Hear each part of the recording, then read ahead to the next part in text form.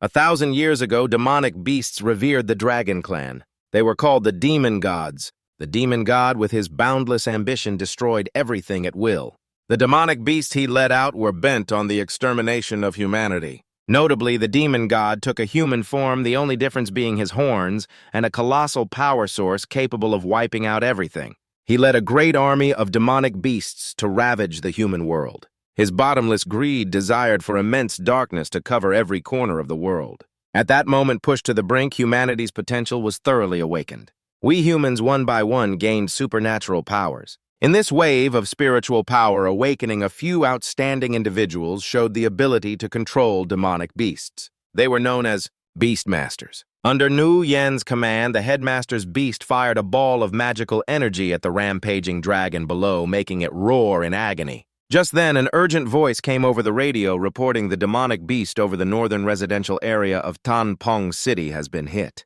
Reporting the demonic beast has been hit and is falling into the residential area rescue team. Please respond urgently. Report on Tu Tin Vu Tuong Nam High School Class 12A1. Before Tin Vu's horrified eyes, the dragon swiftly demolished the wall surrounding the apartment, splattering fresh blood everywhere, its eyes glowing with a cold yellow light as if it wanted to devour him whole. Tin Vu seemed paralyzed by fear. He could only stand still and watch it slaughter everyone as fresh blood splattered across his horrified face. As the young man he was, Tin Vu could do nothing but watch helplessly. The dragon, seemingly not satisfied with the slaughter, viciously bit its victim, sending blood flying 10 feet high. While he was drowning in absolute terror, a warm voice rang out in the beginning of chaos. Before heaven and earth were judged, I take this heart's blood to form an alliance and summon a soul from the great void. With blood as my oath and words as my seal, I command thee, blazing sky lion. The spotter from above saw the dragon engulfed in flames and immediately announced, confirmed, the demonic beast has been slain. All residents in the area are confirmed to be alive. No casualties have been reported. Nu Yen dismounted from the lion, her warm voice like a soothing stream to Tin Vu's panicked spirit. I'm sorry for causing you this unnecessary trouble. I'm Nu Yen, the headmaster of Tan Long Academy. As for the damage to your house, we at Tan Long Academy will handle the repairs and compensate you from Tan Long Academy. He took the letter of introduction and watched doubtfully as Nu Yen walked away.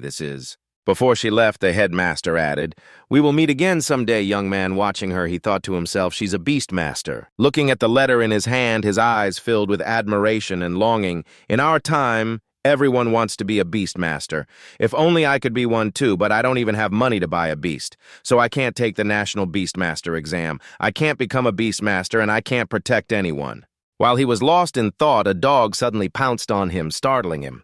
It was a Hak Fong, but this one was a bit strange. It had a tattoo on its forehead unlike any other, and it was looking at him expectantly with its big round eyes. Seeing that he wasn't paying it any mind, it stuck out its tongue and gave his face a big slobbery lick. He held it and yelled in annoyance. Don't tell me you followed that giant dragon in here. What kind of opening is this?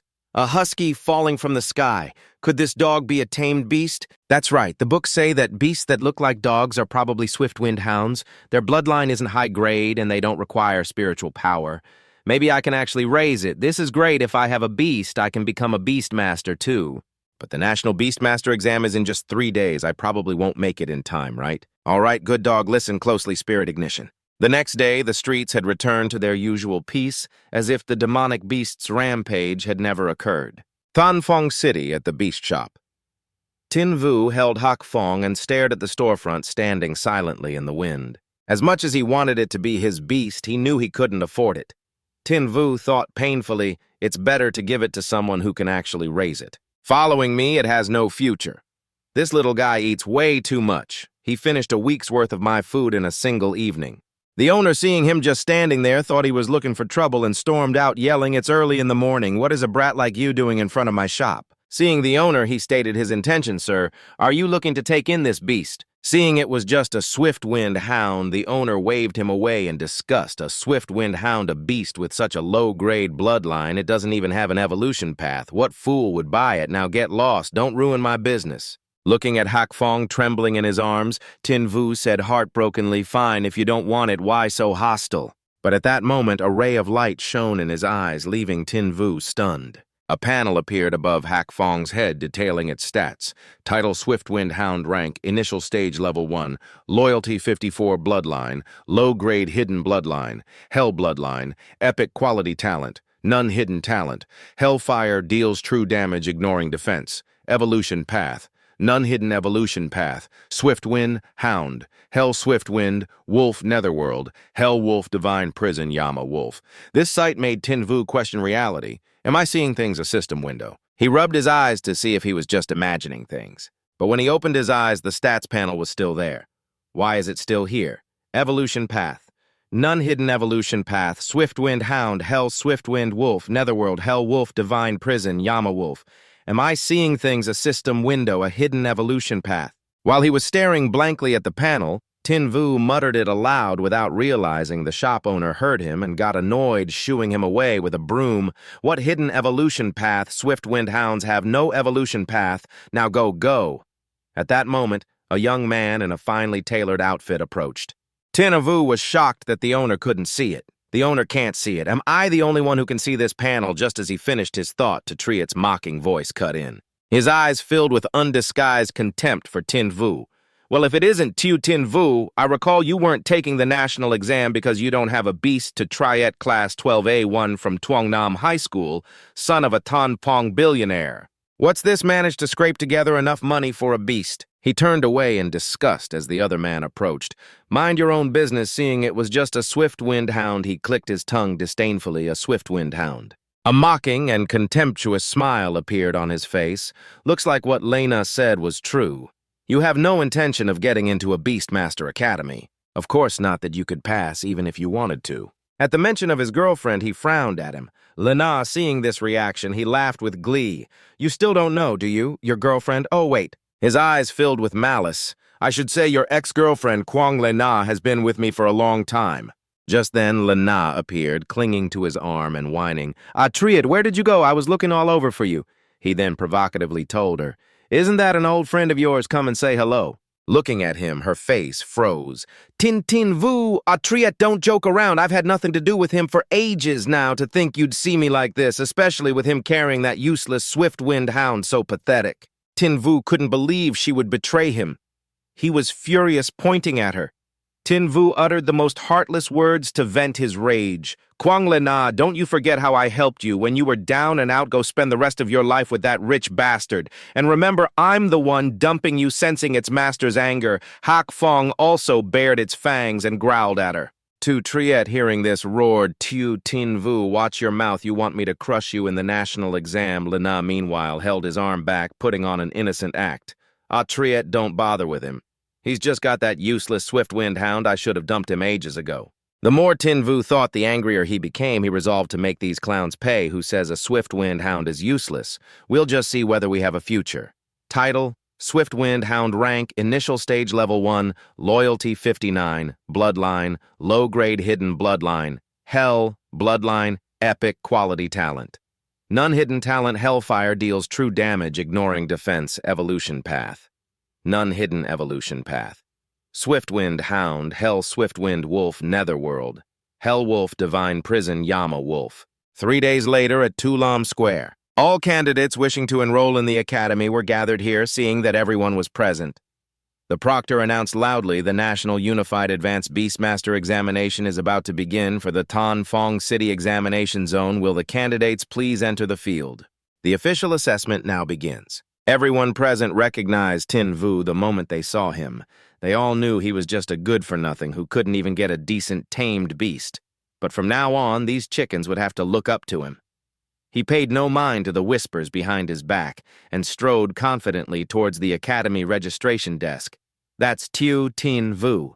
Why is he also here for the National Beast Tamer competition? Doesn't he not even have a tamed beast? That's right, no money, no tamed beast. He only registered for the exam 3 days ago. And what's more, he applied to Azure Dragon Academy. Azure Dragon Academy, are you kidding me? That's the top academy among the 4 great academies, that's right. How dare a talentless guy like him? Looking at the assessment sphere in front of him, his face no longer held its earlier calmness, replaced instead by anxiety and nervousness. Looking at the man sitting with his legs crossed on the desk, he spoke up to get his attention. Hello, examiner, I'm here for the exam. Kai Nian, who was resting with his eyes closed, heard him and took off his hat.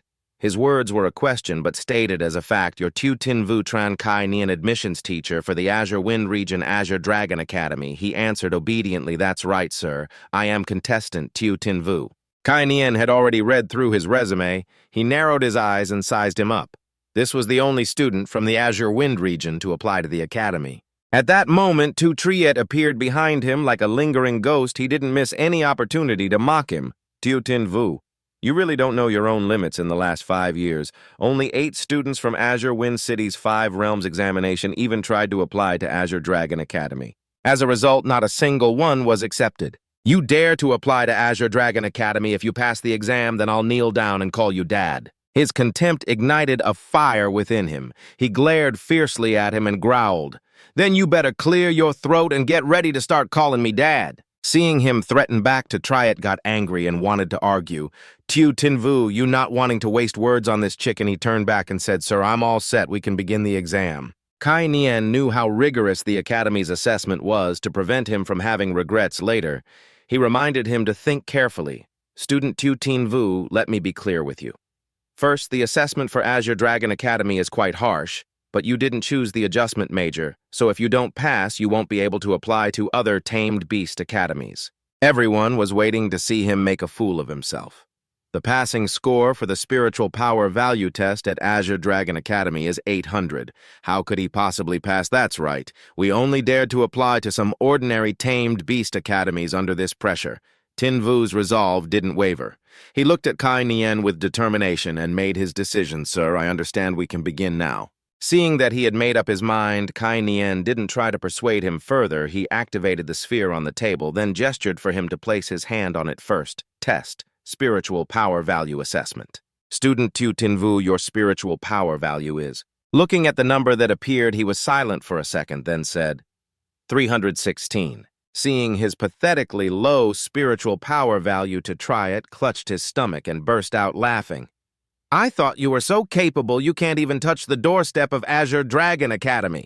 Kai Nian also felt a surge of disappointment at this result, and here I thought a good seed had appeared next. But at that moment, the value on the sphere suddenly shot up.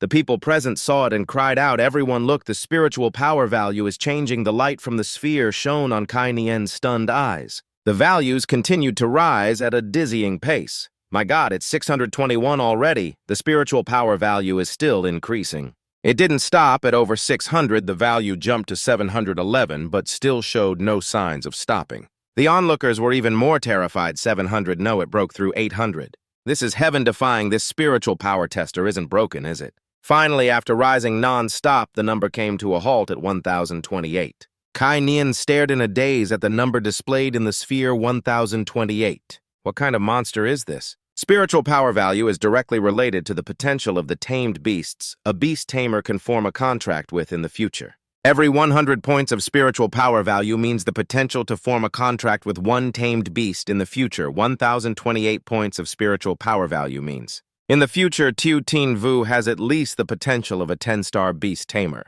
In Kai Nian's eyes, now a mysterious aura appeared around Tin Vu, a 10-star beast tamer. In the last several decades, only a few have appeared in the Dragon Kingdom. You could say there were only a scattered few. But the strongest of all is still Quan Lan, the Empress of the Dragon Kingdom. Holding his resume, he thought to himself, it seems the Dragon Kingdom is about to have another genius. Then he announced his spiritual power value in a loud voice for everyone to hear. Contestant Tu Tin Vu, spiritual power value 1028. The onlookers were all astonished upon hearing this result. The crowd began to buzz with discussion. I remember that the spiritual power value of the genius girl from a year ago, Diep Ngung Swang, was only 1030, right?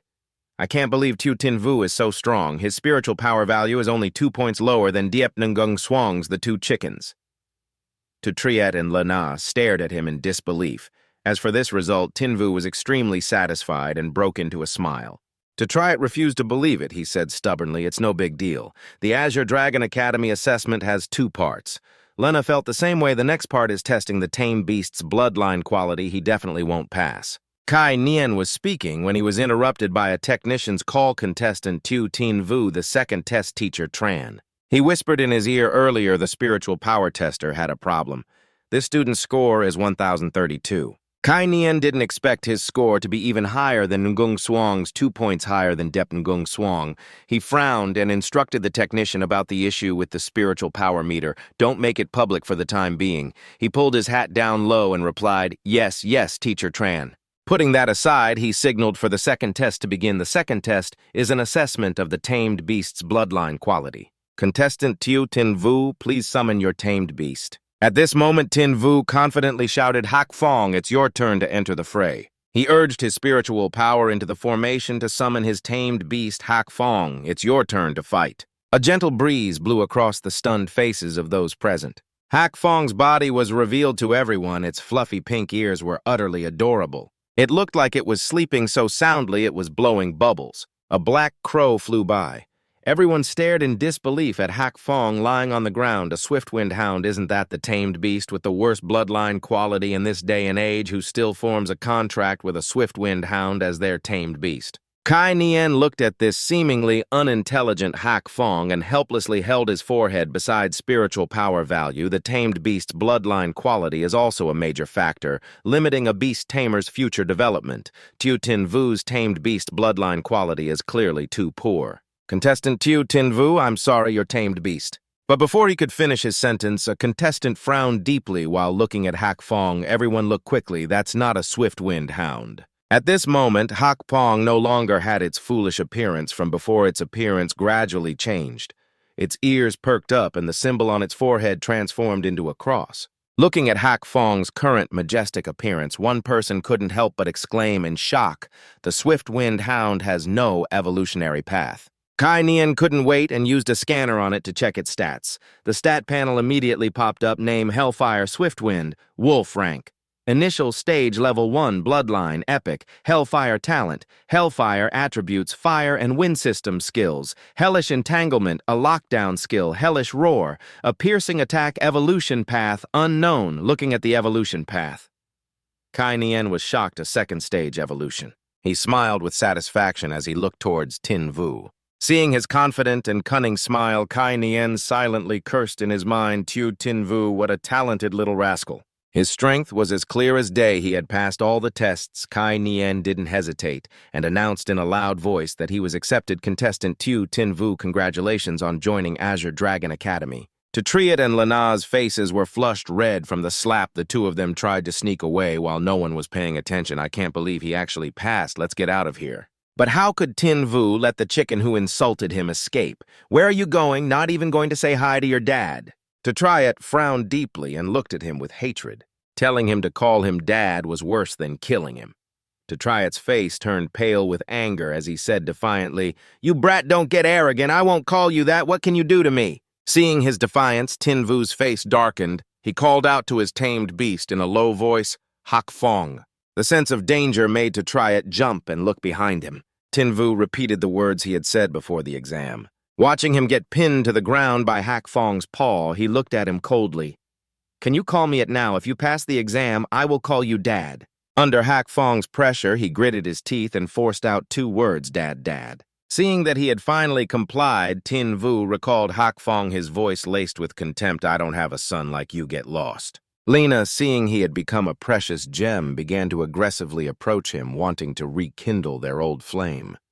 "Xing Yu, actually during these 2.5 years, I have had deep feelings for you, so can we get back together?" But our protagonist is no fool. He coldly rejected her. "Sorry, I don't go back down the same old path." Lena was now filled with immense regret. She dropped to her knees and begged desperately, "Xing Yu, I'm begging you, I know I was wrong." After walking out to the main street with joy in his heart, Xing Yu took out his phone, wanting to immediately call Ruo Shui to share the good news. "I have to tell Sis the good news that I got into Azure Dragon Academy." As soon as the call connected, he cheerfully called out to her, "Sis, but before he could finish, her terrified voice stopped him short. Her panicked cries came through the phone, "Xiao Yu, Xiao Yu." Suddenly, her voice was drowned out by a loud noise, followed only by the cold, dead tone of a disconnected call. He was frantic with worry, only able to scream her name, "Sis." The agricultural market on the outskirts of Qingfeng City. Demonic beasts had arrived, wreaking havoc and slaughtering people. The citizens were all fleeing in a panic. Run, the demonic beasts are invading. In the chaos, a woman lost her child. She cried out in a panic, "Has anyone seen my child?" At that moment, the child was being held by a woman. It was Ruo Shui. She held the trembling child in her arms and comforted them. "Don't be afraid." But unfortunately, the place where the two of them were hiding was discovered by a demonic beast. Sensing the danger, Ruo Shui looked up. It was a gigantic scorpion, its tail currently dripping with venom. Ruo Shui didn't expect it to find them so quickly. Following the information he received, he immediately rushed towards Ruo Shui's location. Xing Yu pushed through the frantic crowd, wondering to himself, what on earth happened? Looking at the chaotic scene, he strained his eyes to search for her. Where is my sister? But before him was only a scene of utter chaos. The demonic beast swung its highly venomous tail, stabbing down at where Ruo Shui was. Seeing this, Xing Yu's eyes felt like they were about to split. Sis Black Wind, sensing its master's state of mind, also ran with increasing urgency. A trail of blood streamed from Xing Yu's eye. A new notification appeared. A system panel appeared before him. Hellwind Wolf Black Wind can use skills Hell's Roar and Hell's Entanglement. Use. Xing Yu hastily pressed yes, of course, yes. Black Wind, Hell's Entanglement, Hell's Roar. But Black Wind didn't react at all, causing him to pause. Why is there no reaction? It looked at him in confusion while he looked back, annoyed by its indifferent attitude. The demonic beast began to attack again, raising its tail. Seeing it swing its tail again, Ruo Shui shouted in a loud voice, "Stop!" Xing Yu was now so panicked he didn't know what to do. Suddenly he remembered Ru Yan. He tried to recall the incantation he had heard when the people from the academy arrived. Back then, when they broke the window, it seemed the person from Azure Dragon Academy had recited a series of chants. Lion's blazing flame. No. All right, I'll give it a try too. In the beginning of chaos, when heaven and earth were not yet formed, I form an alliance with blood, summoning the spirit beast from the great void. Fortunately, as he began to recite the incantation, Black Wind gradually grew larger, transforming into its second evolutionary state. Seeing that the incantation was effective, Xing Yu dared not stop. With blood as my oath, with words as my charm. Heed my command. Go! A flame shot out of Black Wind's mouth like an arrow, blasting the demonic beast's tail. Hell's Roar. The fleeing citizens were stunned by this scene. They couldn't believe their eyes. It killed it. It's dead. Is this the power of a beast tamer? The voices of the people snapped Xing Yu back to his senses. He remembered Ruo Shui's safety. That's right, sis is over there by the monster too. Sis, are you hurt? Seeing she was unharmed, his voice carried a sense of relief. Sis, I was late. I'm glad you're okay. Ruo Shui came forward and grabbed his shoulders, her face showing worry and confusion. Xing Yu, how did you... Sensing her doubt, he happily shared the news that he had become a beast tamer. Sis, I got into Azure Dragon Academy. I'm going to be a beast tamer from now on. During this tender sibling moment, Black Wind pounced forward.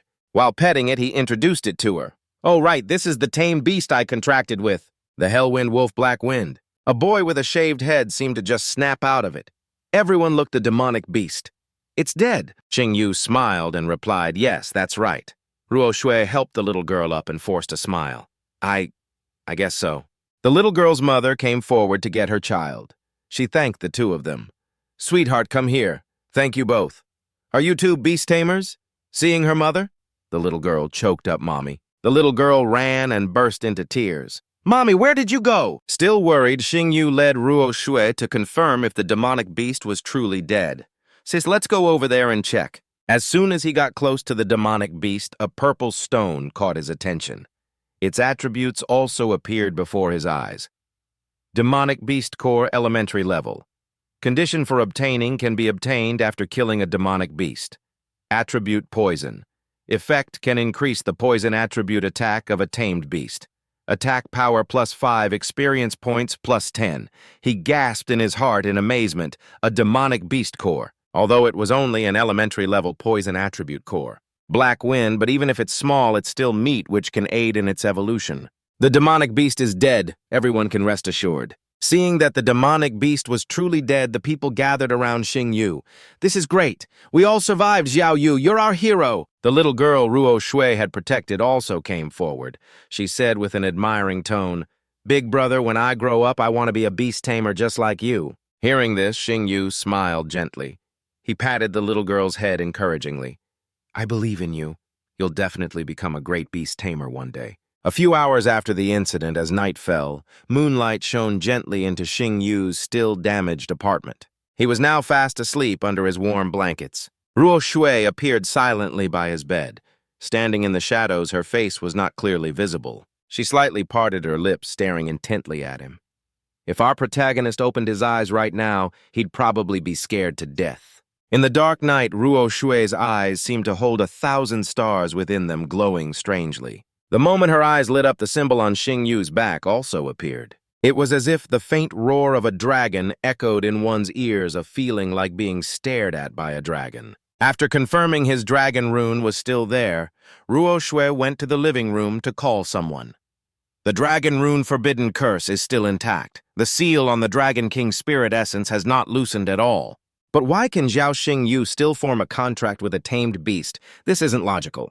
A deep, husky voice calmly replied from the phone. It seems this is the arrangement of fate. Just keep an eye on him for now. Although Ruo Shui still found it strange, she didn't say anything more. I understand. I will watch over him. The train station, Qingfeng City. A couple from his apartment complex, knowing he was going to study at Azure Dragon Academy, were overjoyed. One of them gave him home-raised eggs. Xiao Yu, take this basket of duck eggs. You've loved these since you were a child. The other held a stack of money. This is a few hundred yuan the neighbors pitched in. Think of it as a small token of our goodwill. Xiao Yu, please take it. These gifts were so precious that he was overcome with a feeling of reluctance to leave. Standing on the train platform, he fell silent for a moment. After composing himself, he put on a bright face and said goodbye to the people who had watched him grow up. Everyone, you don't have to see me off any further. I'll come back to visit during the school break. On the train, he let Ruo Shui take the inner seat. Sit here, sis. A few hours later, the train attendant made an announcement over the speaker. Dear passengers, your attention, please. The section of track ahead is frequented by demonic beasts. There may be some turbulence in the carriages. Dear passengers, the train has now passed the dangerous section and is running normally. Seeing they had passed the dangerous section, Xing Yu looked at her with relief. Glad we made it through safely. We're almost at Longyin City. She smiled, her eyes curving, and reminded him not to slack off on his studies. You're about to start school. You have to study hard, you hear. But just then, the train suddenly began to shake violently. A young man cried out in fear. What's happening? The train attendant quickly issued a warning. Dear passengers, your attention, please. There is a gathering of demonic beasts ahead. Three-eyed giant apes are crossing. Please protect your lives, property, and personal safety. The young man with the buzz cut panicked after hearing the attendant. Why are there still demonic beasts? The person next to him also cried out in alarm. Didn't they say we already passed the dangerous section? After the warning ended, the roof of the train began to be violently smashed by the three-eyed apes. They wanted to break through to get into the carriage. Seeing this, everyone could only scream. What do we do now? Isn't anyone going to do something? Just a few seconds later, a three-eyed ape managed to smash through the roof of the carriage. It roared and charged in. Seeing it had broken in, the young man screamed in terror. Run, a demonic beast is here! Tinvu saw the situation was spiraling out of control, and fearing Nuok Tuyet would get hurt, he urged her to hide, sis, hide here and don't come out? She asked worriedly. Xiao Vu, what are you planning to do? Seeing him turn and walk towards the demonic beast, she tried to stop him. Xiao Vu, don't go. The ape saw him and immediately charged forward. Its body was so massive it could have flattened our main character. Just then, a fox beast rushed forward and slapped the ape's face with its tail, forcing it to retreat, followed by a young woman's shout, You idiot!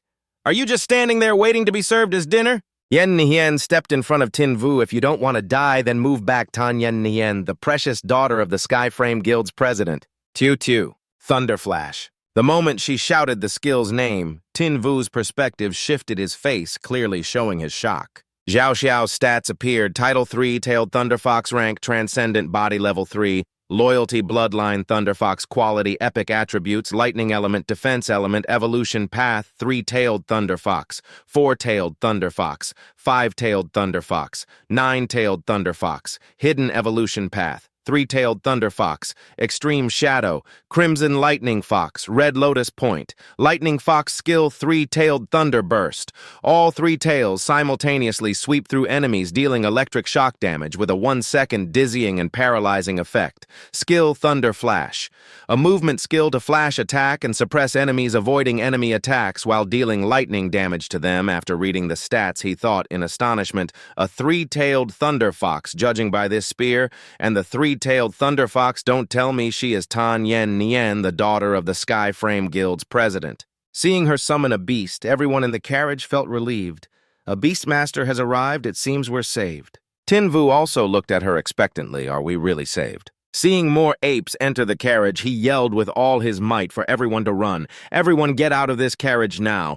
But at that moment, he remembered a critical piece of information about this ape. The three-eyed giant ape is a demonic beast that lives in packs. How could there be only one? Seeing the whole pack swarm in, he summoned his own beast, Hak Fong Charge. We have to help that beastmaster. Yen Nien cursed while killing demonic beasts with her spear, damn it. Why are there so many demonic beasts? Seeing two demonic beasts seize the chance to launch a sneak attack on her, he quickly yelled a warning, be careful. Hak Fong Hell's entanglement. Let's see where you can run now. Watching him wipe out a group of apes in an instant, Yen Nien looked at him in astonishment. I didn't realize you were also a beastmaster. She held Xiao Xiao, extremely grateful that he had just saved her. Thank you so much. For a moment ago, Tin Vu humbly replied it was nothing. I believe any beastmaster would have stepped in given the situation. But then his expression turned serious as he looked at her beast, but miss your beast. A system panel describing Xiao Xiao's symptoms appeared before him. Beast status, distressed and confused. Dispirited diagnosis, post-battle trauma syndrome. Treatment, crush a soul-soothing flower and steep in boiling water, add a lightning attribute catalyst, and finally mix in a dissolved water attribute demonic beast core. After reading the symptoms it was experiencing, he asked, Yen Nien recently, has it been getting overly excited during fights only to become gloomy and depressed after the battle ends, frequently showing self-harming tendencies? Hearing him list the symptoms, she asked in astonishment, how do you know? Tin Vu couldn't reveal he knew because of his system, so he lightly scratched his face and answered evasively, it has post-battle trauma syndrome. I've seen this condition before in the Guide to Beast Ailments. Three-tailed thunder foxes are the most prone to this disease. I can't tell her that I can see information about beasts. Yen Nien didn't overthink it. Learning that her beast was sick, she became overly excited and slapped Tin Vu hard on the back. No wonder Xiao Xiao hasn't wanted to smile lately. It turns out she was sick. Thanks so much, my brother. I'll take Xiao Xiao for treatment as soon as we get back. Our main character was slapped so hard his back arched and could only cry out, sis, sis, be gentle. Yen Nien wrapped an arm tightly around his shoulder and said affectionately, from now on, you're my little brother. While the two were acting chummy with arms around each other, they forgot that Nuoc Tu Yed was right behind them. Watching this scene, she clenched her fists tightly. A fierce light appeared in her eyes. Nuoc Tu Yed did not like Yen Nien one bit. Nuoc Tu Yed couldn't bear to watch this any longer. She stepped between the two of them. Her face was smiling, but her voice was already marking her territory. I'm sorry, he's not just anyone's little brother. He is my little brother. Her words were like daggers, displeasing Yen Nien, who narrowed her eyes and looked at her dangerously. She pulled him to her side and said provocatively, is that so? Then from this moment on, he is the little brother of me, Tan Yen Nien. After that, the two of them acted just like two children fighting over a toy. My brother Tin Vu was being pulled between the two like a rag doll about to be torn. Hey, wait, ladies, you're about to pull me apart. Central Plaza, Azure Dragon Academy. Lam Thuong's voice boomed across the plaza. New students. Welcome to Azure Dragon Academy. Head of the Education Department of Azure Dragon Academy, Lam Thuong. Vice Principal of Azure Dragon Academy, Vuong Dong Thang. Please wait patiently for the principal. Standing below, Tin Vu recalled the awkward situation after getting off the train after saying goodbye to Miss Tan. I've finally enrolled in the academy. Just then, Nu Yen's purple flame lion let out a roar. Hearing its roar, everyone began to get excited. A purple flame lion, that's my principal. A purple flame lion, it's to Nu Yen, our principal. Under the watchful eyes of the students, Nu Yen gently landed on the ground, riding her purple flame lion. Her long, slender legs, clad in 7-centimeter high heels, landed forcefully with a click. Seeing that the principal had arrived, Lam Thuong offered her the microphone to address the new students below. Principal, please say a few words to the new students. Looking at this all-too-familiar face, Tin Vu's jaw dropped in surprise. Isn't this the woman who fought the Shadow Demon Dragon earlier? I never expected her to be the principal of Azure Dragon Academy. While he was still reeling from the discovery of the principal's identity, Nu Yen took the microphone and said in a stern voice, "Congratulations on passing the entrance exam to Azure Dragon Academy, but I want to remind you all of one thing. It doesn't matter if you come from a prestigious lineage or a poor background. Here at Azure Dragon Academy, you must all follow my rules, especially the 8th rule." The students below looked bewildered upon hearing about the 8th rule. Have you ever heard of the 8th rule, especially that one? What's up? Which one is that? Realizing that none of the students knew, Nu Yen explained the rule in detail. The 8th rule is that if there is a conflict between students regardless of who is right or wrong, it must be settled through a duel in the arena. The loser must apologize to the winner. After hearing this rule, Tin Vu's expression also grew serious. Just by listening, he understood the intention behind its creation. The 8th rule may seem unreasonable, but in reality it prevents the children of the rich from abusing their power and bullying the weak, allowing commoner students to seek justice through their own strength. 2 hours later, a shocked curse rang out in the classroom. Holy shit. Sin Hu pointed at Tin Vu with an incredulous expression. "You're Tin Vu, I can't believe I ended up in the same class as you. The monster whose spiritual energy value is almost as high as Senior Deep Ngung Swang." Just then, Kai Nian entered the classroom and cut him off. "Sit down, class is beginning." In his presence, the students gradually settled into their seats. Sin Hu also walked over to a desk in the row to the right of him and sat down. He looked at him dependently. "Brother Tu, from now on, this little brother will follow you." Hearing the whispering below, he coughed. "Once shut your mouths for me, I am Tran Kai Nian. Class, from now on, I Tran Kai Nian will be your homeroom teacher. I hope you can all succeed in your studies at Azure Dragon Academy." Everyone turned to the first chapter of the illustrated guide to tamed beasts. The strength of a tamed beast is determined by two main aspects. One is the rank and stage of the beast. The currently known ranks from lowest to highest include initial body, mature body, complete body, and transcendent body. Beast King body. 2 is the quality of the beast's bloodline. The currently recorded bloodlines from worst to best include a beast with a higher quality bloodline will have a suppressive effect on beasts of lower standing. Furthermore, beast attributes also give rise to countering and suppression phenomena. For example, the common counter relationship for the metal, wood, water, fire, and earth attributes is wood counters. Earth, earth counters, water, water counters, fire, fire counters, metal, and metal counters, wood. Above these 5 basic attribute types, there are also other variant attributes, such as the sand attribute and the lightning attribute. The others are also listed out one by one. The class proceeded smoothly, just like that, as time passed. The light of the setting sun outside shone upon the classroom's blackboard. In the quietness of the classroom, Tin Vu was sleeping so soundly he was drooling. Kai Nian, standing on the podium, could no longer stand it and threw a piece of chalk at his head. Tin Vu, get on your feet for me now." "Quite the guts you have, daring to sleep in my class. Tell me, where does the weakness of the heavenly demon skink lie? If you can't answer, then pack your things and get out of my sight." His angry voice echoed through the classroom. "Where is the weakness of the heavenly demon skink? If you can't answer, don't bother coming tomorrow." Everyone thought Tin Vu, who was sleeping like a log, wouldn't be able to answer, but after less than a second of thought, he gave the answer. "The poison sac is under its belly." Seeing he could answer, Kai Nian posed a second question. "Then tell me, where do giant water alligator beasts usually live?" Tin Vu answered instantly without a thought. "The Falling Mist Lake region in the southern Dragon Nation and the Cold Pond waterfall beneath the Kunlun Ice River." Impressive. He thought in disbelief. Let's test him again. This time, he asked an even harder question. "If you encounter a blazing, sky-devouring demon fox in the wild, how should you react?" Tin Vu answered with utmost confidence. "I'd put my ID card in my mouth, then find a shady spot and lie down." This confused Kai Nian. Why? The entire class was also stunned by his answer. Seeing their bewildered faces, he calmly explained the reason. "Because the blazing, sky-devouring demon fox is a king-level magic beast of the mutated species rank. Only a 6-star or higher beast tamer has any chance of fighting one. If novice beast tamers like us encounter it in the wild, death is the only outcome. That's why I'd hold my ID card in my mouth so my family can easily identify my body.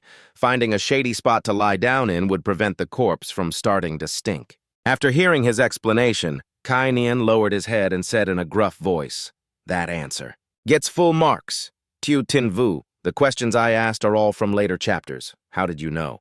Tin Vu immediately held up 3 books and answered nonchalantly, because I've already finished studying everything else.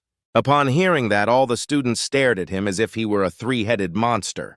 How are we supposed to compete with this? What kind of monstrous genius is he? He was silent for a moment, then told the students to remain in class.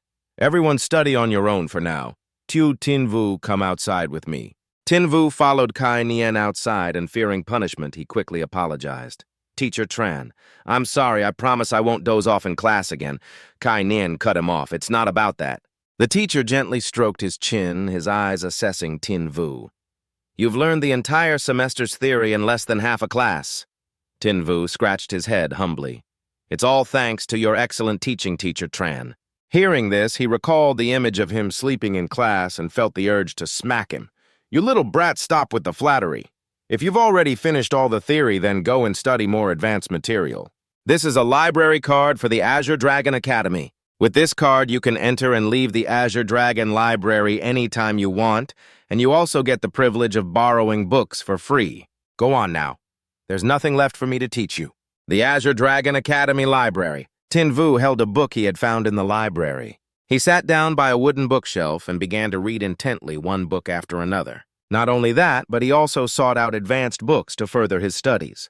The normally quiet library was disrupted by the noisy entrance of Vuong Diem and his cronies. Today I'm taking over this entire place, Vuong Diem, son of Vice Principal Vuong Dong Thang. His lackey, emboldened by his master's influence, began aggressively shooing away all the male students. All you male students, get the hell out of here. Vuong Diem, on the other hand, turned into a total lech, telling the female students to stay.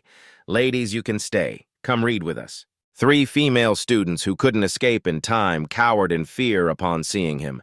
Young Master Vuong, please let us go. Tin Vu, annoyed at having his reading disturbed, spoke up. It's so damn loud. He threw the book he was reading straight at Vuong Diem's head. Clutching his throbbing head, he growled, Who did that? The lackey quickly pointed at Tin Vu and snitched. Young Master Vuong it was, that insolent kid over there. Seeing him, Tin Vu cursed without holding back, bullying female students. Have you no shame? His arrogant attitude was an eyesore to Vuong Diem. Hey, who the hell are you trying to play hero? One of the female students he was protecting kindly warned him. You should get out of here. He's the son of Vice Principal Vuong Dong Thang. We can't afford to mess with him. Hearing this, Tin Vu just gave him a calm look. So your father is the vice principal. No wonder you're so arrogant. Thinking Tin Vu was now afraid, he said smugly. It's good that you know. He gave him a thumbs down, demanding that he kneel and apologize. If you know what's good for you, get on your knees and apologize to me. As if our protagonist would ever kneel.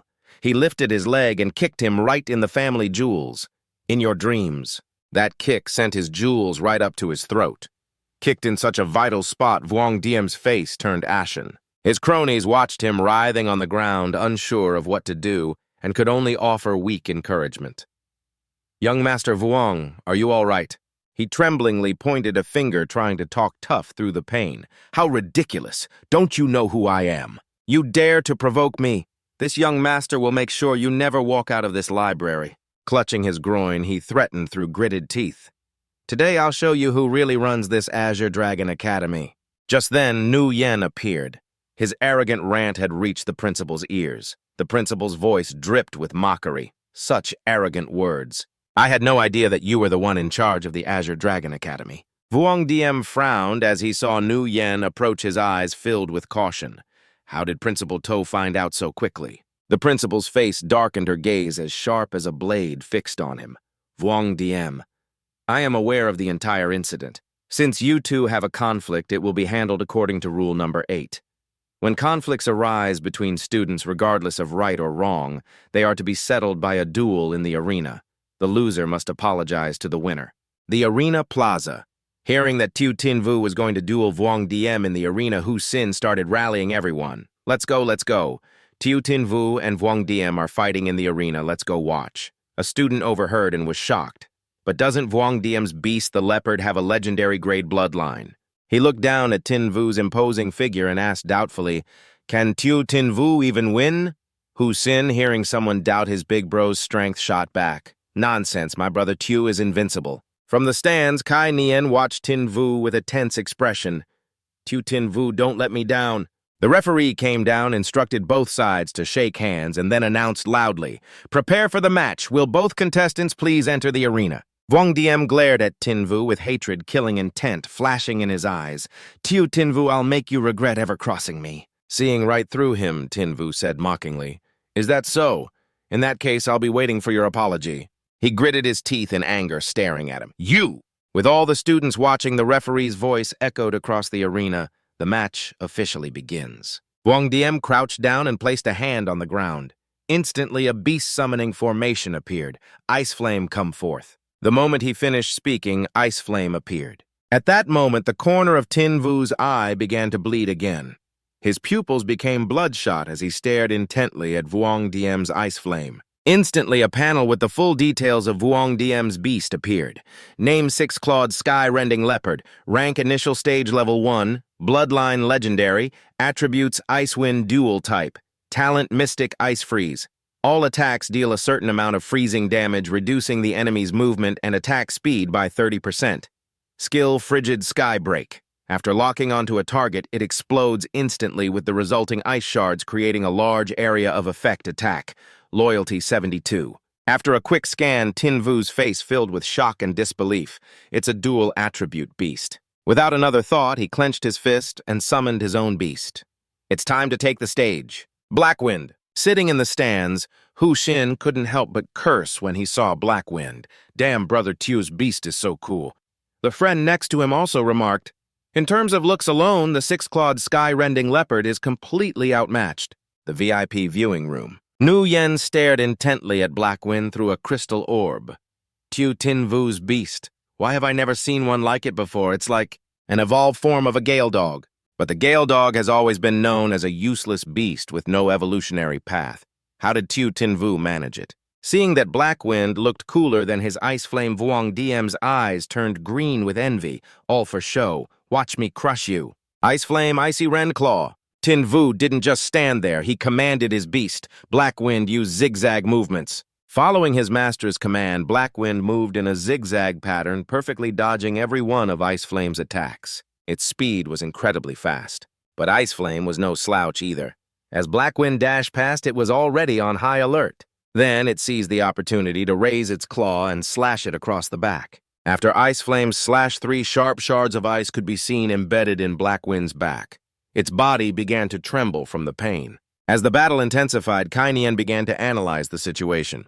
Tu Tinvu's Hellgale Wolf is a Windfire dual-type beast, while the six-clawed sky-rending leopard is an Ice-Wind dual-type. So an elemental disadvantage is truly unavoidable after all. Seeing Blackwind dodge Ice Flame's attack once again, Wang Yan lost his patience. "Xiao Jingyu, this young master will cripple your beast Ice Flame attack." Heavenly Frost Shatter. Under Ice Flame's Heavenly Frost Shatter, Blackwind was frozen solid. White mist emanated from the ice that was freezing Blackwind. Blackwind was completely encased in the cold, hard ice. Seeing this, Wang Yan laughed loudly with delight and satisfaction. "Xiao Jingyu, soon enough your beast will freeze to death inside." The battle seemingly reaching this conclusion made Ru Yan frown deeply. Kai Nian's group, who were watching the match, all had the same question: "What will you do, Xiao Jingyu?"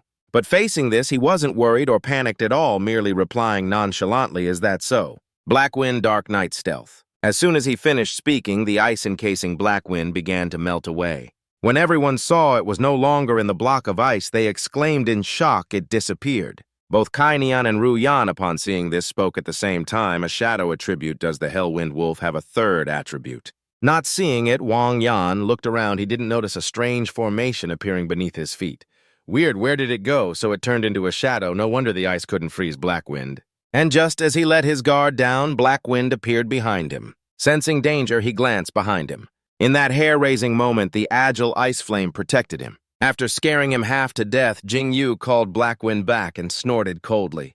"Let me show you how formidable we are." Blackwind Claw of Silence. The moment he spoke, Blackwind instantly turned into a shadow moving beneath the ground, then erupted violently. Seeing Ice Flame being beaten without being able to fight back, Wang Yan was both angry and panicked. "Ice Flame, counterattack, you idiot. I told you to fight back." Claw of Silence is a shadow attribute skill. After hitting an opponent, it creates a silence effect that lasts for 3 seconds. Seeing it had no strength left to fight, Jingyu didn't drag it out and signaled to Blackwind, "Let's end this battle." Blackwind Hell's roar. A powerful blast of energy immediately shot out from Blackwind's mouth, striking Ice Flame directly in the stomach. It was knocked far away by Blackwind's power, its body slamming hard onto the ground. The referee, seeing that Ice Flame was defeated, walked over, took Jingyu's hand, raised it high, and declared the winner. Seeing him win, the students all stood up and cheered his name, Zhao Jingyu. Wang Yan still couldn't believe he had lost. No, this can't be. Jingyu walked over, you lost? Ru Yan also appeared to remind him of the rules according to the school's rules. It's time to apologize. Let's end this farce. His face clearly showed his unwillingness. But under Ru Yan's pressure, he knelt down and apologized to Jingyu Xiao Jingyu. I'm sorry. Ru Yan gave his astonishing combat power the highest praise. Xiao Jingyu, you performed very well in this competition. You are the second student to make me see you in a new light. Meanwhile, Wang Yan's hatred for him grew even deeper. He couldn't swallow this humiliation. Xiao Jingyu, just you wait. I will make you pay. Ru Yan's eyes were filled with praise and anticipation. I'm greatly looking forward to your performance in the freshman ranking competition in 3 days. The headmaster's praise made Jingyu blush with embarrassment. He scratched his head, not daring to look her in the eye, yet he couldn't help but ask, thank you for the praise, headmaster, but who was the first person you had to see in a new light? Ru Yan answered seriously, the genius girl whose spiritual power value broke through 10,000 Yening Shuang. Recalling having heard this name before, he frowned slightly. It's her again. I heard about her during the entrance exam. The academy has countless talented people, but someone as outstanding as Jingyu is still rare to show her appreciation and support. The headmaster offered a reward. You are also very talented. Take this spatial ring. This is the prize for winning this competition. Looking at the reward in the headmaster's hand, Jingyu's jaw dropped in amazement, a spatial ring that can store anything. Detailed information about the ring appeared before his eyes. Spatial ring, a type of storage equipment created with high-tech engineering. It can store food and supplements related to beasts that a beast tamer needs to carry regularly, and the magic beast cores obtained on the battlefield extremely convenient to carry. After reading about its function, Jingyu immediately accepted it. A second's delay would be an insult to the ring. In that case, it would be rude to refuse. Thank you, headmaster. Azure Dragon Academy grounds, thinking of Ruo Shui. He grew anxious. She must be waiting impatiently at home. I have to go home quickly. Jingyu strode towards the school gate. But just as he was about to leave the school, an inattentive Shimeng bumped right into him. Seeing the little girl dazed from the collision, he asked worriedly, little girl, are you okay? No, Shimeng held her head and said softly, I'm okay. He knelt on one knee, gently patting the little girl's head, and reminded her, little girl, be careful next time, hurry home now. But suddenly Shimeng hugged him tightly and begged him to take her in. Big brother, I have nowhere to go, please take me in. Jingyu looked at the little girl in shock, 3 huge question marks appearing above his head. Family apartment, Ruo Shui's angry voice echoed from inside the apartment building. It's only your first day since moving to Longyan City. Jingyu, how dare you trick a child to sell her? With a lump on his head from being knocked, Jingyu cried out in grievance. That's not it, sis. Let me explain, please, let me explain. But Ruo Shui, in her anger, wouldn't listen to his absurd explanation. Explain what's there to explain. Isn't the girl right here? A while later. Finally, Jingyu got to explain everything, sis. That's what happened because Shimeng has a phobia of magic beasts. She can't become a beast tamer, and she was bullied by her family, so she ran away from home. I brought her back to help her overcome her phobia of magic beasts. Shimeng, afraid that Ruo Shui would kick her out, burst into tears and pleaded, That's right, big sister Ruo Shui, can you please take me in? I don't want to go home moved by the little girl's cuteness. She softened and agreed, all right, then you can stay.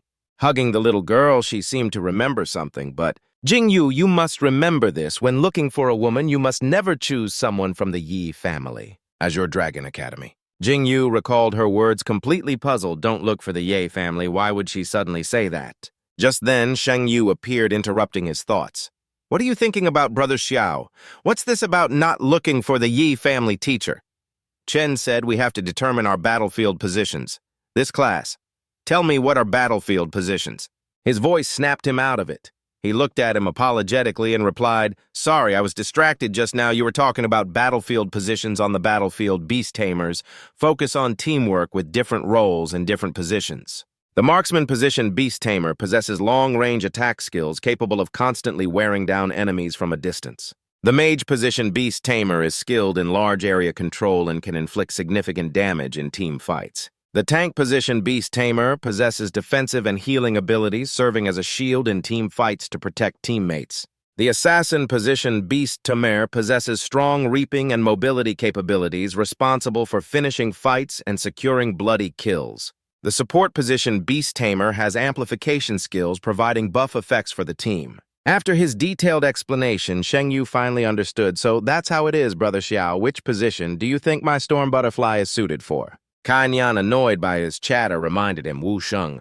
You know private conversations during class. He scratched his head lightly and obediently replied, Yes, Teacher Chen. In his class, Kai Nian was a very strict teacher. He looked at each student present and began to assign positions now according to your student ID numbers. Summon your beasts one by one and participate in the tests, which will determine your battlefield positions. Song Hu, battlefield position tank. Song Hu, your beast defense is very strong. Your position is tank. Wu Sheng Yu, battlefield position. Mage Wu Sheng Yu's storm butterfly excels at area of effect water-type attacks. Your position is mage. Next up, Xiao Jingyu. First assessment attack power test. Xiao Jingyu, are you ready? He looked at him confidently. Let's begin. At his call, Blackwind was also summoned. He stood beside it and ordered it to attack Blackwind Hell's Roar. Critical hit effect. A threefold critical strike has been activated. Then on the screen, the number jumped continuously before gradually stopping at 6,371. Seeing such a heaven-defying number, the students cried out in shock. Holy crap, a triple critical hit. I can't even land a 1.5 times critical hit. This astonishingly high number also made Kai Nian pause. He frowned deeply and thought to himself, normally the finishing move's attack value for an initial form spirit beast is between 500 and 1,500. I never expected the Hellwind Wolf could land a critical hit of more than 3 times 2,000. Seeing that the attack power test was over, he asked Teacher Chen, the attack power test is done. I should be suitable for the assassin position, right? I won't do the rest. But his next words immediately cut him off. Continue. Kai Nian wanted to see the extent of his abilities.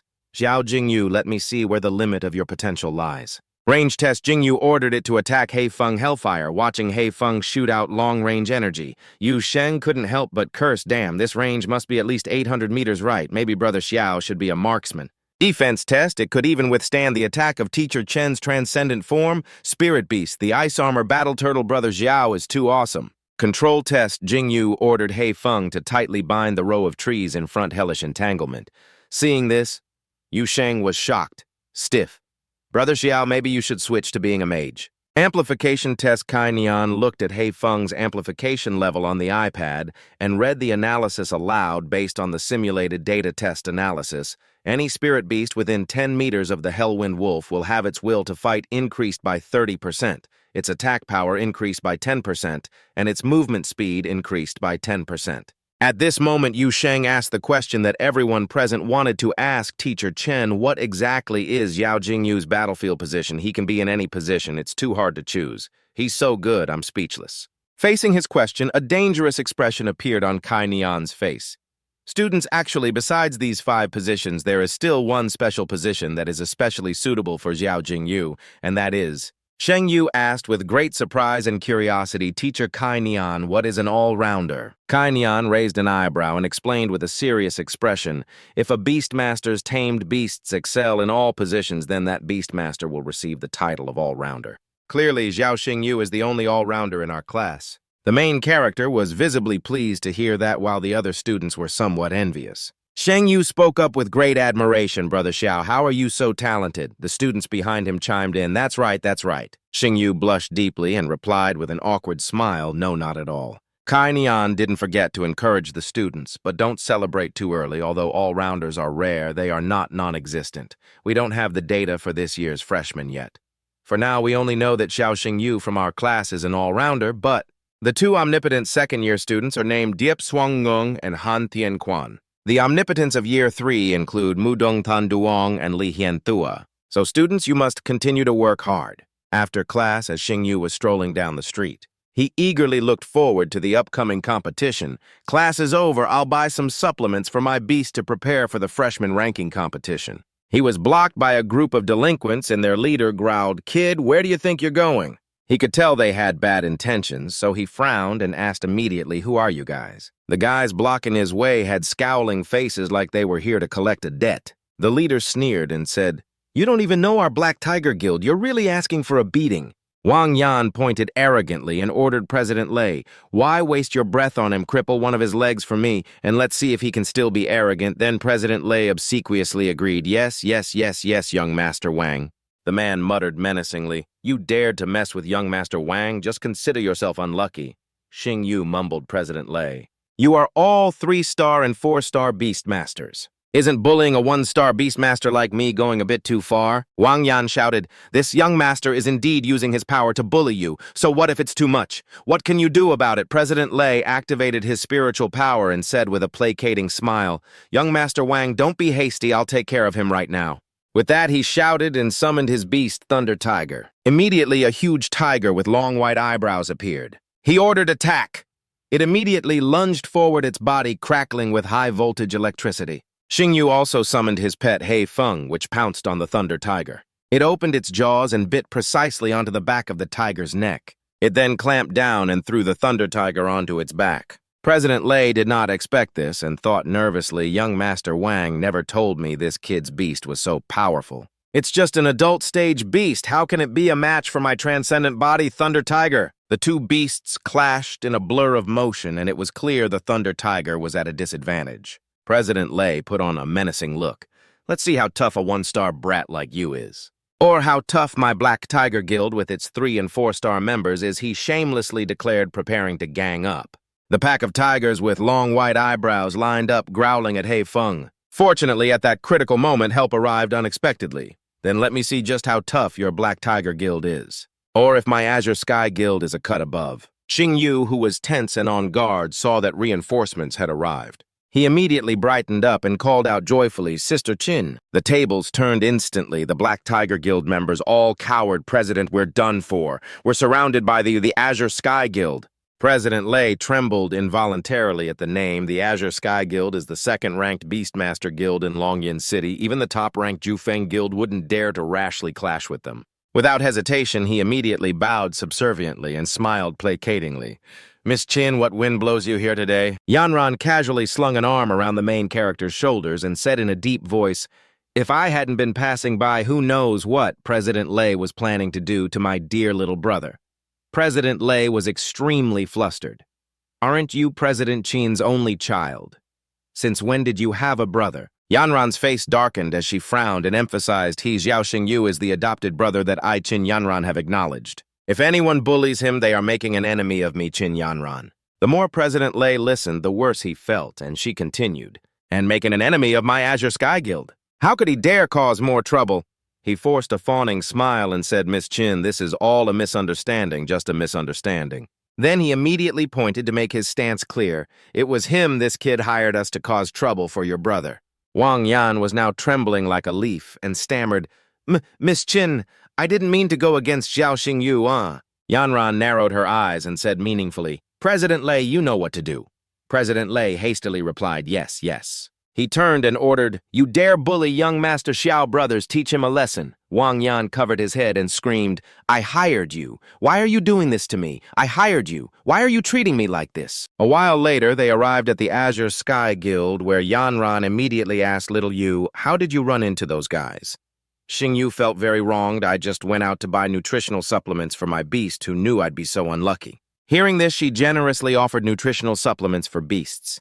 "Come to me for that, my Azure Sky Guild produces those. From now on, if you need nutritional supplements, just let me know, I'll give them to you for free."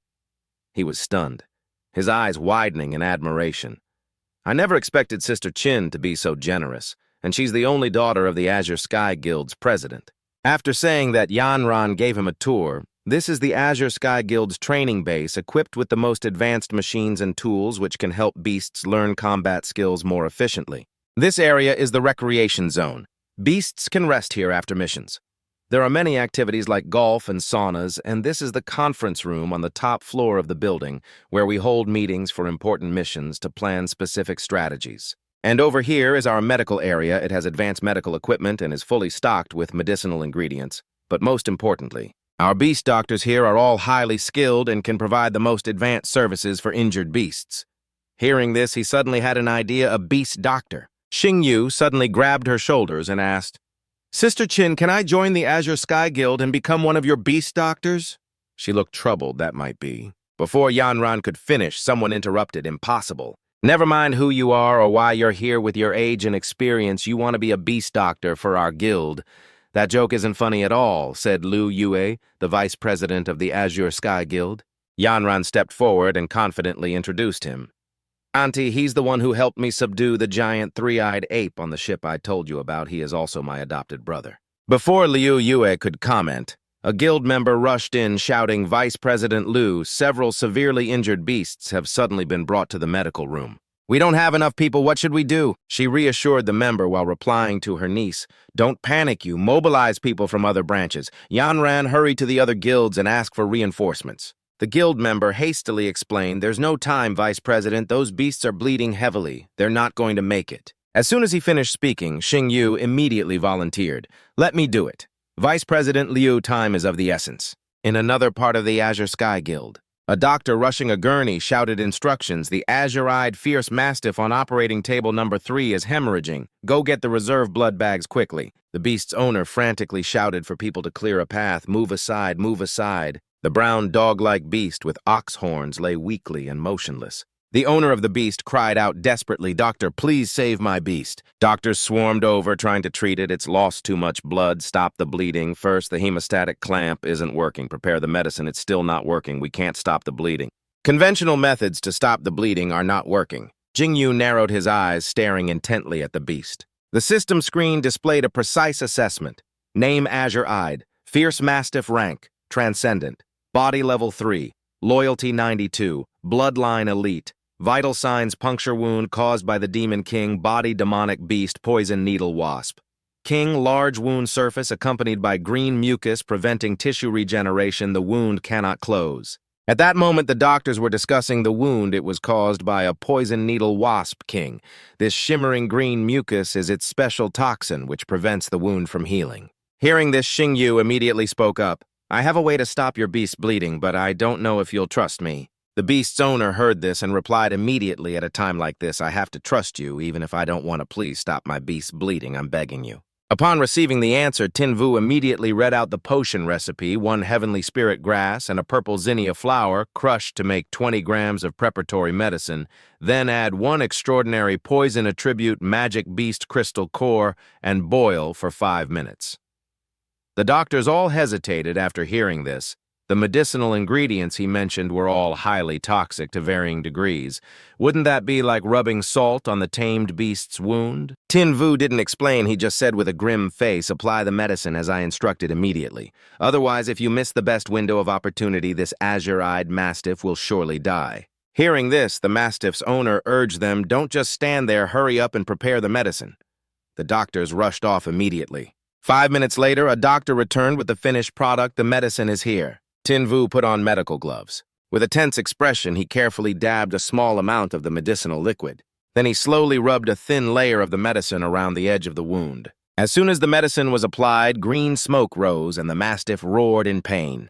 The wound began to close at an incredible speed. The mastiff's owner exclaimed, "The bleeding has stopped! The bleeding has stopped!" He hugged the mastiff and cried with joy. "Mao Chu, we saved your life. This is great." Tinvu turned to Liu Nguye and asked Vice President Liu, "I wonder if my performance was to your satisfaction." She was more than impressed. She smiled warmly and replied with praise, "Your performance truly exceeded my imagination.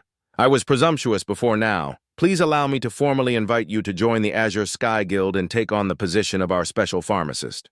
Tinvu didn't play hard to get. He shook her hand and said with a smile, "I'd be delighted." After he got home and explained everything, Nuoc Tuyet asked, half shocked and half serious, "You're saying you came home late because you signed a special pharmacist contract with the Azure Sky Guild?" He didn't understand why his sister was pouting and said in a weak voice, "Yes, sis." Nuoc Tuyet turned away and said sulkily, "I see you have an adoptive sister now and have forgotten about your real one." He quickly said, "How could that be, sis? That's not true at all." The man asked innocently, "Brother Vu, what's a special pharmacist? Is it something you can eat?"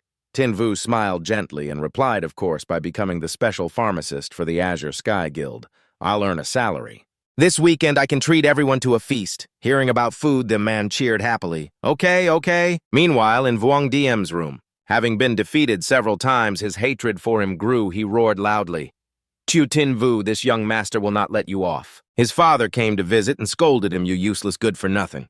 Hearing his voice, he started crying and whining, Dad, you have to stand up for me. Dong Thang looked at his unimpressive son and said coldly, You are the son of Vuong Dong Thang, yet you lost a duel to some clown from a small city. You've not only disgraced yourself, but also the entire Vuong family. The more Vuong Diem listened, the more he cried and whimpered, Dad, please stop scolding me. I don't know where that Chu Tin Vu got a contract with a 3-attribute tamed beast. Besides, he has the Azure Sky Guild backing him. I'm afraid I won't have a chance to regain my honor. Dong Thang sat beside his son and said calmly, The Azure Sky Guild, indeed, our Vuong family cannot afford to provoke them.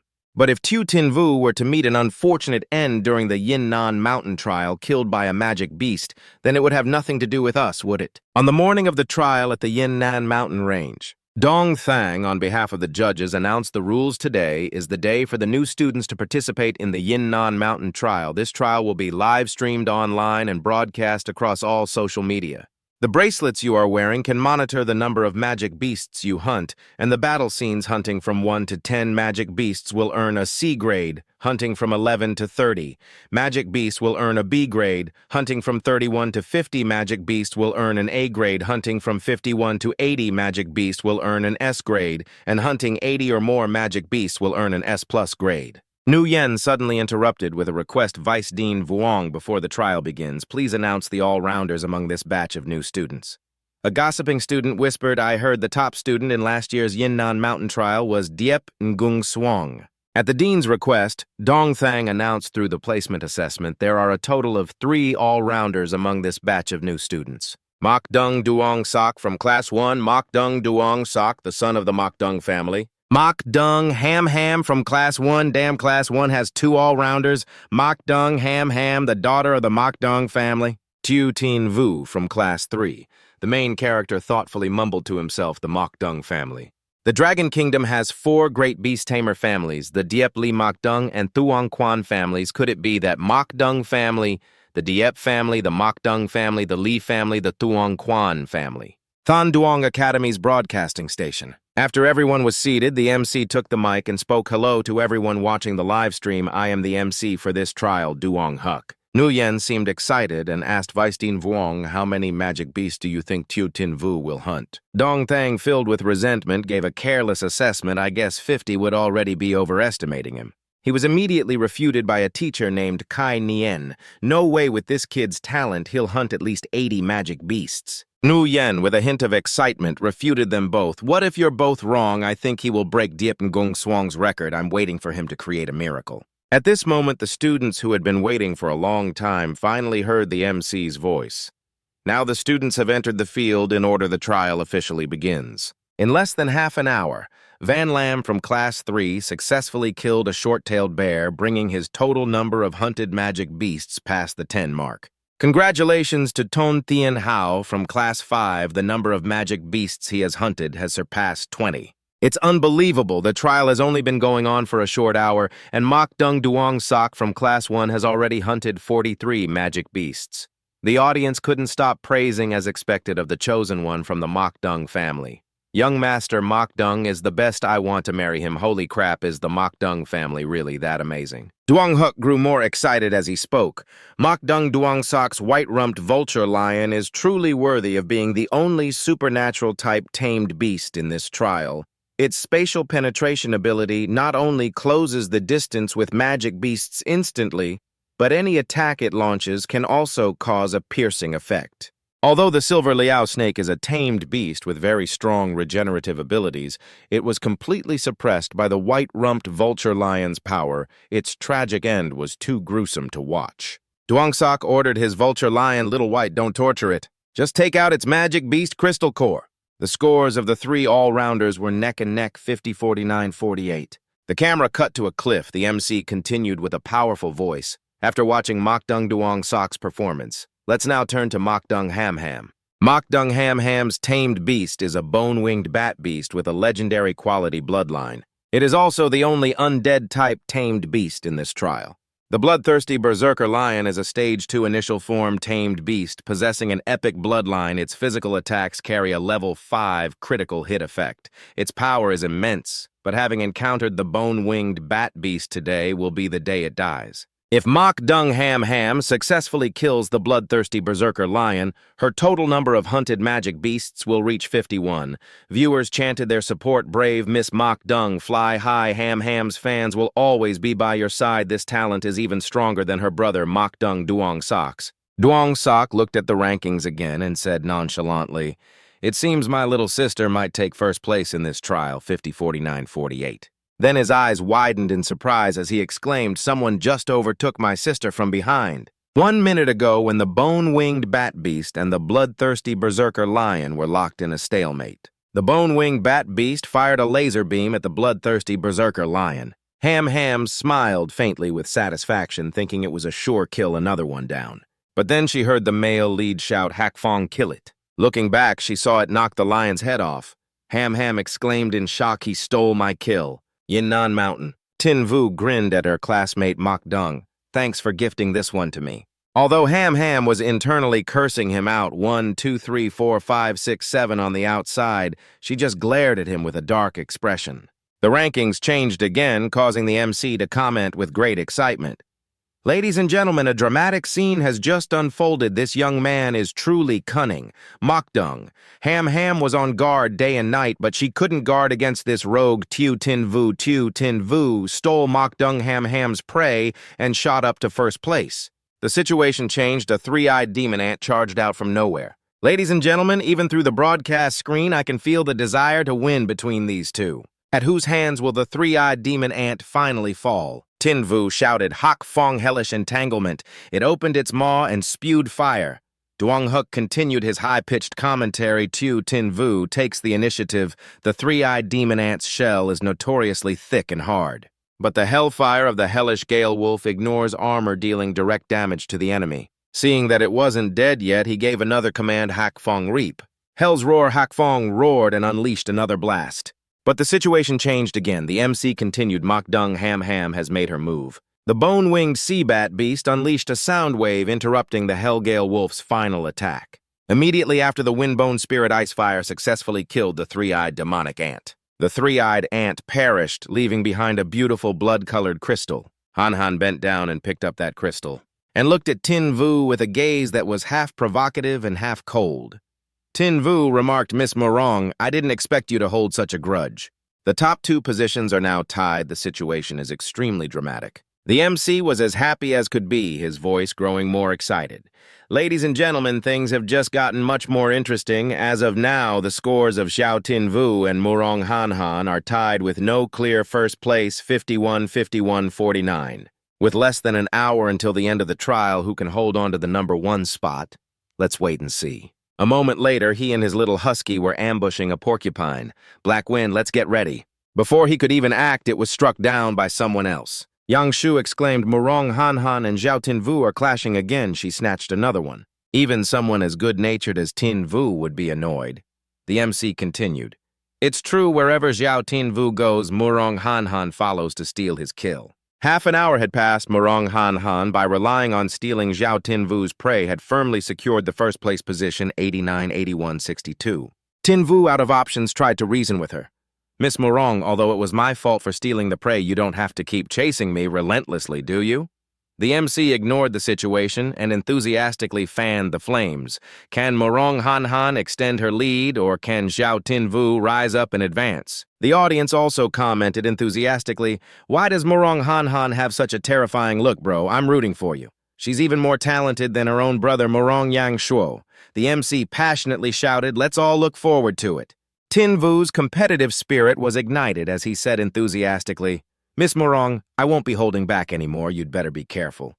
The MC commentated with all his might, "Folks, what Xiao Tin Vu means is that he wasn't even going all out before."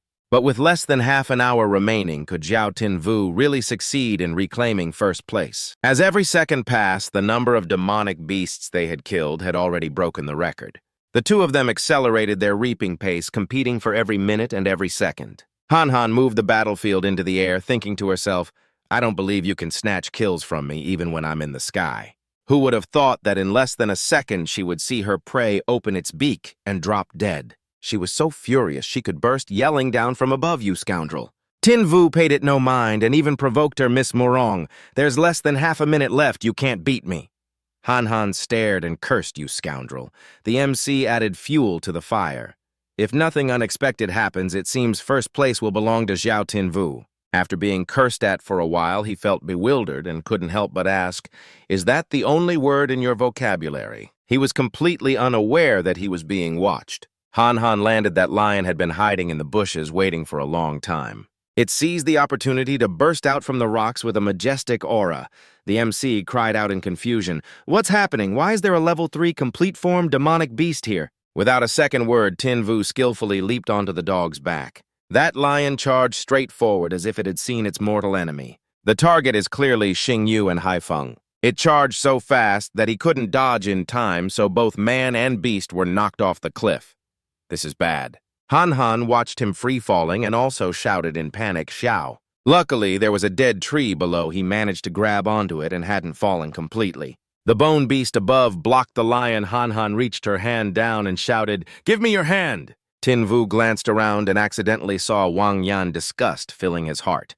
"Wang Yan, it's you again." Just then the tree branch cracked and then snapped completely. Han Han watched helplessly as he fell completely, crying out in despair, "Xiao Tin Vu." After the tragic fall from the cliff occurred at the broadcasting station, Kainian slammed the table and stood up saying, "Dean, I want to personally go and save my student." Ruyan calmly reassured him, "Teacher Chen, don't be anxious. Xiao Tin Vu and Morong Han Han are both my students as the dean. I will not let anything happen to them. I will have the security department activate the emergency rescue protocol." The two of them quickly left the room. Dongsheng alone smiled triumphantly, thinking, "So what if he's a genius with just a little trick? Didn't that brat go to report to the Grim Reaper?" At the bottom of the southern cliff, Tin Vu weakly regained consciousness, his lips moving. "Am I still alive?" The triumphant face of Wang Yan before he fell flashed in his mind. Tin Vu clutched his head and sat up, his face full of determination as he uttered, "It was Wang Yan's trick again this time. I definitely won't let him off." Then he looked at his beloved Husky beneath him and cried out in alarm, "Black Wind. Black Wind, did you use your body as a cushion for me to save me?" He immediately summoned a vial of solution. Pouring it into its mouth, he said gently, "Black Wind, drink this nutritional potion. The pain will go away soon." After giving the dog the medicine, a thunderstorm suddenly broke out. Truly the luck of a protagonist, he looked at the sky and mumbled, "It's raining. I'll take you to find shelter from the rain." Then he recalled Black Wind into the mark. Not long after, he entered a nearby mountain cave to take temporary shelter. He stared at the dense curtain of rain with worry, not realizing someone else was in the cave. "I wonder when this rain will stop." He thought sorrowfully to himself, "My sister must be very worried," and also, along with the image of his classmate who didn't hesitate to risk herself to save him, "Give me your hand." He couldn't help but ponder, "I wonder how she is doing." Suddenly, he heard the sound of a branch breaking. Tin Vu finally became aware of the other presence, turning his head with a vigilant expression. "There's someone in the cave." Before he could say a single word, he was grabbed by the neck by the other party. The female beastkin glared at him angrily and shouted, "Human, you have seen this queen's face. This queen has no choice but to kill you." In this critical situation, he dared to look directly at the person opposite him. As expected, the system provided incredibly detailed information. Title: Nine-Tailed Demon Fox, Rank Beast. Emperor Form Level 1, Bloodline. Mythical Nine-Tailed Fox Clan. Bloodline Talent. One Eye of Calamity. After activating the ocular technique, can petrify any enemy of a lower rank. Talent 2, Nine-Tailed Fox. Transformation burns the enemy's soul, accompanied by a terrifying mental attack. Attributes: Beastkin type, Psychic type, Fire type. Loyalty 0, Hidden Evolution Path. Nine-Tailed Demon Fox. 10-Tailed Celestial Fox. 10-Tailed Dragon Fox. He read through it and thought to himself, so it's a beastkin type demonic beast, a nine-tailed demon fox. The nine-tailed demon fox lifted him up and said in a low voice, "Human, I didn't expect you to recognize this queen's true form." Tin Vu cried out in his heart, "Even if I recognize you, I can't beat you. A beastkin type demonic beast, I have no chance of defeating her." The nine-tailed demon fox tightened her grip, gritting her teeth and muttering, "It seems this queen cannot let you live." He shouted in defiance, "Wait. You were injured by a pure-blooded dragon. You will surely die in less than half an hour." Hearing his words, she was startled and paused for a moment. How did you... The wound flared up right on cue. Could it be seeing her grip loosen? Tin Vu thought to himself, here's my chance. The black wind mark on the back of his hand lit up. The sudden flash of light completely blinded the nine-tailed demon fox. Thanks to that, Tin Vu was able to escape her grasp and retreat to a safe distance. He rubbed his neck, putting on a calm facade to bluff. If I already know you are the nine-tailed demon fox, how could I not know such a trivial matter? System update, demonic beast status, critically injured near death, death in half an hour, pathological analysis, injured by a pure-blooded dragon. Dragon's power has invaded the body. Heart meridians are damaged, Qi, and blood are flowing in reverse. Tin Vu was also extremely shocked, although I don't know why a pure-blooded dragon, which went extinct 300 years ago, would appear. I should calm her down first. On the outside, he remained vigilant, stating with a serious face, I can save you. The nine-tailed demon fox, after a coughing fit, heard this and asked with a mix of belief and doubt, you are just a one-star beast, Tamer. Can you really heal me? The wound on my body was caused by a pure-blooded dragon. Even the most skilled beast tamer doctor among humans would likely find it difficult. Relying on the system, of course, it's not difficult. He stated his condition. It's not difficult, I can save you, but I don't want to heal you just for you to kill me afterward. You must form a blood contract with me. The cave. Upon hearing the condition, the nine-tailed demon fox flew into a rage. You wretched brat. You want this queen to submit to you to become your tamed beast. Facing the aura of a beast emperor, he remained steadfast and replied, that's right. The nine-tailed demon fox became even more enraged and roared, you're courting death. With that, she reached out, intending to crush him. Tin Vu, with a profound and steady expression, threatened, killing me is simple, but if I die, you won't live either. It was very clear that those words made the nine-tailed demon fox hesitate. Could it be that I really have to submit to this human? In the midst of her indecision, her wound flared up again. Her hand loosened powerlessly, and Tin Vu took the opportunity to press his advantage. Has the dragon's power already invaded the depths of her heart meridian? If we don't sign the blood contract, it will be too late. The nine-tailed fox spirit unwillingly changed her mind at the last moment. No, I can't die now. I still have the mission my sister gave me. With that thought, she relaxed her hand. With a bitter expression, she said through gritted teeth, I agree to sign the blood contract with you. Tin Vu rubbed his neck and replied, well then, from this moment on. He bit lightly into his fingertip. Letting the blood trickle down, he calmly said, you are now my Zhao Tin Vu's tamed beast. A star appeared on her forehead, and the fox spirit thought to herself, so your name is Zhao Tin Vu. She grimaced and urged, can you treat this sovereign now? Tin Vu said nonchalantly, of course you are my tamed beast. Now I will definitely protect you. Completely seeing him take off his shirt, she blushed and stuttered. What are you taking your clothes off for? Tin Vu took out a small knife and said with sincere earnestness to treat you. If I don't take off my clothes, how can I get the blood saying that he stabbed himself once? Then he casually said, hurry up and drink it. The nine-tailed fox spirit blushed beet red, waving her hands frantically and exclaiming, what are you saying? How could that be? How could this sovereign do such a thing? Tin Vu saw no problem, stating frankly, my heart's blood can protect your heart meridian. The nine-tailed fox spirit was a flustered mess and finally gave in.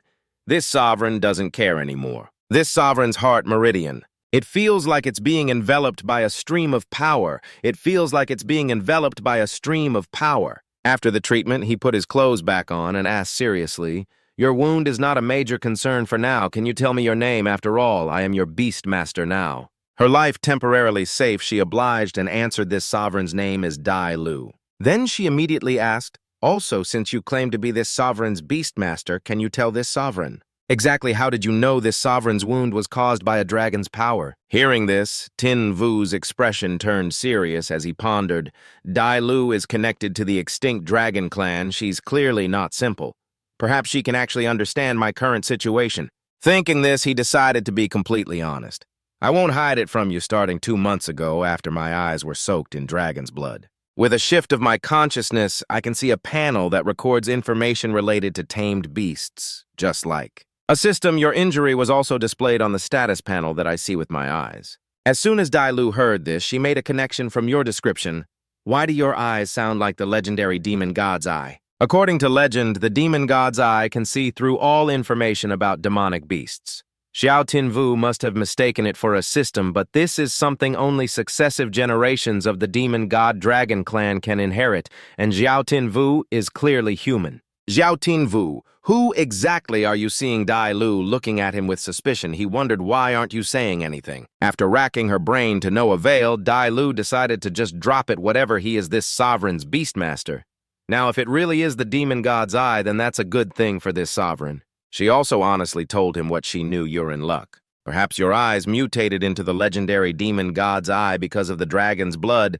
Tinvu was surprised and extremely curious. The demon god's eye, not a system. Hearing his cringy words, Dai Lu immediately corrected him. A system, stop with the wild fantasies. You're not some transmigrator. Read fewer novels. The data panel you see is just an external manifestation of the demon god's eye's power. He still wasn't quite convinced and wondered, is it just a visualization of the demon god's eye's power? He added silently in his heart, but why did I hear it speak? He recalled the first time he got loot and heard a voice urge him pick it up quickly. It can awaken a tamed beast's bloodline, helping it to transform completely. And other times as well, like the first time after the Shadow Demon Dragon attack, it guided me to find a crystal, saying it was a bloodline awakening crystal that could help Hei Feng evolve, then later during the Azure Dragon Academy's assessment. I fed Hei Feng the bloodline awakening crystal. Unexpectedly, he really evolved into a Hellstorm Wind Wolf, allowing me to pass the Azure Dragon Academy's exam. The next time I heard it, I don't know when that will be. While he was lost in thought, that level 3 lion came looking for trouble again. It didn't even bother to stalk them anymore, simply advancing toward the two of them. The lion started with a sonic wave attack. Dai Lu pulled him back and scolded, "You foolish boy, stop daydreaming." He looked completely dazed. The cave. Seeing that lion, he exclaimed excitedly, "The lava lion tiger beast, that's the one that knocked me off the cliff. I can't believe it's still chasing me relentlessly." It clearly ignored the main road and charged straight towards Xing Yu. While dodging, he lost his balance and slammed into the cave wall. Seeing it approach, he thought grimly, "I'm done for," but unexpectedly bright spots suddenly appeared on its body like a rash. The sudden turn of events made him gape in astonishment. On the other side, Dai Lu had already assumed a predatory stance, exclaiming with excitement, "Even if this sovereign is injured, I'm not someone you can provoke tailed beast bomb." Reeling from the pain, the lava lion tiger turned to attack Dai Lu. She nimbly retreated, and the lion's missed pounce raised a thick cloud of dust. It didn't give up and pounced relentlessly. Dai Lu blocked it and gritted her teeth. "You dare disrespect this sovereign in that case." Her brow furrowed and dense spiritual power radiated out like a sonic wave. Eye of heavenly destruction. A giant malevolent pupil appeared. Its eyelid narrowed slightly, turning the lava lion tiger into an exquisite stone statue. Seeing the battle end, he let out a sigh of relief. "I'm safe, but I don't think I'm doing so well." Then he lost consciousness, and Dai Lu cried out worriedly, "Xiao Tinvu." Upon waking, he saw a black dragon and heard a deep voice, "You have finally awakened the sea of consciousness, the demon god's eye." Looking around, he asked in utter confusion, Who's talking? Who are you? Where is this?" The dragon reminded him, "Have you forgotten me? Your tamed beast evolved thanks to my guidance." He was amazed and grew more curious about its origins. "So you were the voice that guided me to find the bloodline awakening crystal. Who exactly are you?" "We are." The dragon replied, "I was awakened by the power of the bloodline. I don't know who I am either." Hearing the answer, he suddenly remembered the blood-soaking incident and speculated the power of the bloodline. Could it be the dragon's blood from back then? The dragon continued, "But I know that I can help you achieve the ultimate glory." Tinvu laughed in disbelief. "Ridiculous. How can someone who doesn't even know who they are help me?" It explained, "Haven't you already witnessed my abilities instantly?" The familiar window appeared. Name Swiftwind Hound, silver rank. Initial form level 1 loyalty, 59 bloodline. Inferior hell epic quality talent, none hidden talent. Hellfire can inflict true damage that ignores armor defense evolution path. None hidden evolution path. Swiftwind, Hound Hellstorm, Windhound Hellstorm, Wind Wolf, Netherworld, Hell Wolf, Divine Prison, Yama Wolf. Tinvu thought nervously, so the panel I mistook for a system was his doing after all. Figuring it out, he repeated his question, "By the way, where is this? Why am I here?" The dragon replied, "This is the sea of consciousness space, where our minds connect. After you fell unconscious, I took the opportunity to meet you." Tinvu was puzzled. I was unconscious before he could get more information. It announced, "It's also time for you to wake up." Tinvu asked, "Okay, when will we meet again?" It said, "I am always by your side." When he woke up, he found himself in a hospital. He couldn't help but wonder, how did I get to a hospital? Wasn't I still in the cave? Yan Ran and Kai Nian asked in unison. Xiao Tinvu, you're awake, Tinvu replied politely. I've made the dean and teacher Chen worry. He tried to sit up and quickly asked Dean Su, I remember being in a cave under a cliff. How did I? Yan Ran replied, the rescue team found you near the cave. When they found you, you were already unconscious. The strange thing is, the rescue team found the corpse of a lava lion tiger beast near the cave less than 100 meters from where you were rescued. Do you know what happened? Tinvu tried to appear calm, raising an eyebrow and smiling as he said, Dean Su, you just said I was unconscious at the time. How could I know what happened? You don't suspect that a one-star beastmaster like me who almost died could kill a lava lion tiger beast, do you? What he said made too much sense, and Yan Ran couldn't help but wonder, am I really just overthinking things? She first set it aside to reassure the student. Student Xiao, rest assured the academy will thoroughly investigate this incident to the very end and give you an explanation. Tinvu smiled and said, of course I trust the dean. Seeing their exchange was over, Kai Nian spoke up to report the trial results. Additionally, in this Southern Yin Mountain trial, both your and Murong Xin Xin's evaluation scores are S+. You've even broken the academy's record. You should focus on resting and preparing for the freshman ranking competition this weekend. After discussing the matters, the two teachers left. Once the two were out of sight, Dalu appeared and he sighed. I was wondering where you went. Turns out you were in the beast taming emblem. Dalu spoke with arrogant concern. That little brat of yours tried to act tough and let this empress drink his heart's blood. He couldn't hold on after being injured and fell into a coma. Recalling the situation at the time she heard human voices, it seemed like there was a sound nearby, so she went to check on the person. Just then, the rescue team arrived. This empress didn't want to be discovered by humans, so I hid. She couldn't help but ask.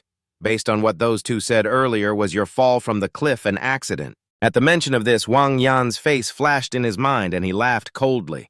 An accident, I know perfectly well who was behind it. His face is as punchable as ever. Xingyu's face darkened as he muttered, this time I definitely won't let him off. The study room of the Wang Yan family. He rushed in a panic to his father, Dad. Something's happened. Seeing his son in such a flurry, his father scolded in displeasure. So flustered, what's become of you? He blurted out, Dad, something terrible has happened. Zhao Xingyu isn't dead, he's still alive. Dad, we failed to kill Yao Xingyu last time. He's going to get revenge on us, and the Sky Guild is backing him. Hearing his son's frantic questions, Dongsheng adjusted his glasses and arrogantly retorted, revenge. What does an accident at Yinnan Mountain have to do with us? Wang Yan was still very worried, but Dongsheng calmly retorted, even if Xiao Xingyu suspects us, does he have any proof? Wang Yan asked nervously, Dad, what should we do next? Dongsheng rummaged through a drawer and said, since we've already come this far. We have to see it through, he said, taking out a jar with a skull printed on it. He tossed it to his son and said with a malicious grin, kill him. At the family apartment. Xingyu was finally back home when his phone rang. He wondered, it's old Wu. The moment he answered, a rap-like torrent of sobs came through Brother Xiao. You're alive. The heavens are watching over you.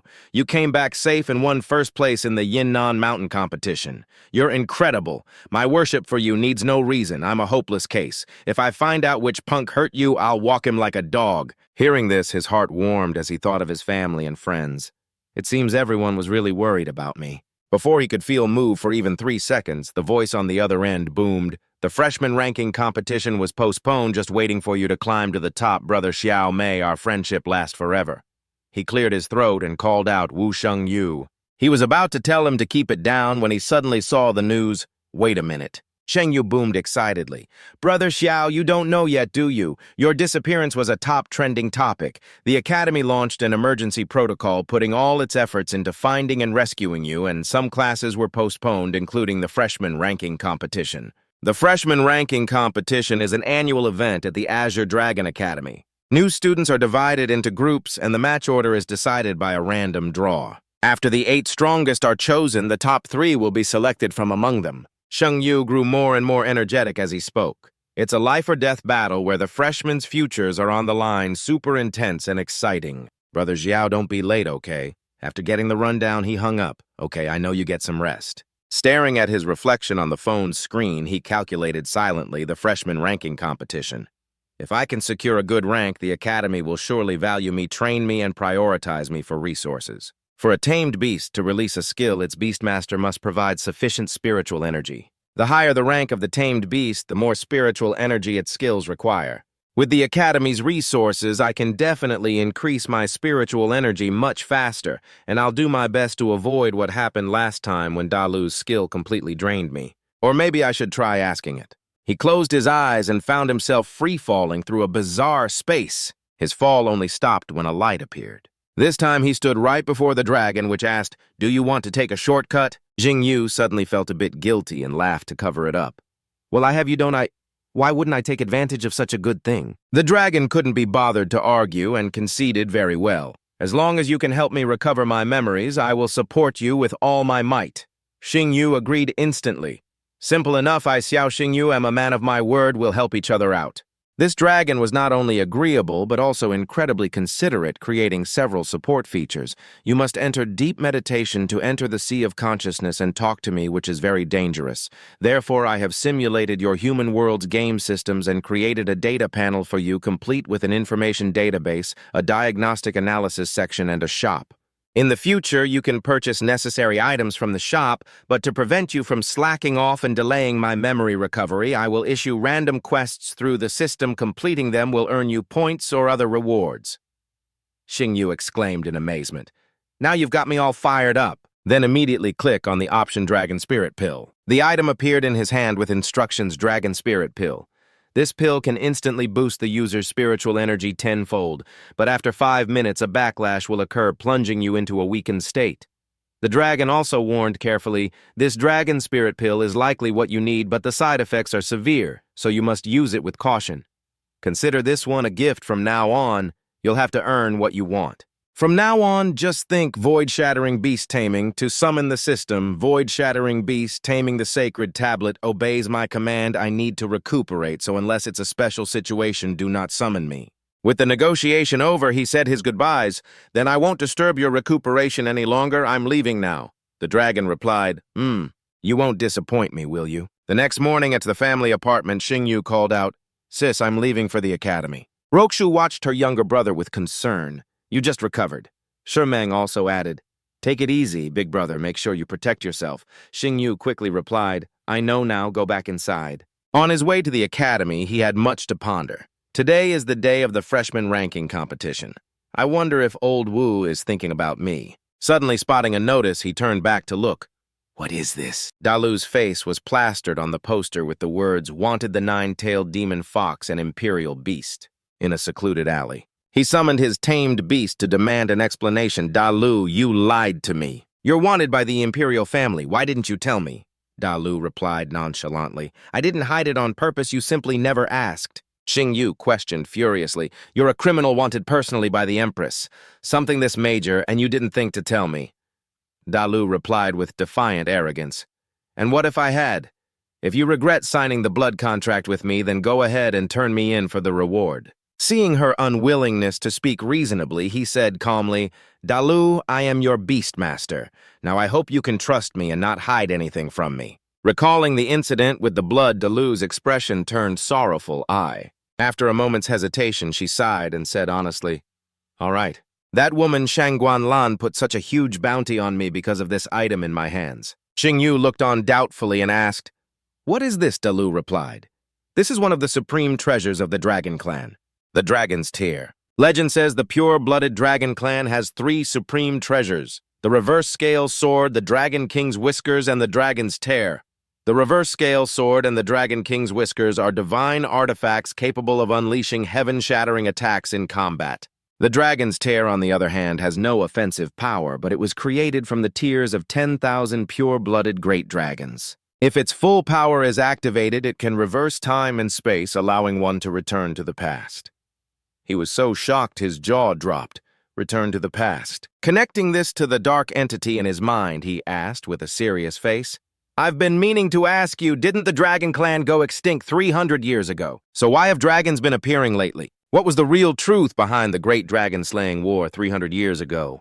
Dalu started to say about that, "I also," when a voice suddenly interrupted Xiao Xingyu. Dalu immediately hid within the beast-taming mark. It turned out to be the Yang siblings, the brother exclaimed in surprise. "What a coincidence! What are you doing here? I thought my sister was mistaken. Lucky you survived a great disaster. Be more careful and don't die next time." Han Han looked at her brother's tough act and thought he's obviously so concerned about him, why does he have to speak so harshly? Yang Shuo put on a serious face and spouted nonsense. Because you fell off a cliff, my little sister felt so guilty she even lost her appetite. Quick flashback to when he was missing little sis time for dinner. Han Han, hiding under her blanket, replied, "I don't want to eat." The doting brother continued his enthusiastic tale. "Until she saw on the news that you were safe that night, my sister ate several extra bowls of rice. So be careful next time or else my sister won't be able to eat again." Han Han couldn't take it anymore and clamped a hand over his mouth. Tin Vu heard this and suggested with a friendly smile, all right, I won't make Morong worry anymore. The freshman ranking competition is about to start. Let's go in together." Who knew this guy was still holding a grudge from the trial? He said with a dark face, "Our relationship isn't good enough to be walking in together. Besides, you stole my little sister's prey during the Yinnan Mountain trial, and I haven't even come to settle the score with you yet."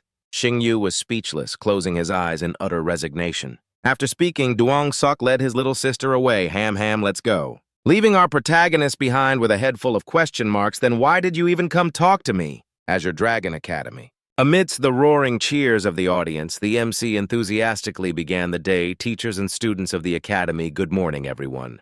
The once-a-year freshman ranking competition is about to begin. All freshmen must determine their combat order through a lottery draw. Everyone please line up in an orderly manner.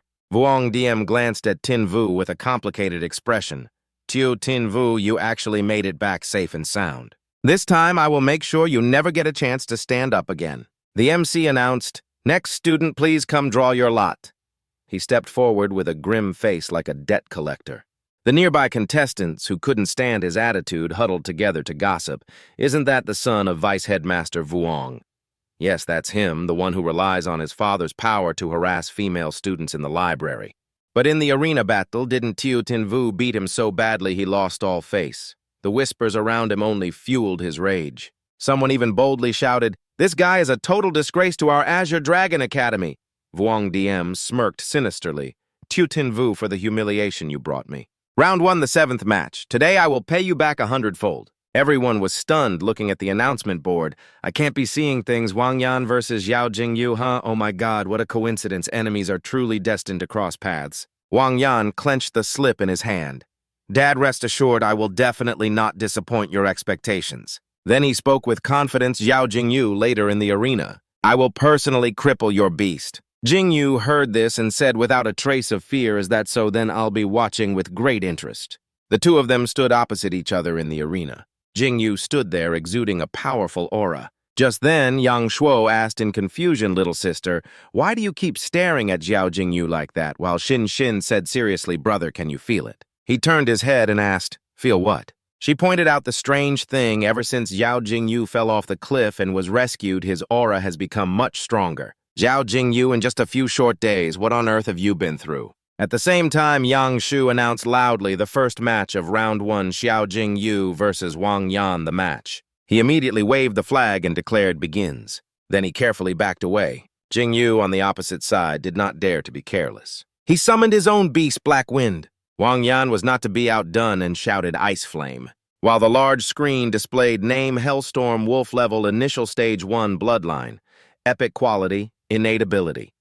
Hellfire ignores any armor to inflict damage on the enemy attributes. Wind type, fire type, name 6-clawed rending sky leopard level. Initial stage 1, bloodline, legendary, innate ability, mystic ice freeze. All attacks carry a certain amount of freezing damage, reducing the enemy's movement speed by 30% and attack speed by 30%. Attributes. Ice type, wind type, Yang Shu explained for everyone to understand on the electronic screen is the information about the beasts detected by the measuring device. I invite the audience to take a look. She quickly noticed something unusual, this aura. It's not quite right. Xin paid attention to the information. Hellstorm Wolf level initial stage 1 bloodline epic quality. She seriously analyzed the data with the Hellstorm Wolf's current aura. Its level can't be just initial stage 1. But the beast measuring device would not make a mistake. The Hellstorm Wolf's level is indeed initial stage 1. Xin's eyebrows furrowed tightly. How strange, unless Zhao Jingyu is intentionally suppressing the Hellstorm Wolf's level, wanting to use this competition to achieve a breakthrough and level up. Black Wind and Ice Flame were fighting fiercely. Then they quickly retreated. Ice Flame swiftly launched an attack frigid skybreak. The powerful ice ball shot forward Shadow Stalk. The surrounding air instantly grew cold. Everyone shivered as the cold wind blew past. The scene gradually became clear as the smoke dissipated. They were safe again after a round of combat. A burst of power suddenly erupted violently. Hell, Ice Flame couldn't dodge in time, taking the full force of the attack. Everyone present was utterly astonished. Yang Shu suddenly spoke up. This match is truly interesting, a battle of ice and fire. After that, Jingyu continued to launch a move, Silent Black Claw. Seeing this, he immediately shouted, Jingyu has used a dark attribute skill. As soon as the move was unleashed, a patch of darkness appeared. It mercilessly charged straight towards Ice Flame. It quickly threw a powerful punch, Silence. Then everyone there suddenly burst out laughing. Ice Flame was hit by the Silent Claw. Now it can't use skills. Look at it. It's as stupid as its Tamer like beast. Wang Yan's face contorted. Xiao Jingyu, do you think I would fall in a place like this? As soon as he finished speaking, he signaled to Ice Flame. Seeing this, it complied, eating something in its mouth.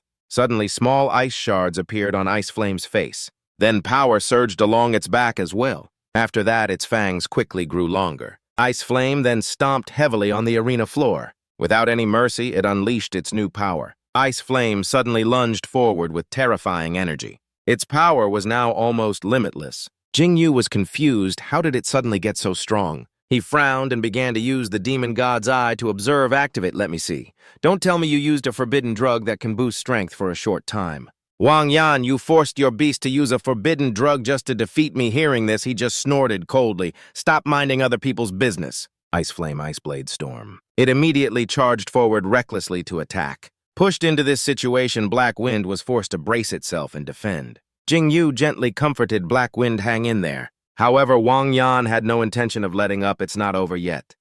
Ice Flame shattered Ice Hammer. A stream of power immediately rushed towards it. The mass of energy quickly turned to ice, crashing straight into Black Wind. Then it surrounded the entire area where it stood. The powerful mass of energy slammed down, creating a deafening noise. It was as if Black Wind was gradually being swallowed by the block of ice. Everyone who witnessed the scene was horrified.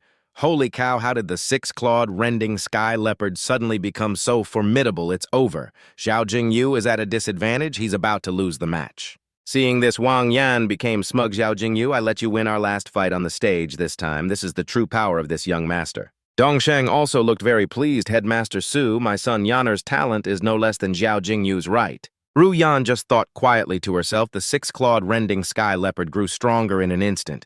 I don't believe there wasn't some trick involved in this. What a pair of foolish father and son. The commentator's voice rang out. Xiao Jingyu's current situation is not optimistic. If this continues, the Hellstorm Wolf will not only lose, but also suffer lasting consequences. Winter's great strike. The surrounding atmosphere also became more tense. Could it be that the outcome is already decided? No one could hide their fear. Does Xiao Jingyu still have a chance to turn the tables? Only Jingyu remained calm and smirked. Do you think the 100+ demonic beasts my Black Wind hunted on Yinnan Mountain were weaklings? Jingyu called out Black Wind. Hellfire Lotus. Seeing this, Wang Yan hurriedly screamed, Ice Flame, run, run. It also obeyed its master, running away in a flash. But it was all too late. Black Wind had already blocked its path. Black Wind immediately unleashed a powerful technique. Kai Nian looked very expectant. A fire attribute combat skill, Hellfire Lotus for her part. Ru Yan couldn't believe it. I can't believe it can use a combat skill that only a complete form beast can execute. The future is truly bright. Pushed into this situation, Dongsheng had to grit his teeth and calculate. Growing at such a fast pace, it seems I can't let you live. The excited cheers of the host erupted. Dear audience members, you are not seeing things. Xiao Jingyu has used a combat skill of a complete form fire-type beast. The Hellstorm Wolf is currently only an initial stage beast, yet it has skipped levels to learn an advanced skill. The host shouted loudly, at this rate, I'm afraid Xiao Jingyu will surpass Ye Shuangning. Jingyu remained focused on his task, Hellfire Lotus. This final blow created a fierce aftershock. Black Wind's power had reached its peak. The MC's voice cut in, becoming the #1 genius of Qinglong Academy. The powerful flames engulfed its entire body. The smoke gradually dissipated, only to see the defeated Ice Flame lying collapsed on the ground. Everyone around was almost holding their breath as they watched. Finally, the host announced the winner is Xiao Jingyu. The cheers of the crowd in the stands rang out. This brother is a real monster. Hellfire Lotus, absolutely terrifying. Quick look at the electronic screen, the Hellstorm Wolf's data has changed. It went from initial stage level 1 to level 3. Everyone expressed their amazement. Xiao Jingyu has set an unprecedented record. Since Qinglong Academy started holding the freshman ranking competition, this is the first time a miracle has occurred. A beast leveling up 2 levels right in the arena. The one who created this miracle is none other than Xiao Jingyu. On the arena floor, after defeating its opponent, Black Wind let out a proud howl. Jingyu patted its head in praise. Black Wind, well done. After Black Wind hunted dozens of demonic beasts on Yinnan Mountain, it was then attacked by the Rongnan Fox. Having gone through a life-and-death trial, Black Wind had reached its upgrade limit. This time I used the 6-clawed Rending Sky Leopard's Ice Attribute combat skill to restrain Black Wind, forcing it into a corner to be reborn through transformation. In the stands, Dongthang roared with dissatisfaction. Everything requires evidence. Where is the evidence? Tinvu watched in confusion.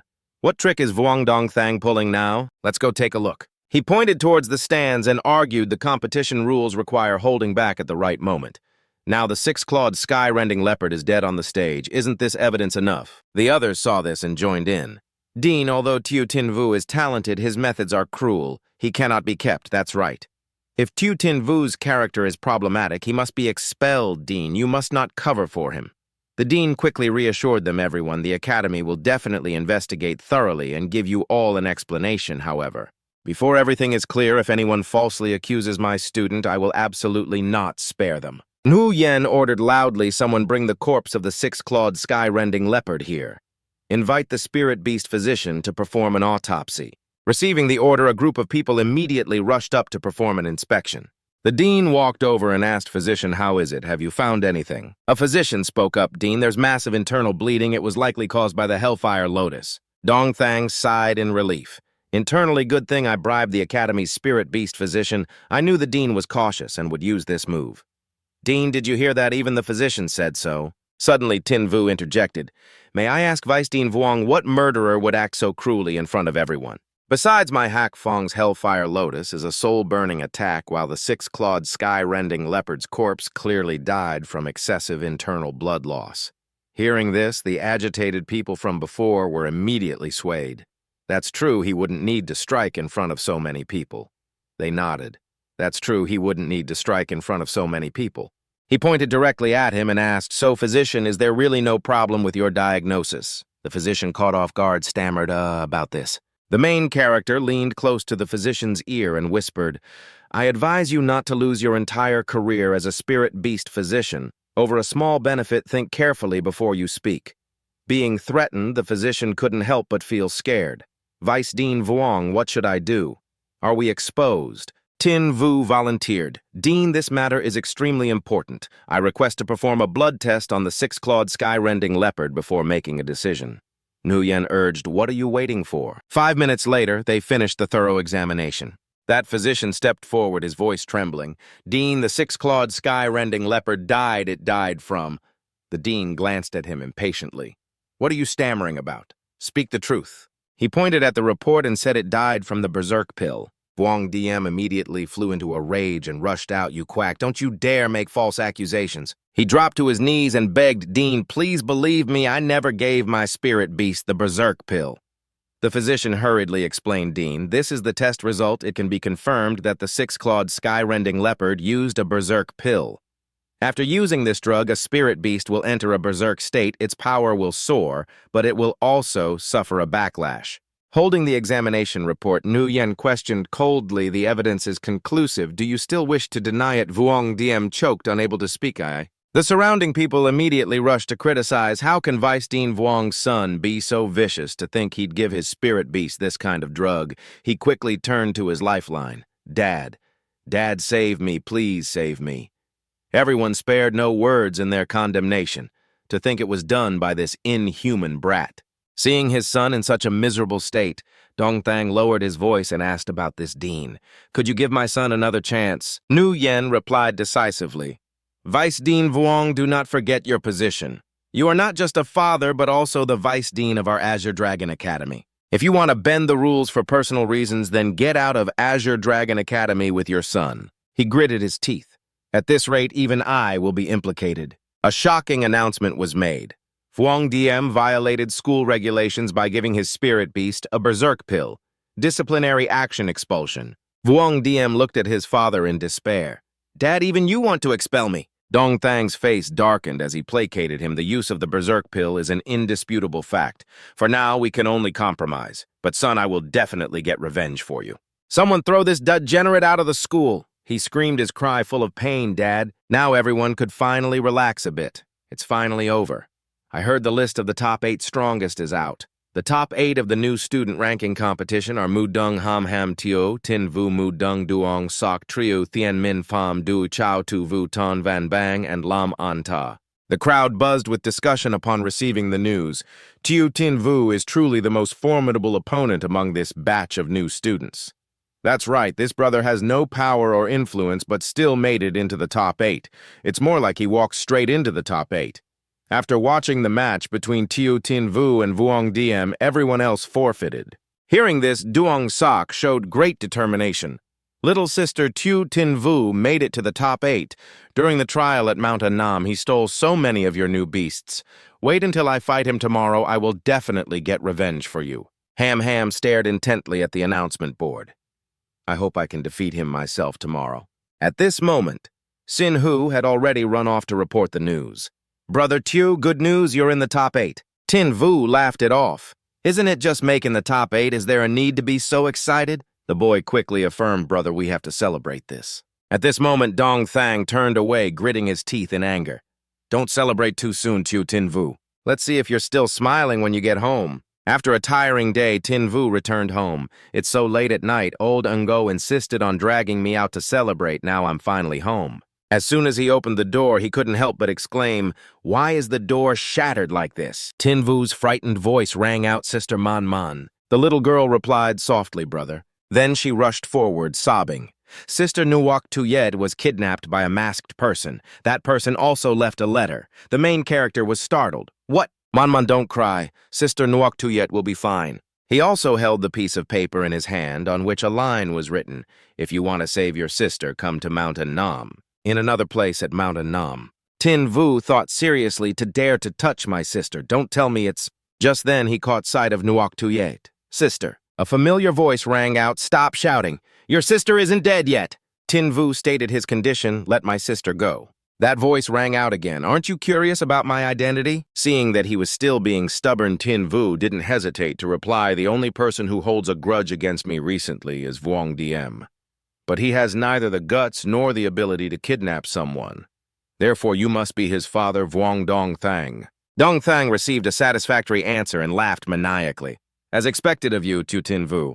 If you were my son, I could definitely train you to become the strongest young beast tamer in the Dragon Kingdom. But not only are you not my son, you also harmed my own flesh and blood, so you must die. After speaking, Dong Thang immediately summoned the Divine Arts Earth Branch Titan Force and Rock Branch Guardian. Rock Demon Great Bear, descend my Rock Demon Great Bear is a Beast King level spirit beast. He began to boast it can enter a super armor state, allowing it to cast skills without being interrupted while also nullifying the enemy's control skills. A 1-star Beast Tamer facing a Beast King level spirit beast.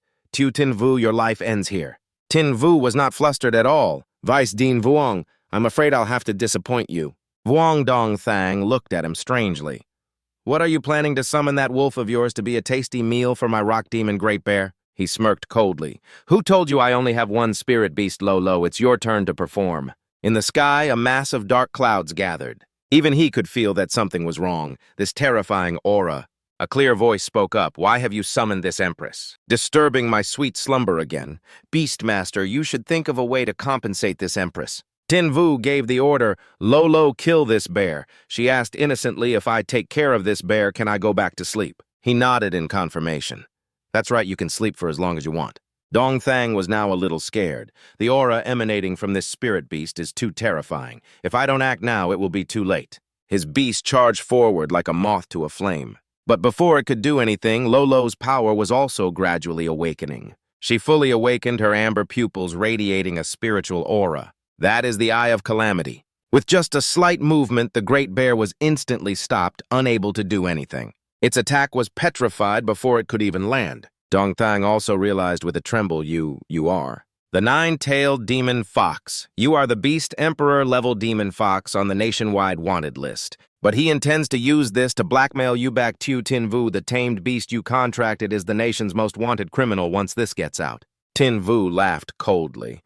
Vice Principal Vuong, if I've already summoned the nine-tailed demon fox in front of you, it means I have no intention of letting you leave this mountain alive. Hearing this, Dong Thang flew into a rage. You little brat, the gap between a 1-star and a 6-star isn't something a single tamed beast can bridge. Vuong Dong Thang is a 6-star beast tamer. He directly commanded his divine beast to attack once more. The divine beast spun its hammer, preparing for the impending attack. The surrounding earth and rocks kicked up a cloud of dust aimed straight at the two of them.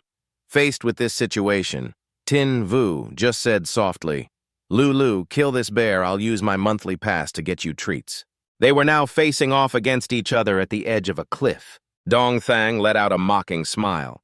Tin-Vu, the nine-tailed demon fox, is powerful indeed, but don't you forget, no matter how strong it is, that doesn't change the fact that you're just a 1-star beast tamer. Next, I'll show you just how vast the difference is between a 1-star and a 6-star. As he spoke, the bear behind Dong Thang slammed its hammer into the ground, sending shards of earth and rock flying everywhere. It held the hammer in its hand, and the bear's mouth slowly opened. A thunderous roar erupted from its mouth.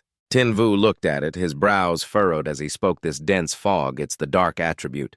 Dark attribute tamed beasts need to consume human blood or the blood of other tamed beasts to nourish their bodies. Tin-Vu seemed to realize something starting 5 years ago. Low-level tamed beasts would often go missing in Longan City, so it was all your doing.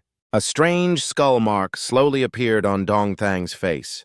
He smiled smugly and said to die by the jaws of the southern demon giant bear is an honor for you. Seeing that mark, a look of shock crossed Tin-Vu's face. The Red Skull Guild, a guild that specializes in training dark attribute beast tamers, classified as an evil terrorist organization. The Red Skull Guild is one of the 5 great dark guilds. He asked if the world knew the vice principal of the Azure Dragon Academy was secretly a member of the Red Skull Guild. What would the outcome be hearing this? Dong Thang replied without a hint of fear. If I've already revealed my true identity to you, I won't let you leave this mountain alive. Lulu was a little worried, Master, with your current spiritual power reserves. I can't unleash any combat skills. A pill appeared in his hand. Tin-Vu smiled faintly. Don't worry, Tin-Vu, never fight a battle with less than a 100% chance of winning. As soon as he finished speaking, he put the pill in his mouth. Tin-Vu lowered his head, his breath exuding a wave of power. The immense power within him was instantly released. Dong Thang ordered the bear forward. He yelled, Tin-Vu die! The giant bear charged forward, unleashing an extraordinary amount of power. At that moment, Tin-Vu called out Lulu. Lulu immediately came forward. Master, I'm here. The massive bear had now closed in on the two of them. It raised its hammer decisively. He shouted, bloodthirsty pupil crossbow. She slowly transformed into her beast form.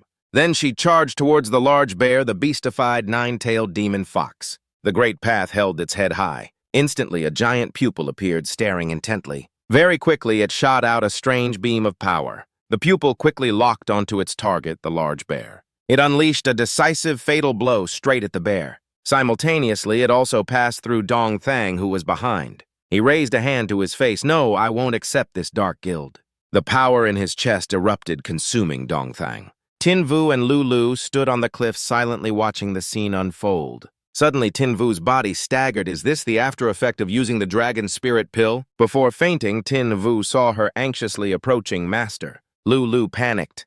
Master, don't fall asleep. Tin-Vu, wake up for this queen right now. Suddenly, she sensed footsteps approaching from behind. Lulu turned around to ask when a hand suddenly grabbed her throat tightly. Who is it? At that moment, Nuoc Tuyet was staring at her with a grave expression.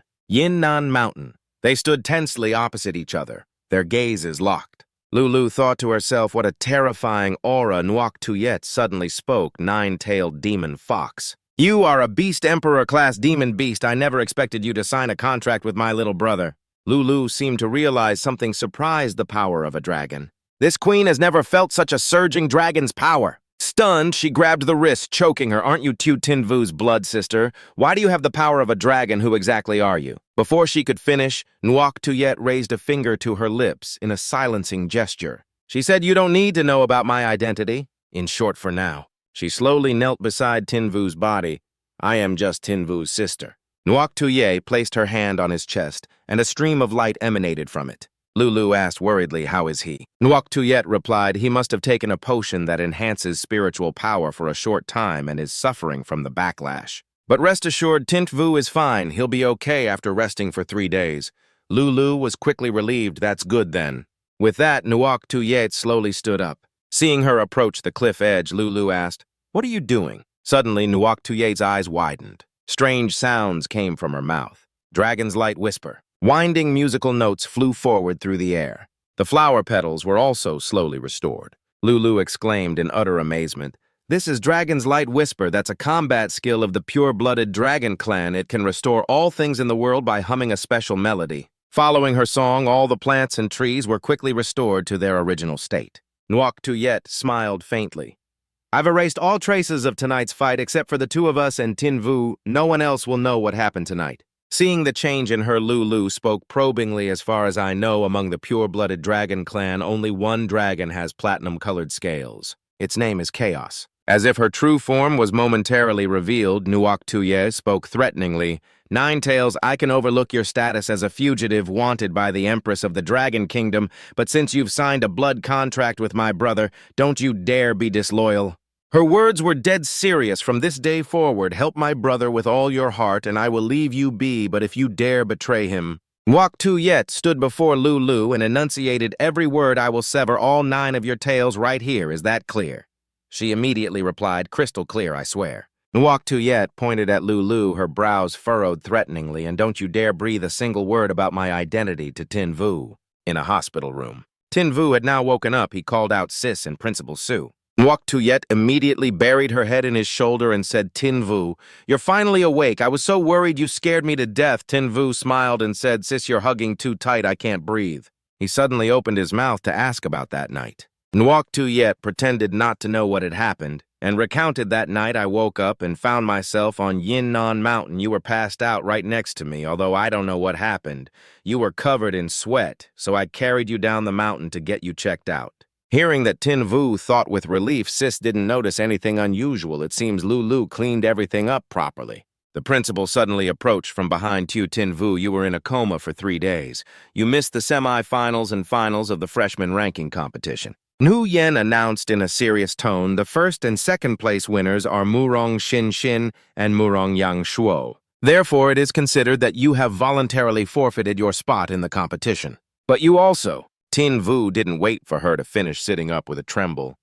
"Principal Su, don't you find it strange why I appeared on Yinnan Mountain?" In the hospital room, Tin Vu wore a very serious expression. The atmosphere between the three of them sank into silence. At this, Nu Yen let out a sigh.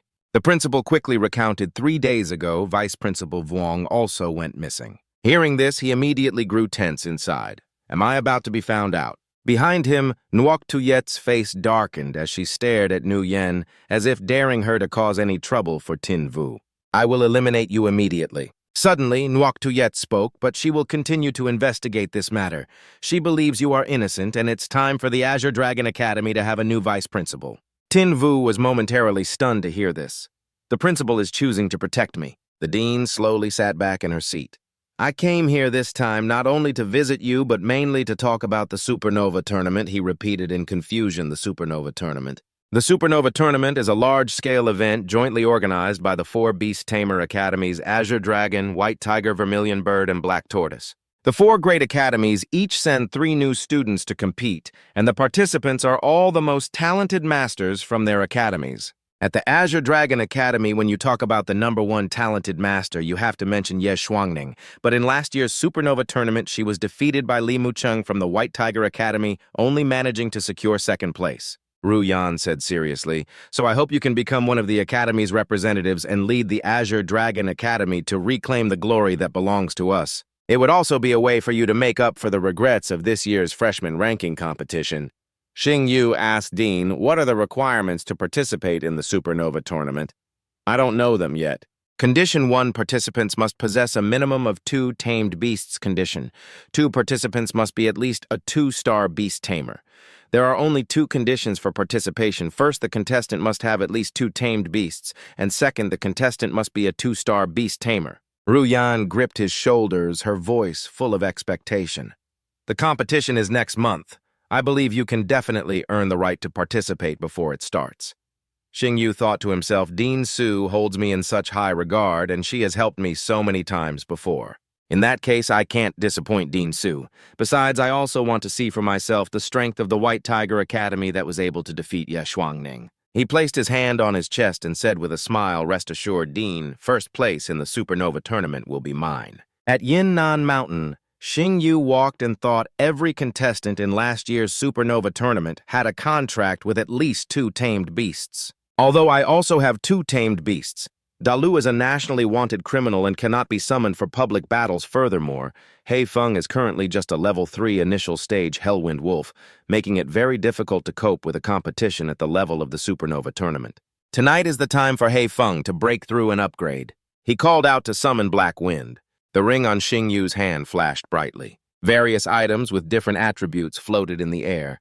Luckily, I was prepared. After Dean Su left, I checked out of the hospital and used my salary as a beast tamer doctor from the Kangqiang Guild to buy some fire attribute nutritional potions and evolution materials. These other items are rewards from the freshman ranking competition and the Yinnan Mountain trial. Xingyu gathered the pills and said to Hei Feng, these should be enough for you to evolve. Hei Feng, swallow them. The medicinal pills slowly floated into its mouth. Hei Feng quickly absorbed them. Instantly, it erupted with power. He encouraged Hei Feng, hang in there. Lulu Blackwind's upgrade has a risk of cultivation deviation. Stand guard for us. Dai Lu replied, I know. He commanded it, Hei Feng, stay calm. Dai Lo created a shield to block the power of the Black Wind. Xingyu clawed at the ground, gritting his teeth and thinking, I can feel the pain that Hei Feng is experiencing right now. Void-breaking beast, holy screen, heed my command. He immediately asked, quickly check how much longer until Hei Feng's evolution is complete. Strange vortexes suddenly appeared in the air. Upgrade progress. 30% upgrade progress, 58% upgrade progress, 73% upgrade progress, 79% upgrade progress, 87% upgrade progress, 90% upgrade progress, 92% upgrade progress, 99%. Xingyu stared at the progress bar. Upgrade progress at 99%. Don't tell me the evolution is going to fail. Just at that moment, a massive pause suddenly appeared. It was Hei Feng. He had finally succeeded. At Yinnan Mountain, Xingyu exclaimed excitedly, Hei Feng, you've awakened a new attribute again. Name Netherworld, Hell Wolf level, Adult Stage 1, Bloodline, Hell Bloodline, Epic Bloodline. Talent, 1 Hellfire can inflict true damage to enemies, ignoring defensive armor. Talent 2, Demonic Power can increase attack and defense. 50% of damage dealt is converted into its own health attributes. Fire Wind, Dark Demon Skills, Hellish Entanglement, Hell's Roar, Shadowstalk, Silencing, Claw Ring of Judgment. A surge of power surrounded Hei Feng. Dalu whispered in a mix of shock and admiration, Wings of the Underworld, I can't believe it awakened the demon attribute.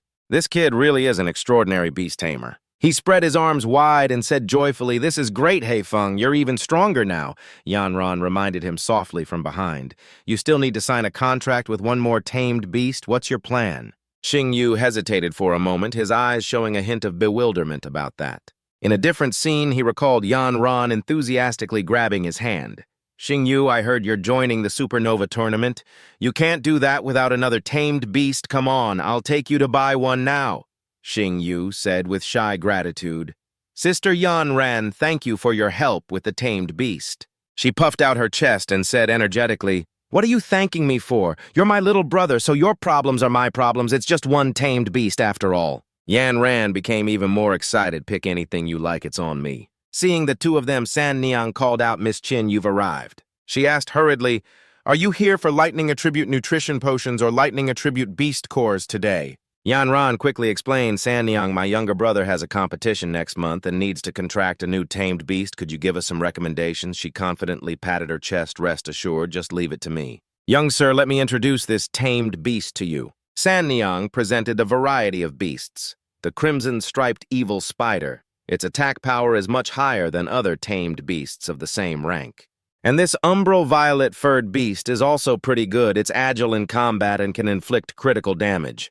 There is also this one. Suddenly, Yanran cut her off. San Niang. Yanran waved her hand and said nonchalantly, You don't need to show us the cheap ones, just bring out your high-quality tamed beasts. I'll cover the cost hearing this. Sanyang's face lit up, her lips curling into a smile. Since Miss Chin has spoken, I won't hide my treasures any longer. She led them both on a tour. I'll let the young sir pick from the very best tamed beasts in our store. Inside the containment cages were numerous tamed beasts of various shapes. With such a diverse selection before them, the shopkeeper was quite confident. So, young sir, has anything caught your eye? The stats in every aspect of this earth-boring pangolin are excellent. The burning damage and venom of the three-eyed tyrant serpent are also quite remarkable. There were all kinds of tamed beasts with strange appearances, each looking intimidating enough to scare off an opponent. Xing Yu remained deep in thought, saying nothing. Seeing his continued silence, she frowned.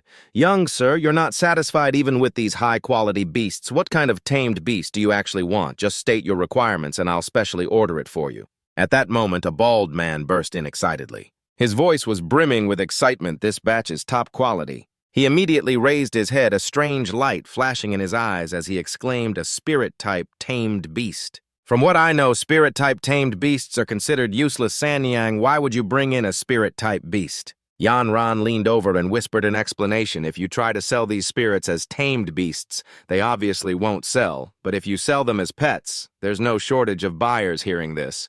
Xing Yu instantly understood, so it was to satisfy the whims of the powerful.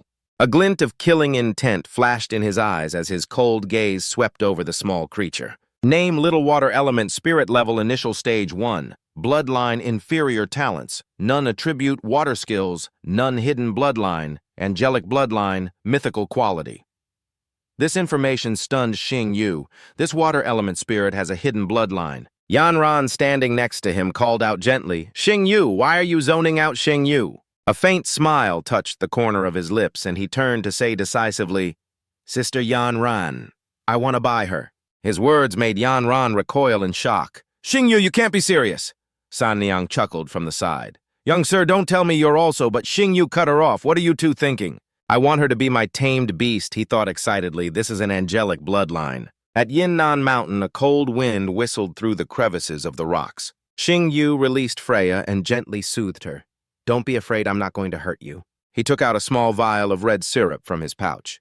Eat this, your injuries will heal. His words were, of course, reliable. Freya's HP began to skyrocket. Xing Yu asked in a serious voice, Do you want to form a contract with me and become my tamed beast? She hesitated for a while, pondering the offer carefully. Remembering his kind treatment, she found no reason to refuse. In answer to his question, she gently wrapped herself around his finger. Tin Vu said happily, so you've agreed, then from now on. Then he dripped one drop of red syrup onto Freya. Finally, Tin Vu announced, You are my partner now.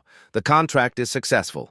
At Amnam Mountain, Tin Vu looked up at Freya, circling him, and said, Little one, now that we've signed the blood contract, does that mean you've acknowledged me? Seeing her land on his hand, he thought to himself, as expected, a beast becomes much closer to its master after a blood contract. That's right, there's also this. Tin Vu took out a translucent glowing crystal and held it before Freya. This is a bloodline awakening crystal. I've already ground it up, so after you eat it, you can evolve. Freya hesitantly moved closer. After a moment's hesitation, she gently took a small bite. Instantly, it felt like an electric current surged through Freya's body. She clutched her trembling body as it radiated power. He clenched his fists, encouraging her in a deep, warm voice. Hang in there, you just need to push through it, and you'll be fine. Then a pillar of light shook the atmosphere. Dai Lo quickly appeared and hurriedly asked, Master, what's happening? Are you all right? Tin Vu calmly replied, I'm fine. Meanwhile, Freya continued to unleash a tremendous amount of energy. At the same time, a pair of angel wings slowly emerged. Finally, in the center of a brilliant circle of light, Freya appeared with a majestic aura. Dai Lo and Tin Vu stared in awe at the transformation before their eyes. Freya quickly approached Tin Vu. He looked at the information panel, his eyes shining brightly as he exclaimed with satisfaction, the hidden bloodline is activated. When I become a 9-star beast tamer, you'll be able to evolve into a 12-winged seraph, right? Tin Vu smiled softly, then suddenly remembered, that's right. I haven't given you a name yet.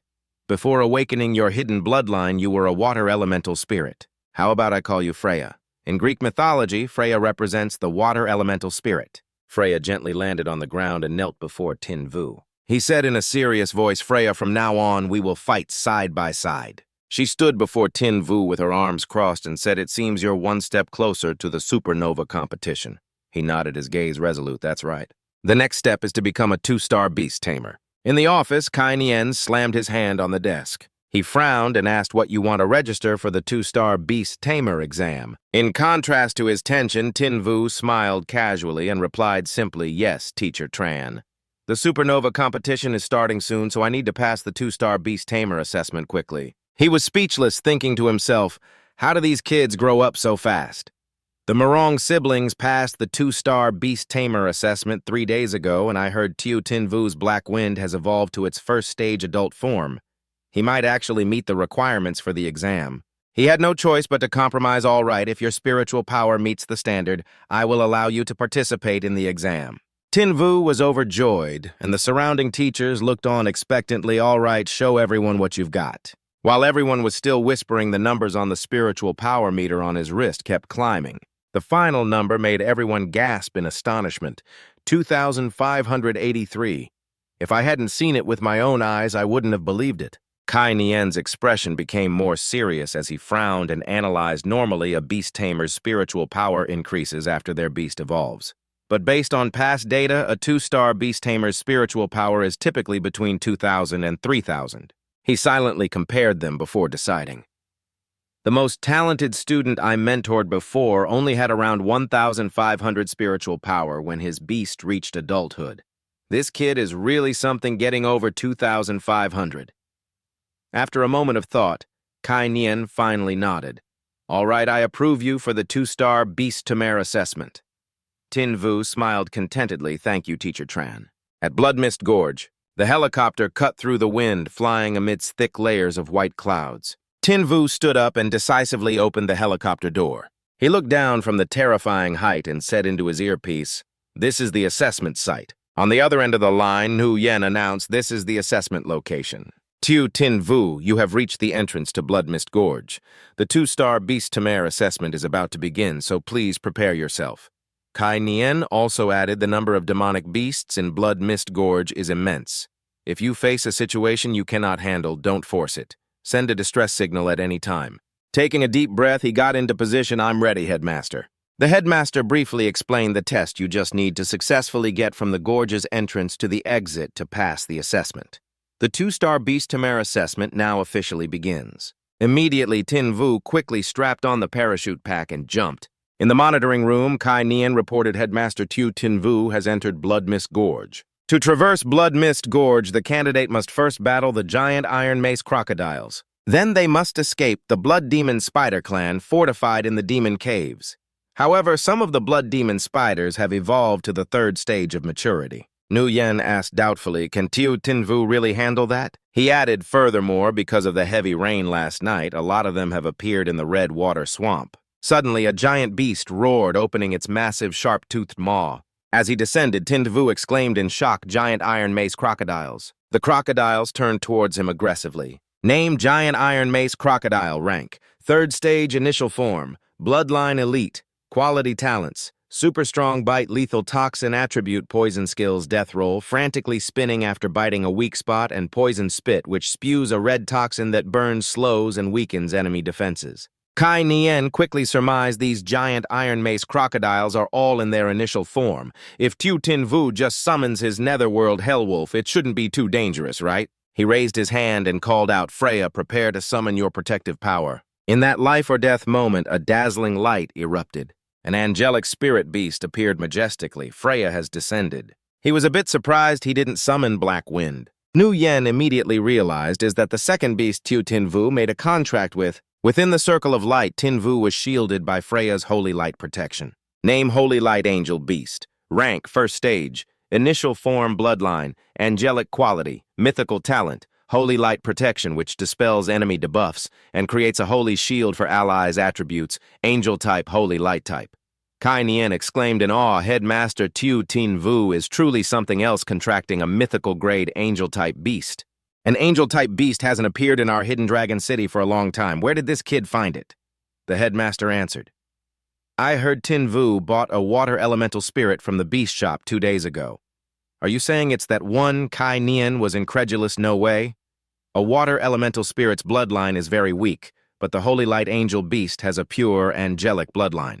Nu Yen said gravely, Old Tran, don't forget the Netherworld Hellwolf was originally just a swift wind hound with a first-rank bloodline.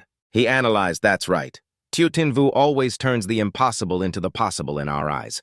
This is what a true beast tamer is. Facing the horde of crocodiles, Freya stepped forward, surprising Tinvu. Freya, before he could do anything, she had already charged forward. She raised her holy light sword, and with a flash of light, she cut down the entire horde of crocodiles.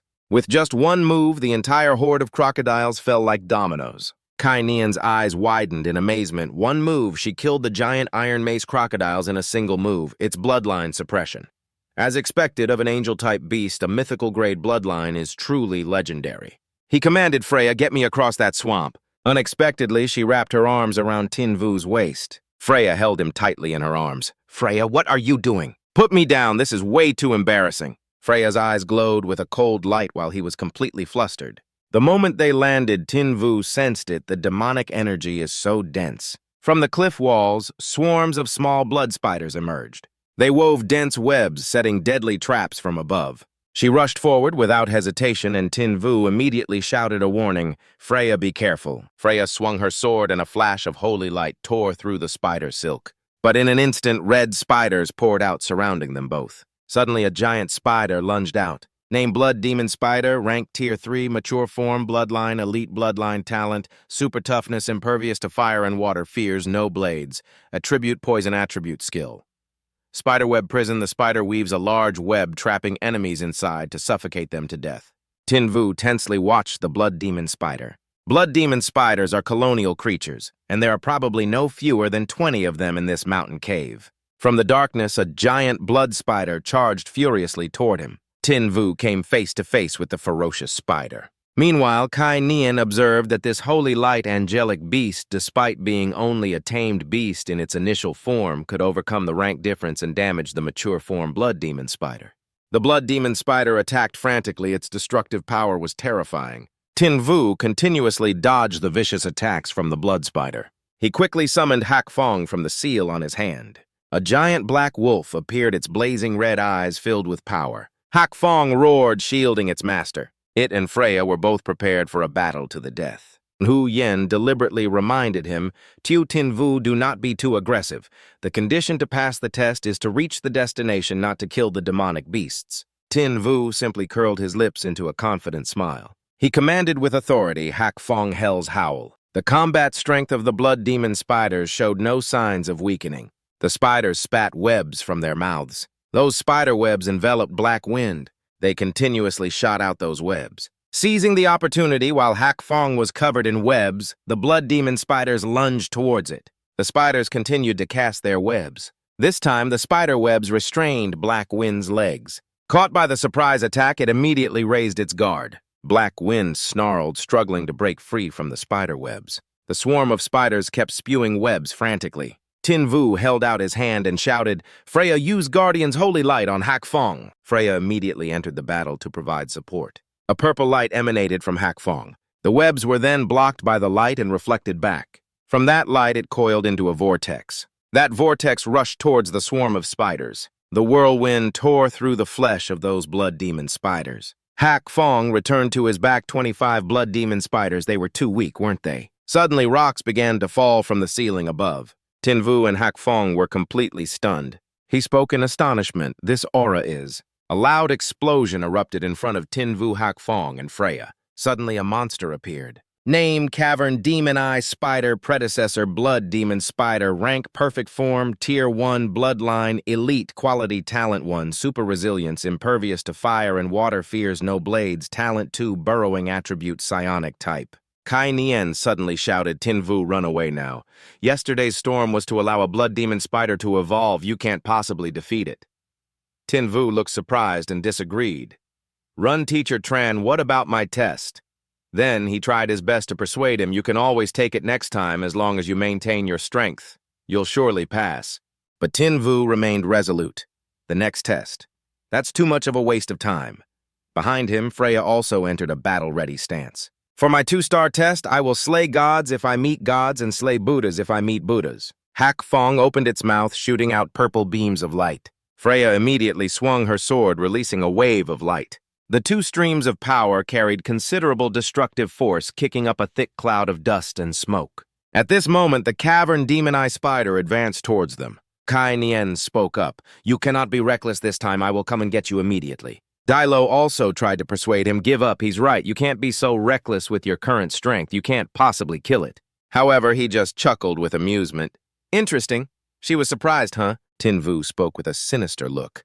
"I must pass this 2-star beast Tamer test. I must conquer and slay this demonic beast, and more than that, I want to discover my own limits." He began the battle. Hak Fong get behind it and use silent claws. Hak Fong immediately used the technique, sinking into the ground. The spider began to show its power, spitting out a giant thread of silk. Seeing the attack, Tinvu shouted, "Freya, protect me and Hak Fong!" It rushed towards the back of the cavern demon-eye spider. Then Hak Fong attacked it. But the cavern demon-eye spider's reflexes were extraordinary.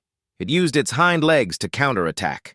Tinvu frowned and shouted. Hak Fong, unable to react in time, Hak Fong was sent flying by the spider. Freya did her best to provide covering fire. Its body slammed hard against the stone wall. Tinvu was also thrown against the cliff wall by the shockwave. The three of them had not yet suffered any fatal wounds. That cavern demon-eye spider looked triumphant. Tinvu gestured cheerfully with contempt. "Are you laughing at me?" As expected of a demonic beast with a human-like face, "What are you so smug about?" The spider was enraged by those words. It immediately shot out several more strands of web.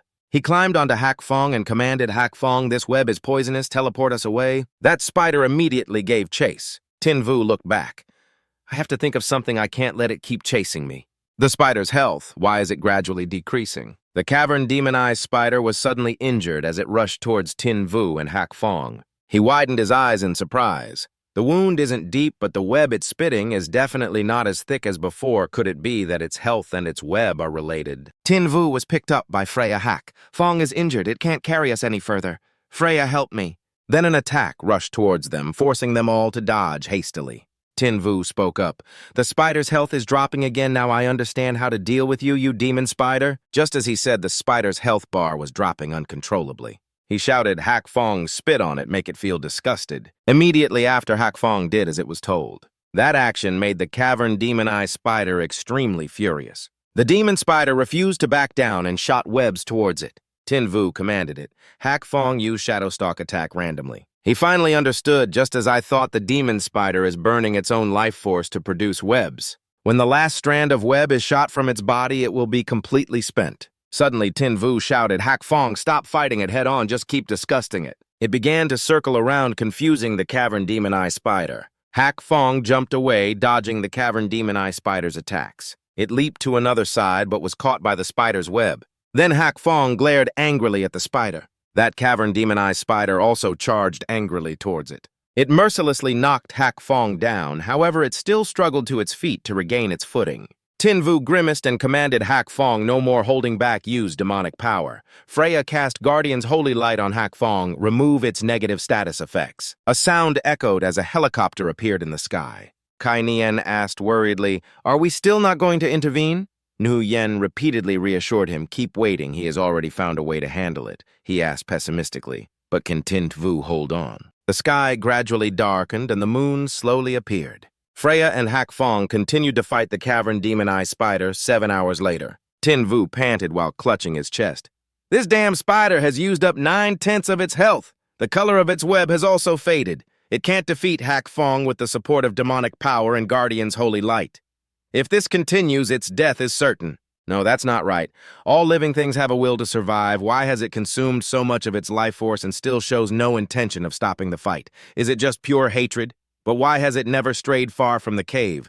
Could there be some kind of treasure inside?" A gust of wind suddenly shot towards the spider. That gust of wind rushed swiftly towards it.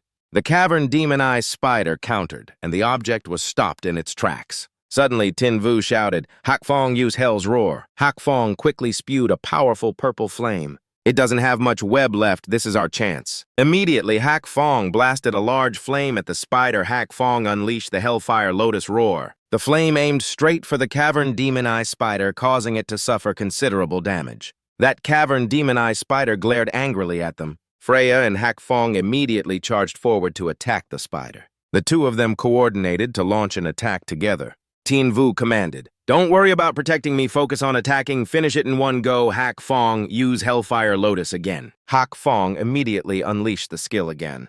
The attack left the Cavern Demon Eye Spider with no time to dodge. It took the full force of that fiery rage. The blow sent it flying far away without missing. Tin Vu sighed tiredly. We actually won, Hak Fong. You did great, you too, Freya. Hak Fong, Freya, let's go inside the cave and check it out. There's definitely good stuff in there. Suddenly, a faint sound was heard. Nu Yen's voice came through Tin Vu. Leave quickly. He replied, Headmaster, I've already defeated the demon spider. The headmaster urged, even after a cavern demon spider dies, it might still be able to move for a short time. Hearing that, Tin Vu turned around in alarm. What did you say? The spider suddenly struggled to rise from the smoke. It roared and charged at them. A massive monster with a spider's body and a white human skull stood menacingly at the entrance. We're doomed. It's blocking the only exit. Following that was the monster's savage roar. Tin Vu shouted an order, quickly hide inside my beast taming medal. But at that moment, Freya recalled the first time she met Tin Vu. She suddenly charged madly towards the Earthblood spider. Tin Vu was horrified, but could not stop Freya in time. Freya come back quickly. She attacked from mid-air, shooting a beam of fire straight at the monster. Freya's giant fire beam blasted the monster out of the cave entrance. She charged straight out of the cave, landing a few more direct hits that sent it flying into the sky. Then a massive explosion erupted in midair, and the monster was completely obliterated by Freya. Holding her sword, she stood protectively in front of Tin Vu and looked back at him. Their eyes met, and in that moment he was surprised just now. Did you comprehend a new skill on your own? Tin Vu joyfully ran over and hugged Freya. Freya, you are so amazing. The two of them stood at the cave entrance looking at a gray box with a green seed inside that had suddenly appeared after the monster exploded. We found it. This is what the demonic-eyed Earthlair spider was protecting with its life. Tin Vu pointed at the seed inside and asked curiously, Lulu, do you know what kind of seed this is? Dalu actually knew what it was. This is the precursor to the heavenly fox vine beast, a plant-type tamed beast with an ancient bloodline. Tin Vu picked up the seed and examined it with shining eyes. Ancient. This could very well be of illusionary god quality. With such a powerful bloodline, it must be very difficult to grow. Lulu, do you know how to plant this seed? Dalu thought for a moment, then replied, Of course, I remember the conditions to grow it are very complex. It seems to need watering with dew from phoenix tailgrass nectar from the ghostly firefly flower, and also fertilizer made from the dung of a god-body demonic beast. The bright light in Tin Vu's eyes instantly faded. He grumbled a single seed. How can it be harder to care for than a pampered young lady? Lulu, for better or worse, you are an emperor body demonic beast and a demonic weapon that the Dragon Kingdom's Ant Empress detests. A big shot. Like you probably knows quite a few god body demonic beasts. Right before he could finish his sentence, Dalu furiously scolded him. You want me to bow my head and go pick up dung? Tin Vu quickly laughed and denied it. No, I meant you should go ask for it. Hei Feng followed behind Tin Vu, who was excitedly admiring the seed as he walked out of the cave, but of course Dalu was not fooled like that. She snapped, asking is also not an option. When they got outside, a large helicopter was already waiting there. The person in the helicopter called down, Tin Vu, are you all right? Tin Vu hid the seed and waved back, Dean Su, I am fine. Time flew by 2 weeks later in Four Spirit City at an extremely large-scale arena. A huge crowd filled the stands, cheering loudly. Tin Vu, mixed in with the crowd, also let out a sigh of admiration as expected of a nationwide competition. It is really lively. Yang Shuo walked up, holding a half-drunk can of soda. Behind him was Ham Ham, walking in silence. He greeted loudly as he walked. The great genius Tu arrived so early, Tin Vu turned around, startled and surprised. Then he also happily greeted back brother Yang Shuo. Hey there, green gold, long time no see. You have gotten even more beautiful. Hearing this, Yang Shuo, who was drinking his soda, choked. He yelled at Tin Vu, Kid, what did you call my sister? Tin Vu just replied calmly, Green Gold, because writing Morong Ham Ham is too troublesome, so I gave her a nickname. On the other side, Yang Shuo became even more furious, crushing the soda can and roaring right, When did you ever write my sister's name, and you gave her this childish and vulgar nickname, Green Gold, too? I am going to kill you today, I Morong Yang. However, before he could finish his sentence, Ham Ham cut him off. Brother, sit down. Yang Shuo could only reply with one word, okay. Tin Vu asked Ham Ham, Green Gold, how have you been lately? What is the progress on upgrading your tamed beasts? Ham Ham also replied cheerfully, my first tamed beast has evolved into a second-stage entity, and my second tamed beast has awakened the lightning attribute. Hearing them chat, Yang Shuo felt his world crumble. His little sister was actually talking proactively to another guy and even accepted the nickname Green Gold. A daughter cannot be kept forever. My sister always holds a grudge. I remember that year I called her by her childhood nickname and she was mad at me for days, but when Tiu Tinvu calls her that, she accepts it.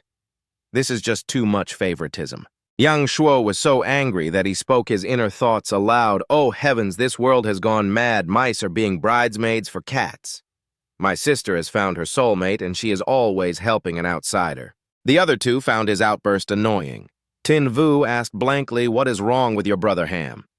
Ham said helplessly, "Just ignore him." They continued chatting. Speaking of which, who is our opponent today? Ham actually did not know either. I do not know, the lottery results have not been announced yet. At this moment, a voice suddenly rang out. No, the results are already out. The three of them turned their heads to look and called out Dean Su. Nu Yen walked over holding a folder and announced, "Your opponent in the first battle is the White Tiger Academy. No matter what, you must dominate them. In today's solo matches, defeat them completely." Suddenly, a mocking voice was heard. Why is Dean Su so angry? Qing Yu appeared in the stands wearing a daringly cut cheong sam, and with short blonde hair, a cigarette in her hand, she looked straight at them and sneered. Are you that afraid of losing to my White Tiger Academy? Nu Yen did not back down either. Dinju, should you not return to your own bench? What are you doing in our Azure Dragon Academy's territory? If you want to watch, can you not get the information on your phone? Qingyu replied while holding her cigarette. I came this time to see your trump card. I heard his perfect form demonic beast is a fierce fighter, and that he can control both a hellborn and an angel type at the same time, just like that man. And Hu Yen immediately walked up to face Qingyu. Qingyu continued to mock. Seeing with my own eyes is the most reliable. I admit he has some skill, but he is just another Yanning Shuangnu. Yen immediately retorted. It was just a bit of luck. Do you really think your student is that strong? Tin Vu watched the two of them from the side and thought to himself, Zhu Qingyu. I heard that she and Dean Su have been sworn rivals since childhood. Whether in achievements or family background, they always wanted to one-up each other.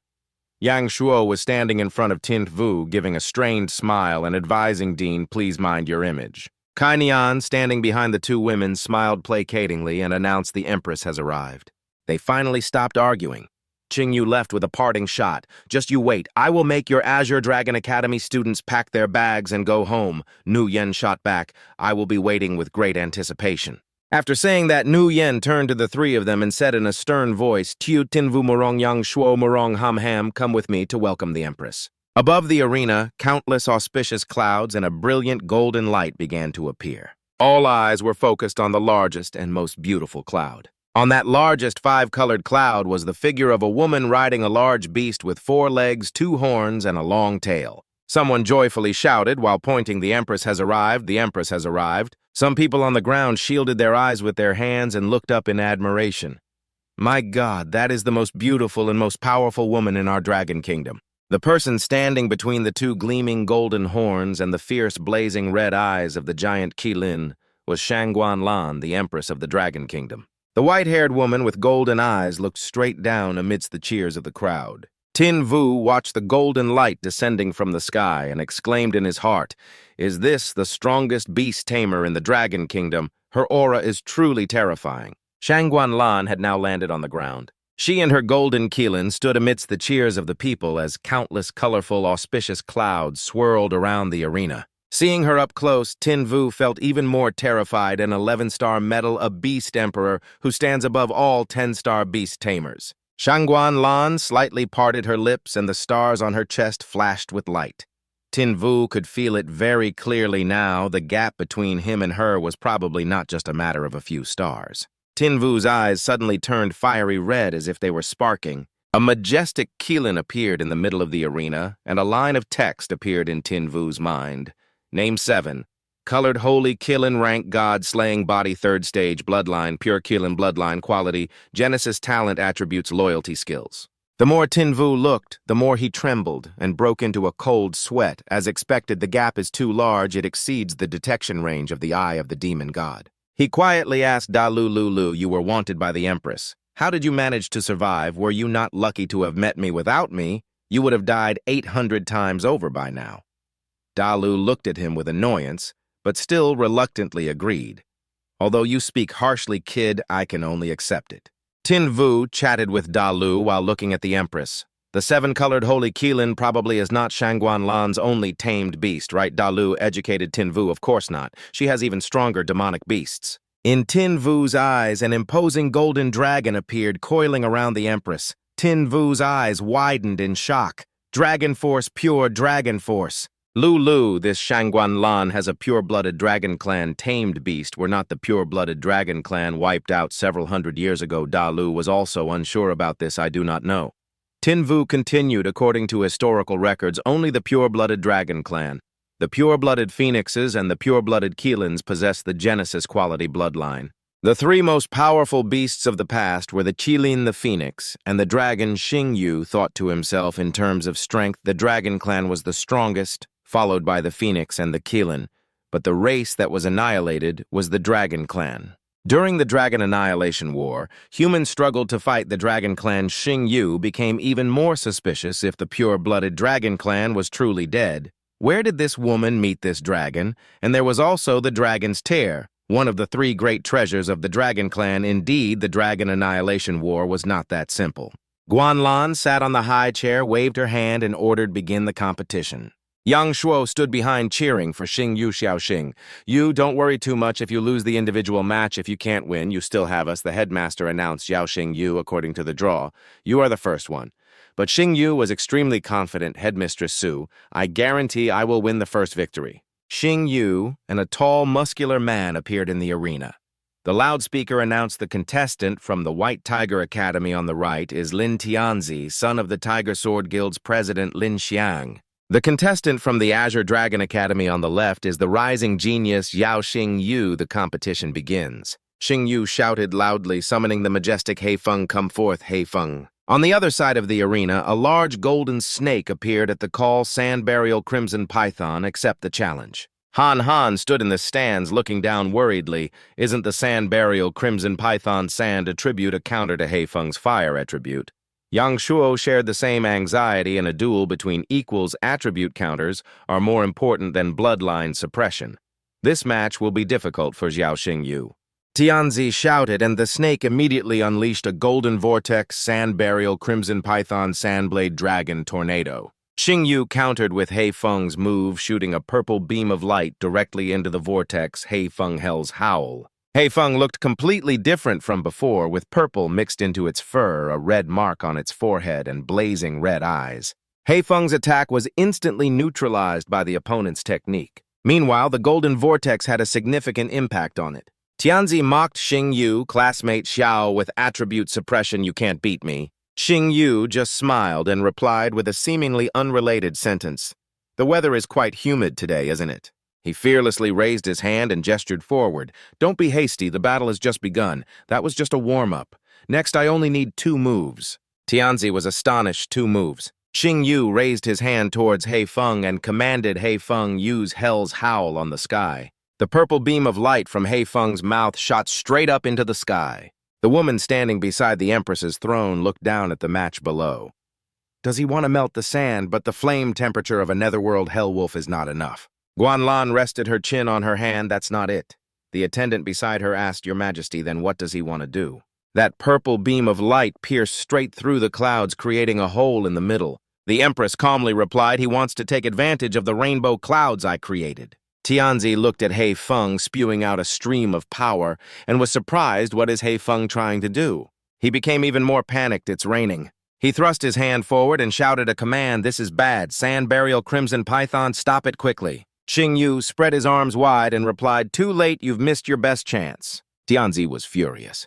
Damn it, the sand is all wet. Whether it's creating a sand vortex or a sand burial trap, it won't be effective for the Sand Burial Crimson Python. He quickly commanded Heifeng Hellfire Lotus. Upon hearing the command, Heifeng immediately spewed fire. Its attack struck the Sand Burial Crimson Python hard. It was quickly racked with pain from the flames. Dust and smoke filled the air. After a moment, the Sand Burial Crimson Python was defeated.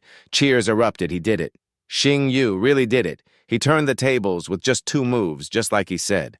This artificial rain phenomenon is amazing. Even Guanlan had to praise him. He has precise timing and a brilliant mind.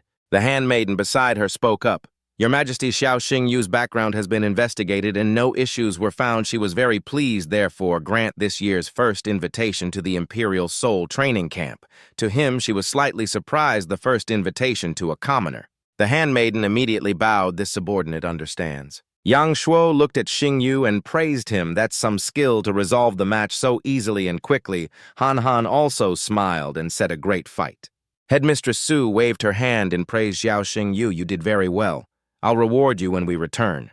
He heard this and replied excitedly, Headmistress Su, don't forget when we get back. Dalu suddenly panicked. Phoenix, Tailgrass, Xiao Xingyu. I see Phoenix, Tailgrass. Xingyu looked surprised. Doesn't Phoenix Tailgrass grow on the border? They have it in Four Spirit City, too. Seeing he wasn't paying attention, she asked, aren't you going to watch the next match? Xingyu replied, my solo match is over. It's not my business anymore. I'm going to the restroom. Han Han looked a bit sad. My match is next. Her brother, seeing this, got angry. You punk. You're trying to charm my sister, aren't you? He replied helplessly. Lu Jin, good luck. You'll definitely win. I'll be cheering for you quietly. She hesitated a little. Xiao Xingyu was very flustered. Sorry, I really have something to do. I don't have time to watch the competition right now. Han Han showed a sad expression. You have to go with me after the competition. He immediately smiled brightly and ran off. See you there. Just then, an announcement rang out. The second match is the daughter of General Murong Han Han of the Azure Dragon Academy versus the son of City Lord Huangyan Zhou Ye of the White Tiger Academy, Four Spirit City, Yueting Street. The surroundings were extremely bustling, City Lord Zhou guarding the border day and night. It's truly been hard work, City Lord Zhou. Welcome back. This is a freshly laid egg from my old hen. Please accept it. You are a hero who brings glory to our Four Spirit City and even a great hero of our Dragon Kingdom. Xingyu observed in silence. So many people have come here to welcome the army. At this moment, Chunggong was standing there majestically, his gaze incredibly resolute. Following behind him was the Imperial-rank giant war rhinoceros. As soon as he saw it, he was amazed. Dalu, looking 8-star taming and an emperor-rank beast, and its loyalty exceeds 100. How many life and death battles has it been through? Dalu spoke seriously. I know the giant warbeast clan. They are very belligerent and have some friction with my nine-tailed fox clan. A Zhou, who can be called a city lord, can only be Zhou Xiong, who guards the west among the 4 great strongholds on the Dragon Kingdom's border. Xingyu scratched his head, wondering then, isn't that the father of Zhou Ye who is fighting Murong Han Han? She continued angrily, Phoenix tailgrass grows at the Ligu Glacier in the west, a place teeming with demonic beasts. He is stationed there, so he has Phoenix tailgrass. You should go rob his bag tomorrow. He suddenly noticed something was wrong. The Imperial rhinoceros looked strange. Its eyes are watering as it's sick. Something was crawling out of its ear. Meanwhile, many tiny bugs were crawling all over the eyes of Chunggong's beast. Realizing this, Xingyu pushed through the crowd, shouting, Zhou Chunggong, your Imperial giant war rhinoceros. It's injured, isn't it? I have a way to treat it. Chunggong was a bit surprised. My beast is sick. Why do you say that, young man? He observed him the uniform of a beast tamer from the Azure Dragon Academy. He's about the same age as my son. How could he know medicine? Xingyu immediately presented his credentials. I am a specially recruited pharmacist from the Sky Association. May I ask if your beast suffers from chills, and every time it rains, red spots appear all over its body and its skin might even. Hearing this, Chunggong was astonished, correct in every detail. He was a bit doubtful and said, I returned this time to find a cure for my beast, but forgive my bluntness. I can't trust you. Yet tell me, why is it sick? Is it the same as what other famous doctors have said? He immediately replied, it's simple. Time gradually passed. Xingyu had now approached, raising his hand to catch a bug on the beast City Lord Zhou. Look, this is the cause of the illness, the sand sarcoma mite. He looked at it with excitement. Chunggong praised him. You are truly knowledgeable. Over the years, I have hired many famous doctors, but they couldn't cure the sand sarcoma from my Imperial giant war rhinoceros. Since you volunteered, I wonder if you have a treatment method. Xingyu replied confidently, City Lord Zhou, let's go somewhere else. I need some herbs. Feeling that he could cure it, he said, come to my villa, whatever medicinal materials you need. Just say it after the treatment is done. I, Zhou, am willing to help you with anything. Hearing these words, he thought to himself, it seems I can not only get the Phoenix tailgrass, but also gain a good connection. After that, the city lord led Tinyi Vu to the prefectural mansion. Arriving at the medicinal herb storage, he stood before the cabinet and murmured 15 grams of silverfall petals, 20 grams of heavenly bamboo grass, 25 grams of fire. Subduing spirit, add the family's secret recipe and start brewing, and I can create the violet spirit essence. A moment later, Jingyu brought over a vial of the solution and respectfully presented it. City Lord Zhou, this is the violet spirit essence specialized in treating sandsworm worms. The liquid is to be drunk, and the dregs applied externally. It works quickly with no side effects. If you are not at ease, you can find someone else to test it. Chengong replied. Little brother, you are overthinking it. When I trust someone, I do not doubt them. Let me try it. He then brought the vial of medicine to his beast companion. He gently coaxed it, be a good boy, drink this up. After drinking it, the beast immediately fell asleep. Just a moment later, the sandsworm worms began to convulse one by one and then died on the spot. Seeing this, Chengong laughed heartily.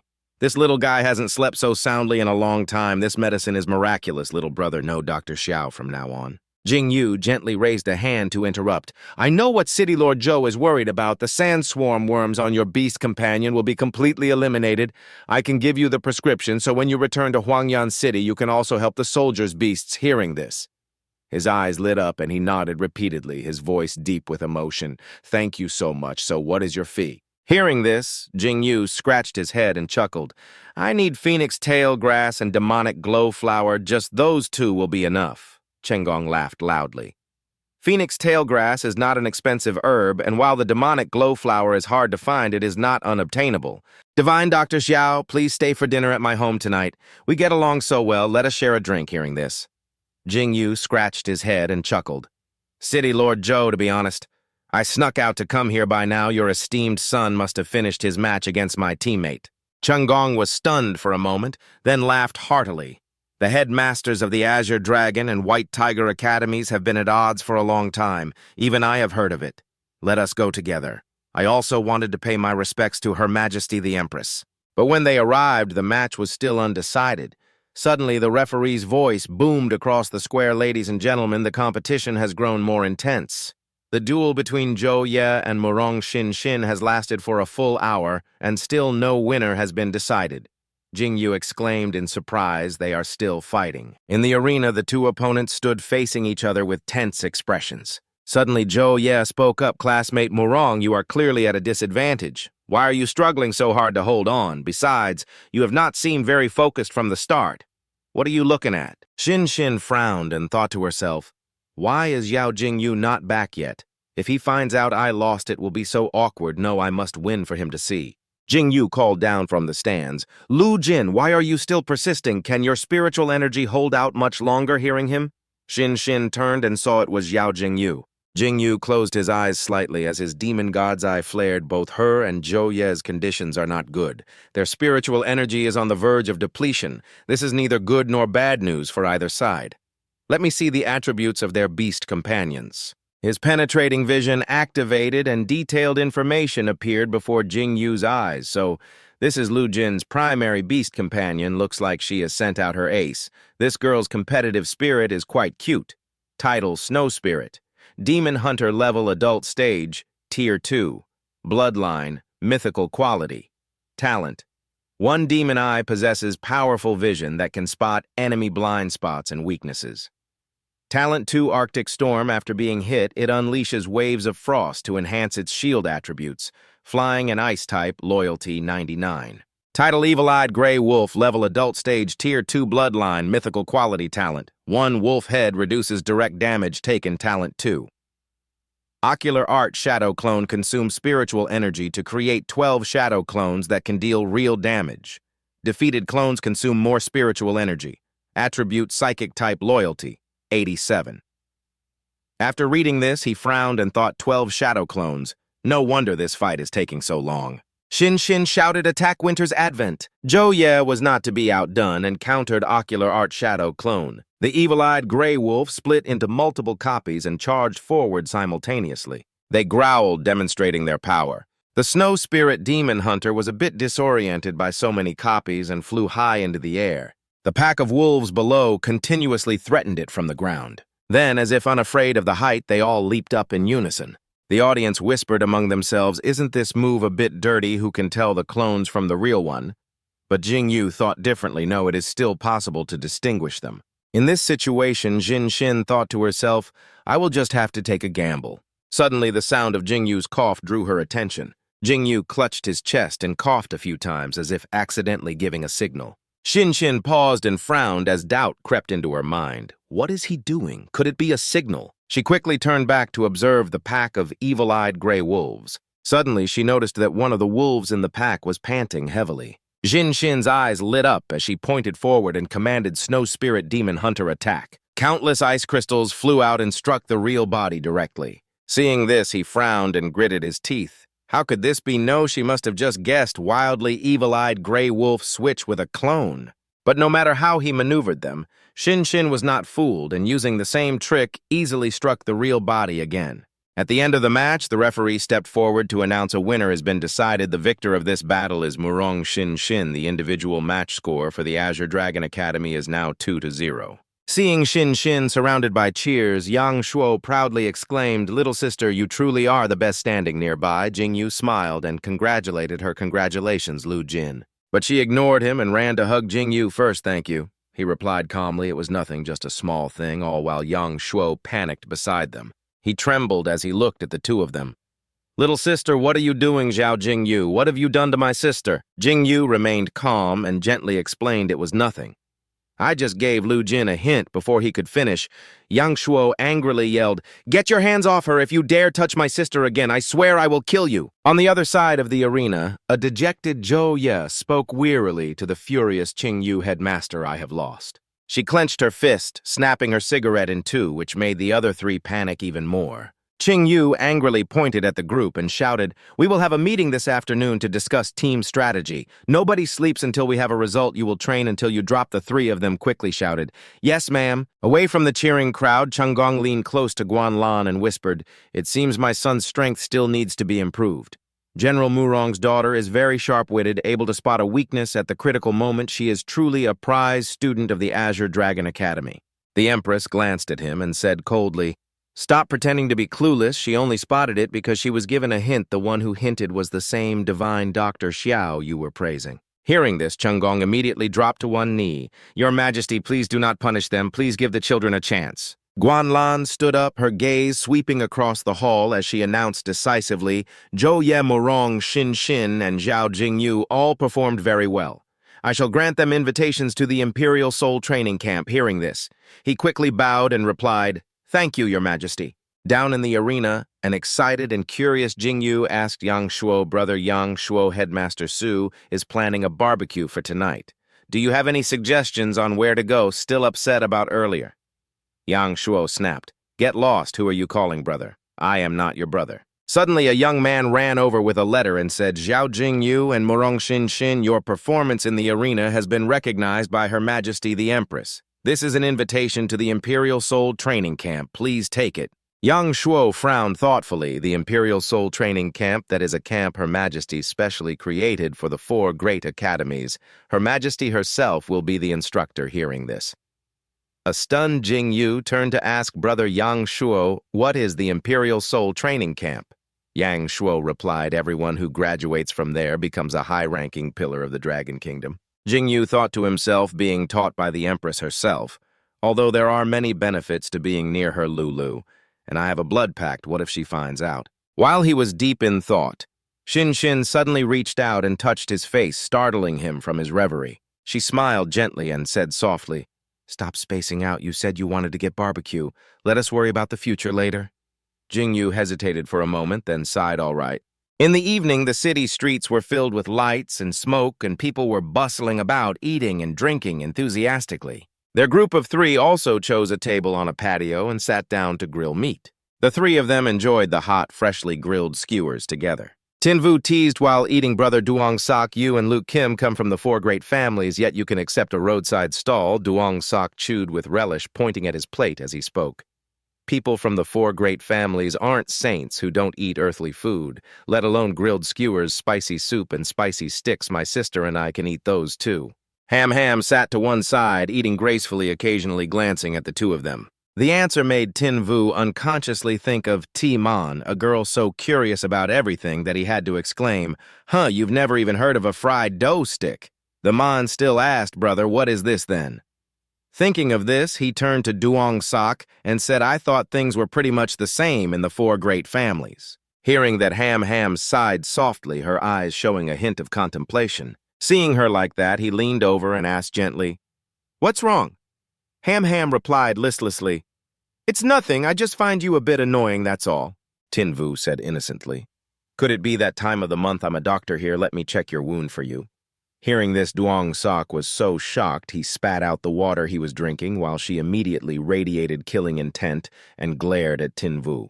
Duong Sok's face turned red and he angrily picked up a bamboo skewer threateningly. Tiu Tin Vu, I want to chop you to death.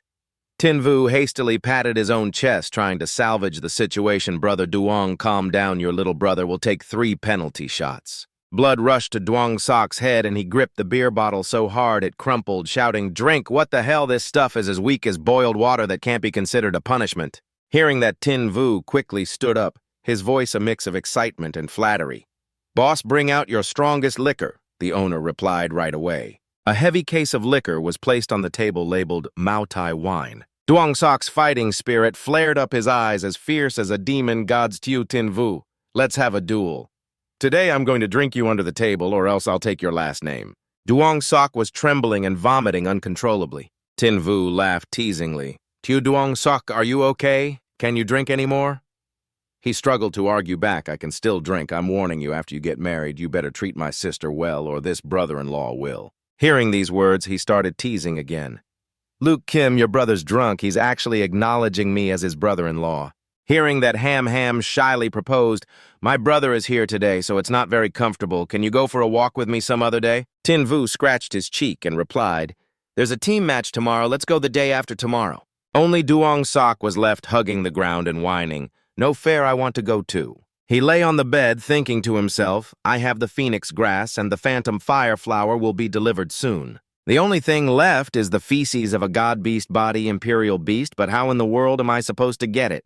Oh well, I'll figure it out later. I need to sleep first. When Tin Vu was sound asleep, the mark on his hand suddenly began to glow. The next morning, when the sun was already high overhead, Tin Vu was sleeping soundly when someone suddenly called out to him, Tiu Tin Vu, wake up quickly. He groggily opened his eyes to look Lolo. Tin Vu was instantly wide awake and he blurted out a curse. Holy crap. Tin Vu instinctively pushed Dai Lo against the wall. Why did you come out by yourself? Weren't you discovered by the Empress's people? She replied calmly. No, I came out to gather information. There is a very important matter. Upon receiving her answer, he breathed a sigh of relief. Okay, then that's good. You scared the daylights out of me. He could only pat his chest to calm himself down. Dai Lo reminded Tin Vu with her deadpan eyes. You can pat your chest to calm your fear, but please don't squeeze mine. He embarrassedly withdrew his hand and said, My apologies, my hand slipped. I patted the wrong chest. You came out of my beast-taming emblem on your own. What did you manage to find out? She answered bluntly. The Dragon Kingdom's Naval Grand General Mu Dung Tan has captured the Calamity Demon Python Medusa. She knows too much, and from what I know of the Dragon Kingdom, they will certainly execute her on the full moon in 3 days. Tin Vu couldn't help but ask, Mu Dung Tan, isn't that Luke Kim's father? What does this have to do with you? Dai Lo replied flatly, Medusa and I know each other. She is my friend, and she is a god-beast body demon beast. He exclaimed in amazement, truly worthy of an admiral from the Dragon Kingdom for managing to subdue one divine body demonic beast. Wait a minute, are you planning to go save her? She swiftly grabbed Tin Vu's hand and pleaded she knows secrets related to the Dragon Kingdom's Empress. Tuong Quan Lan's participation in the great dragon-slaying war master, is it possible? He refused instantly without hesitation. I'm not going. You could beat me to death and I still wouldn't go. It's no use, even if you call me master. That place is an underground fortress at the naval headquarters, and the prison is patrolled and guarded by thousands of high-level beast tamers. At the naval headquarters, there's even the Naval Grand General Mu Dung Tan, a 9-star beast Tamer who controls a beast with the sea god's bloodline stationed there. Just the two of us going for a prison break. That's no different from committing suicide. Dai Lo called out pitifully, Master. Tin Vu lifted her chin and continued, I won't go and get myself killed, and you are not allowed to go either. Don't forget you are my beast bound by a blood contract. You must listen to me. Tin Vu muttered helplessly. A 2-star beast tamer wanting to break into a naval headquarters teeming with experts, it's too unrealistic. Lolo returned to the beast taming emblem first. I need to prepare for the next few days. Dai Lo immediately replied, I'm counting on you, then just finish today's match first.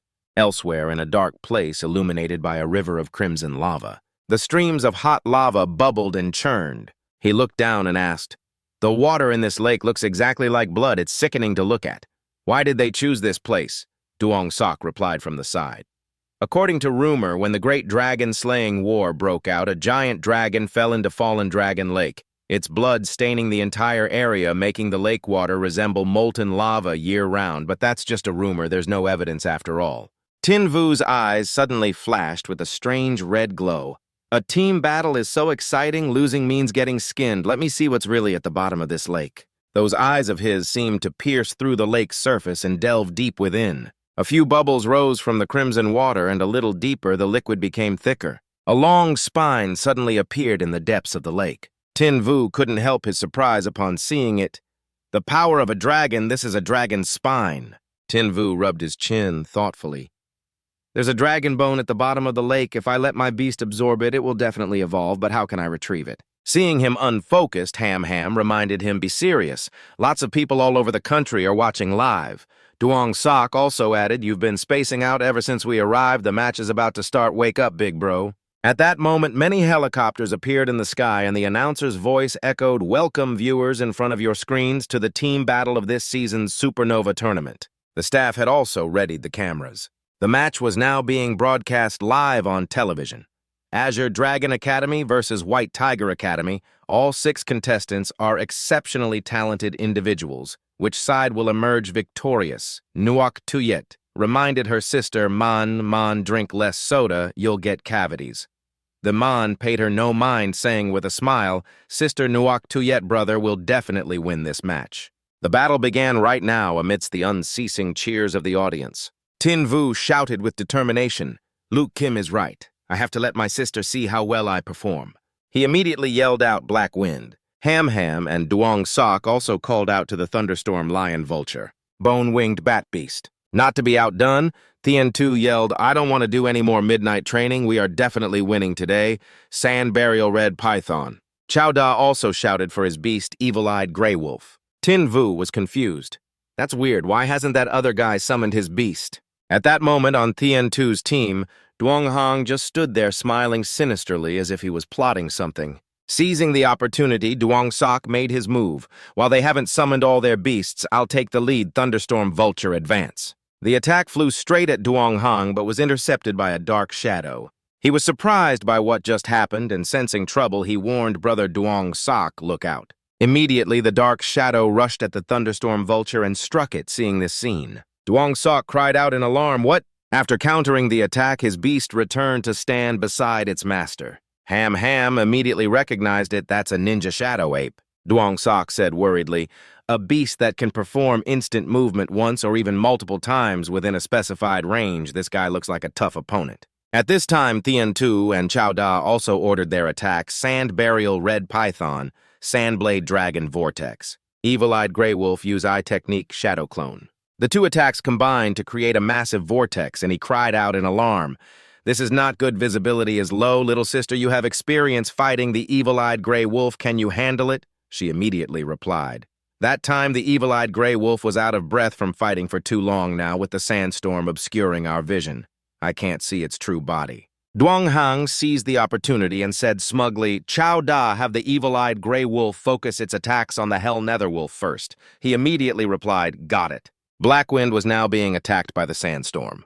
Tin Vu frowned and commanded Blackwind stay calm, pierce through the dust storm. Then a surge of energy radiated from beneath its feet, and so Blackwind bravely pierced through the sandstorm to escape. Seeing this, Duong Hang immediately launched an attack to stop it dream on Shadow Ninja Ape use spinning shuriken. It was hit by the Shadow Ninja Ape's attack and roared in pain. He said in alarm, Blackwind shadow form immediately after a black hole appeared and Blackwind jumped into it. It then reappeared next to Tin Vu Ham. Ham asked worriedly, Tin Vu, are you all right? He calmly reassured her, I'm fine, I've already considered this situation. At this moment, Duong Sok was furious. Use a focused attack strategy attack Tin Vu, that's so shameless. Ham also added angrily, brother, they're intentionally targeting Tin Vu, don't let them succeed.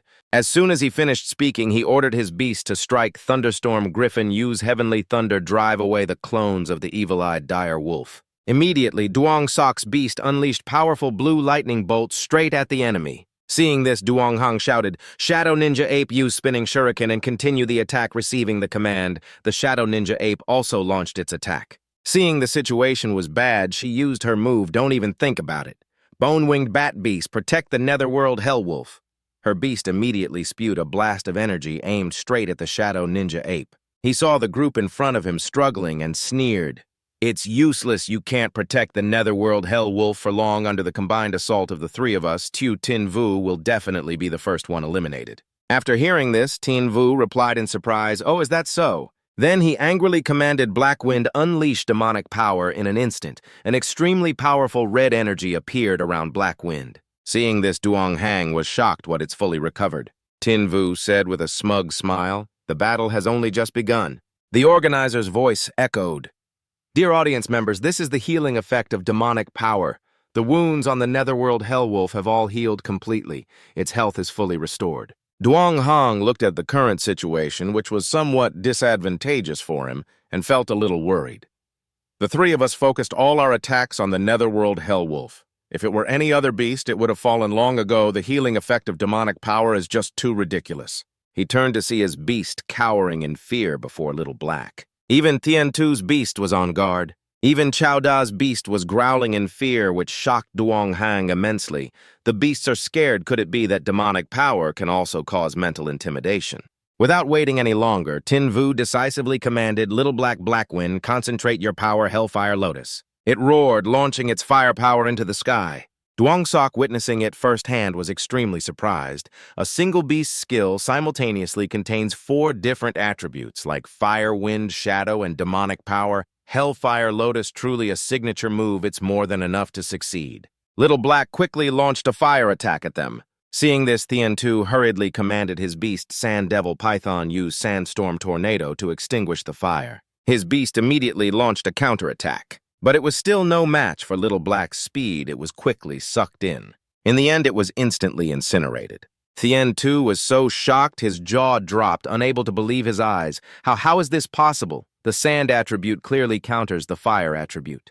Tin Vu pressed his advantage, laughing smugly. "Attribute counters in the face of absolute overwhelming power. That's just a joke. Black Wind, detonate it for me." Little Black immediately made the fire vortex explode, scattering in all directions. Everyone in the vicinity was affected. They all screamed loudly. The smoke gradually cleared afterwards. Tien Tu's beast was severely burned by the fire vortex. The other beasts also got caught in the crossfire. Ham, standing beside him, glanced at Tin Vu and couldn't help but think to herself, as expected, Tin Vu wasn't going all out yesterday. He became even more smug, taunting the opponents. "Is this the extent of your White Tiger Academy's skill? In that case, I can defeat the 3 of you by myself." Tien Tu, provoked, got angry. "Damn it," Duong Hong saw this and stopped him. "Don't let your emotions get the better of you. The plan is the same. This time we have to give it our all." Without another word, they commanded their beasts to charge and attack at the same time. All 3 immediately advanced the python-breathing fire. The Shadow Ninja Ape also threw a barrage of knives. The Azure Wolf also bared its fangs and claws. Little Black was quickly surrounded by them. He smugly thought he would win this time. Even with demonic power, it can't withstand an attack of this scale. Seeing this, Tin Vu just said coldly, "Is that so?" Suddenly, another loud explosion rang out. Fog and dust mixed together. Tien Tu's face turned pale with horror. He stammered, This is..." Little Black was now stronger than before. Fully armored, Duong Hong said in amazement. Gathering flames around its body to form armor, this is the Blazing Sun armor battle technique that only super-grade fire-type beasts can learn. Tien Tu didn't understand what was happening. "What is that?" Duong Hong explained. Both scared and in awe, the Blazing Sun armor can withstand a series of explosive attacks while converting the energy from those attacks into armor energy. This battle technique tests the beast's comprehension and the beast tamer's spiritual power reserves. Why does Tin Vu know this move? Seeing their reaction made Tin Vu even more triumphant. "What are you all gaping at? Didn't you notice something unusual?" Hearing that, they looked around cautiously. Duong Hong looked up at the sky. He exclaimed, "The Morong brothers' beasts have disappeared. Oh no, it's the sky." A sudden clap of thunder echoed. The python was enveloped in a torrent of lightning. The Shadow Ninja Ape and the Dire Wolf were no exception. They were all getting zapped to bits. At that moment, Duong Hong's beast suddenly noticed something. But before it could react, it was counterattacked from behind by Ham's beast. It roared a roar with incredible destructive power. Trapped in a difficult situation, he said impatiently, "Damn it, the Shadow Ninja Ape's power isn't enough. It's about to be pushed out of the arena. I have no choice but to summon my second beast. Rock Giant, go save the Shadow Ninja Ape." Tin Vu also got what he wanted. He then summoned another beast. I finally forced out the opponent's fourth beast. Come on out, Freya. Duong Hong refused to give up, decisively commanding fist of colossal power. One side attacked while the other defended. The battle raged fiercely from both sides. Seeing his beast couldn't do anything, he became frustrated. "That one. I've seen it in a book. I think it's a Holy Light Angel beast, but how can a beast in its initial form block my adult form, Rock Giant?" Tin Vu pointed directly at Duong Hong, his tone confident. "My beasts are stronger than you can imagine." Han's beast fiercely knocked the Shadow Ninja Ape off the arena where a river of boiling lava churned below. The moment it touched the lava, a brilliant flash of fire erupted. Lively discussions erupted among the contestants. There it is, the first beast eliminated in the arena, the Shadow Ninja Ape. What a pity, due to contestant Zhao Xingyu's interference, contestant Yang Hang was unable to save his beast. At this moment, Xingyu stood with his arms crossed, a smug smile on his face. He quickly commanded, Black Wind, in this next fight. You're not to make a move. I'm letting Freya take the stage." In contrast to Xingyu, Yang Hong was displeased. He shouted arrogantly, "How dare a puny initial form challenge our adult stage beasts?" Seeing this, Tian Ci commanded his python forward to attack Sand Burial. Crimson Python, teach that reckless Zhao Xingyu a lesson. Freya, standing behind him, also began to display her power. Yang Hong sensed that things were not good and immediately cried out, "This is bad, Rock Giant, protect the Sand Burial, Crimson Python." Freya, swift as the wind, shot up and launched an attack aimed at the python's head. She delivered a vicious kick at incredible speed, leaving it no time to react to the pain. The python was sent flying backward, but fortunately the Rock Giant appeared just in time to catch it. The Rock Giant pressed its feet firmly into the ground to maintain its balance. A member of the production crew panicked.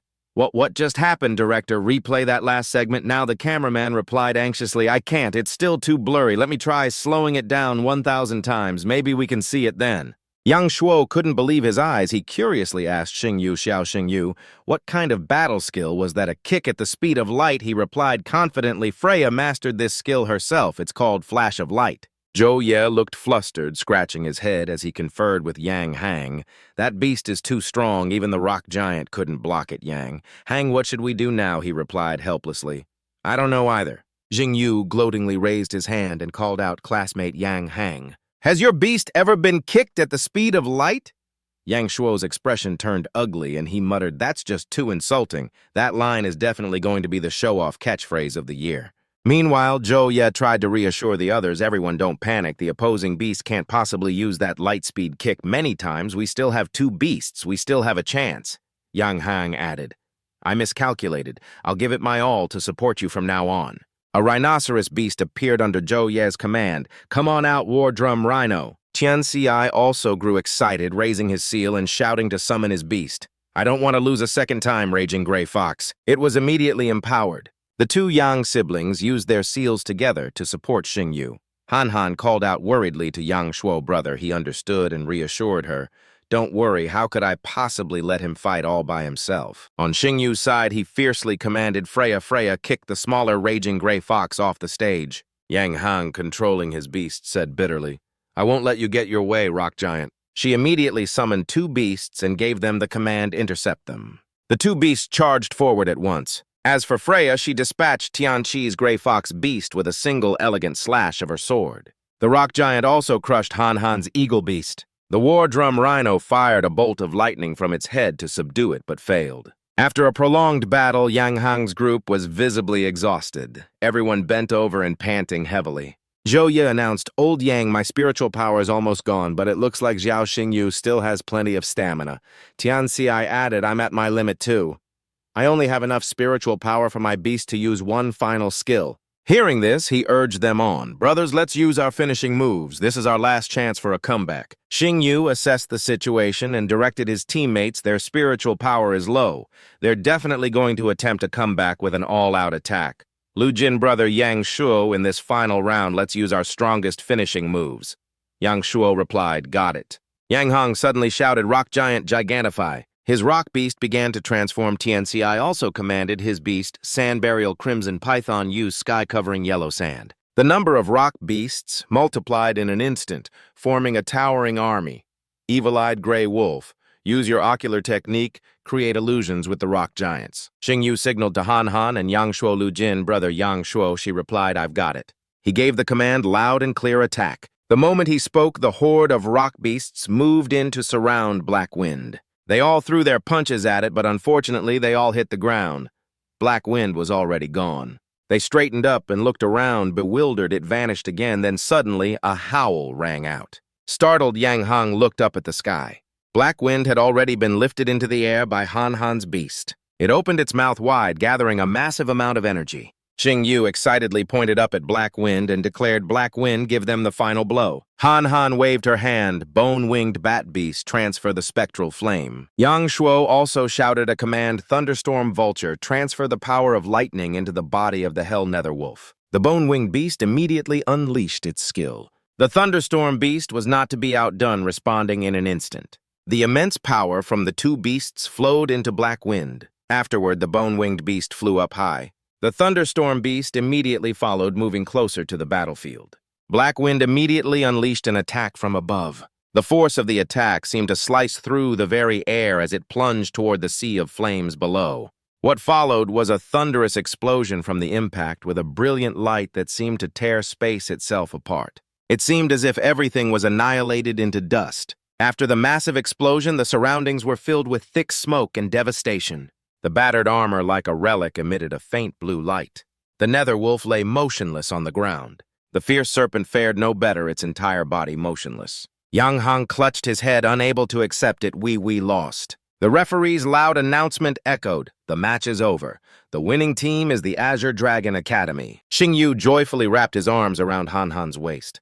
Lu Jin, we won, she replied shyly.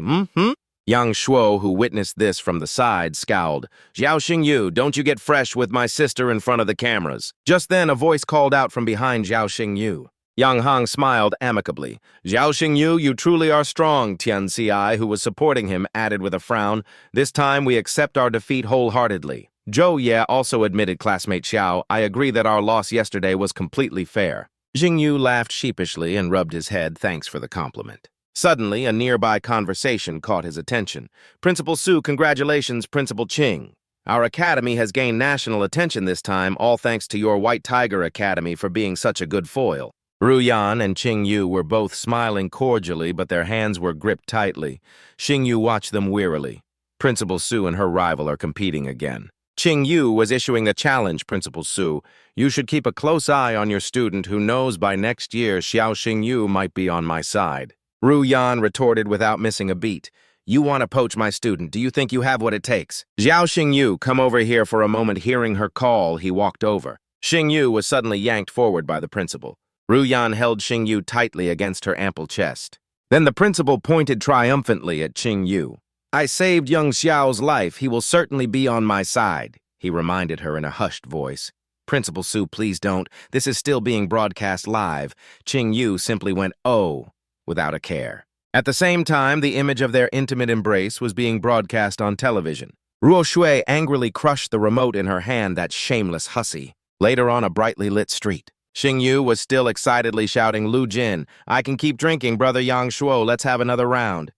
Yang Shuo was puzzled. That's weird. Wasn't this kid a heavy drinker yesterday? Today he's completely wasted after just a few bottles. Han Han looked at him and guessed maybe he can't handle cocktails.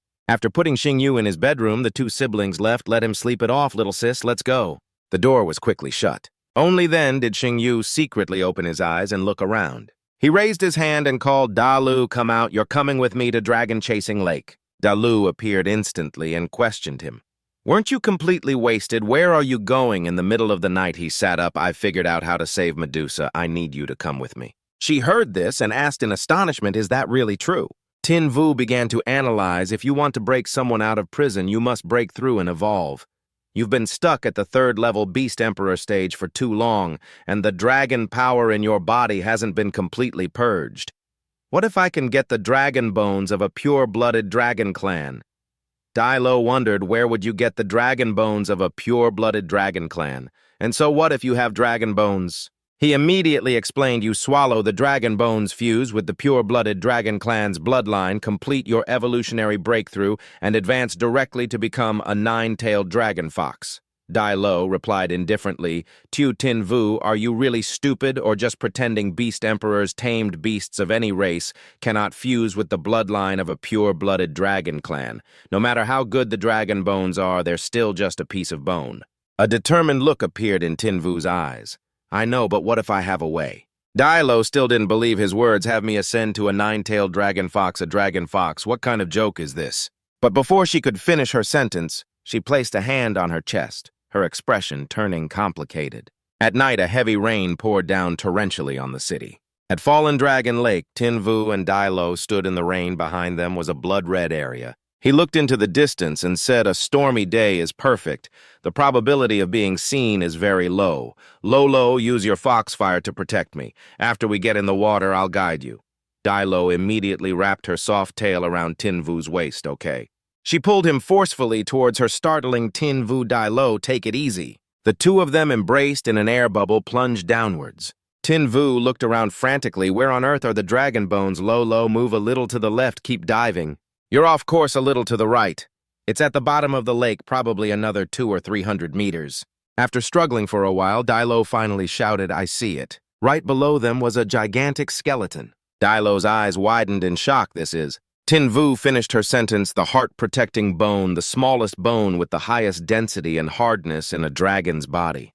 Dai Lo looked at him with a suspicious expression. You even know this. Are you really only 18?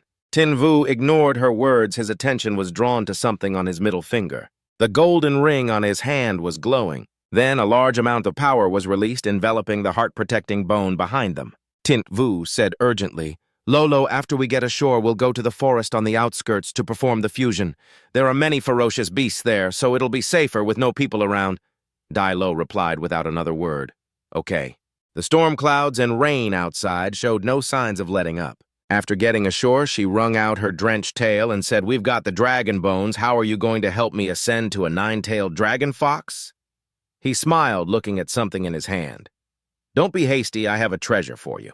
Dai Lo looked at the object curiously. What kind of treasure is this? Is it real or fake? Where did you get it? The blood-red teardrop-shaped stone looked like a precious crystal. Tin Vu tossed her a pill and said, Who's the Beastmaster here anyway? Mind your own business. Oh, right, here's a heart-protecting pill for you, too. This can increase your chances of success. He thought to himself, I can't tell her the bloodline fusion crystal and the heart-protecting pill were exchanged from the system's shopping center. If I said that, she'd probably think I'm a lunatic. Suddenly, he shouted loudly, startling Dai Lo, Lo, the evolution will be a bit risky. If the dragon bloodline fusion fails, you'll suffer a severe backlash. Dai Lo unexpectedly grabbed Tin Vu's hand, smiling slyly. Are you worried, Tin Vu? Didn't you once say you wanted to become the strongest beastmaster in the world? And now you're hesitating. From the moment I followed you to Fallen Dragon Lake, I've already considered it. I want to save Medusa. I want to make the Empress of the Dragon Kingdom powerless against me to live openly and honorably in the light. I want to become stronger so I can only take this risk. Hearing those words, he felt as if he was being manipulated and immediately became decisive. You're right, I was being too indecisive. Lolo, let's prepare for the fusion. Tin Vu reached out his hand to retrieve the heart-protecting bone. At the same time, Dai Lo also returned to his true form, a nine-tailed dragon tiger. She opened her mouth wide and Tin Vu fed her the spirit pills, one by one absorbed them. Dai Lo swallowed those spiritual pills whole. At first, her body still felt normal. But then Dai Lo felt something, her eyes flying wide open. She clenched her teeth, trembling slightly. My body is burning up, it's so uncomfortable. Dai Lo leaped and bolted away. She dashed straight into the deep forest. Tin Vu hurriedly chased after her, shouting, Lolo, the bloodline fusion crystal is starting to take effect. Hang in there, you can definitely do it.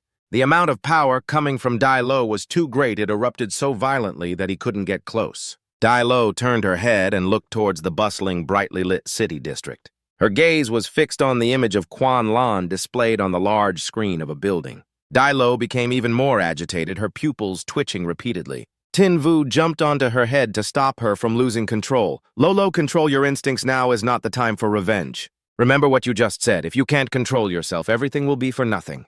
She mumbled 2 words, Beastmaster. He continued to reassure Dai Lo, you must persevere. I will become stronger with you. I will get revenge with you. I will help you live in the sunlight. I promise I will be with you forever.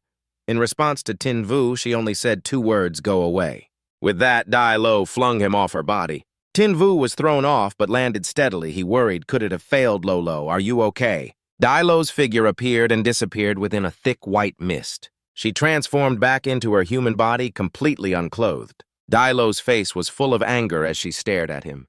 Tin Vu cheered joyfully. What the so you succeeded after all. Before he could even breathe a sigh of relief, Dai Lo lunged straight at him. She pinned Tin Vu to the ground. He lay there terrified and stock still, not daring to move a muscle. Dai Lo panted and complained resentfully. Tin Vu, you bastard, why did you say it like you were proposing? Hearing that Tin Vu was stunned, propose, no, I didn't mean it like that. Her face flushed red, she demanded in a low voice, Tin Vu, I still want it. Amidst the majestic natural scenery, Tin Vu mused sorrowfully, day 20th month kicks year XX sunny. I'm not a promiscuous guy, but in this life, I definitely can't become a great archmage by the age of 30 anymore. I'm so stupid, seriously. I only knew that the dragon bloodline could make a tamed beast stronger, but I completely forgot the 4 words, dragon nature is inherently lustful. I'm just a human. How could I possibly overpower a 9-tailed dragon fox? If you ask why I didn't send out other tamed beasts to stop her, it's because even if they all attacked together, they wouldn't be a match for Lolo. If you ask why a man can't control himself, I can only say perhaps it's innate, huh? This is even more unreasonable than making a scene after getting drunk. Just then Dai Lo rushed over and criticized Tin Vu. You're shameless. He turned pale with fear. Lo, I'm the one who lost out here. After hearing that, she spoke up in frustration. Damn it, why couldn't I control myself? If I go back, they'll definitely laugh at me. Tin Vu took out an item and reminded her, put this on, it's not good to be naked like this. Dai Lo replied as if she'd heard a joke, what shouldn't be seen has already been seen, and what shouldn't be done has already been done. Now you're pretending to be a gentleman, such a hypocrite. Tin Vu paid her no mind and draped a coat over her. Lolo, we're both adults, so if we hit the jackpot on the first try, I'll take responsibility for the little fox's living expenses. Dai Lo angrily threw a rock at Tin Vu. Get lost. He clutched his head in pain and took out his phone. Then Tin Vu held it in front of her. Lolo, even though a little something happened between us, I still want to congratulate you on completing your breakthrough and evolving successfully. Dai Lo exclaimed in disbelief. On my head are dragon horns. He affirmed with certainty, that's right. Meanwhile, she was joyfully looking at herself. My wounds have completely healed. The system displayed new information. Name 9-tailed dragon fox. Rank divine beast, body level 1. Bloodline 9-tails bloodline. Pure foreign bloodline. Pure-blooded dragon clan. Genesis. Bloodline. Talent 1. Eye of Calamity. After activating the eye technique, a single glance can petrify any enemy of a lower level.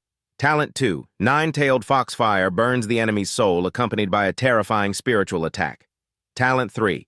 Dragon's power self maintains a super armor state. Enemies cannot interrupt spellcasting, immune to control from any enemy skills, and simultaneously deals physical and spiritual damage to them. Talent 4. Dragon soul, when taking critical damage from an enemy, automatically releases a dragon soul to resist the fatal attack. Attributes: Beastkin type, superpower type, fire type. Loyalty 88. Skills: Tailed Beast, Bomb, Bloodthirsty Eye, Crossbow 9-tails Burning Heaven. Phenomenon: Divine Dragon Tail Swing, Dragon's Breath, Evolution Path, 9-tailed Dragon Fox, 10-tailed Dragon Fox Unknown. Hobbies and habits: eating wild bamboo shoots, sleeping in.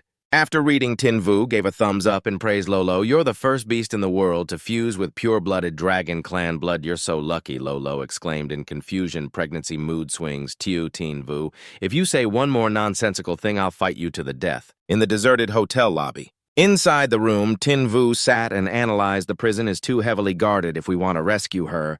Our only option is to go to Icefire Island in 2 days, and my school's final match is in 6 days. We only have one chance. If we fail, we'll have to fend for ourselves, give up on Medusa, and escape the arena.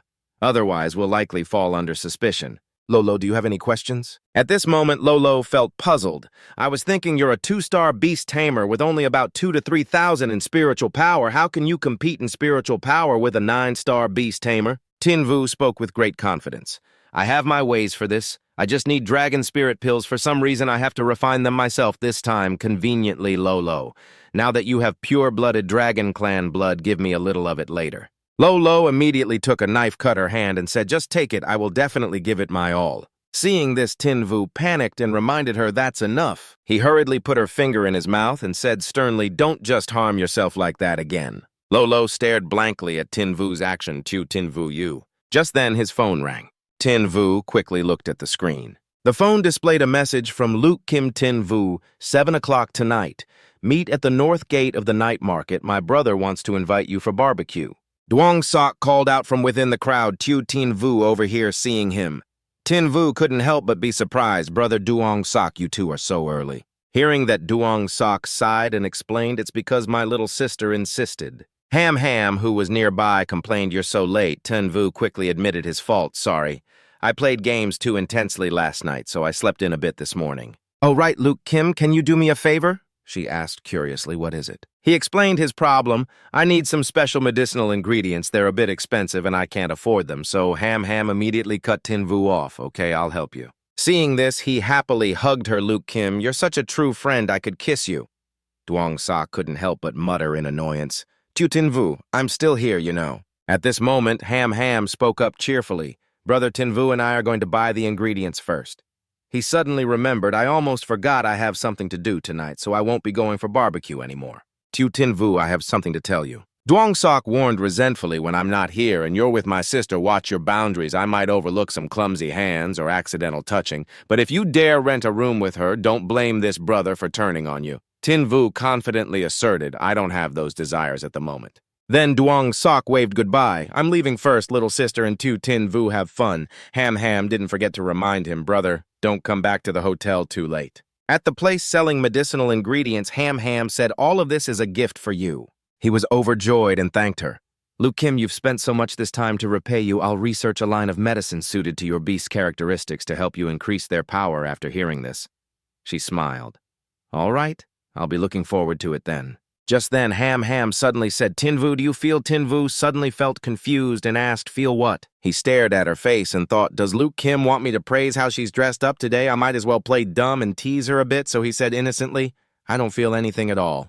Ham stared blankly as Tinvu turned away. Is that so? Did he really not notice? A moment later, the two of them walked down a small alley. Ham was a little worried, as if she could feel eyes watching her.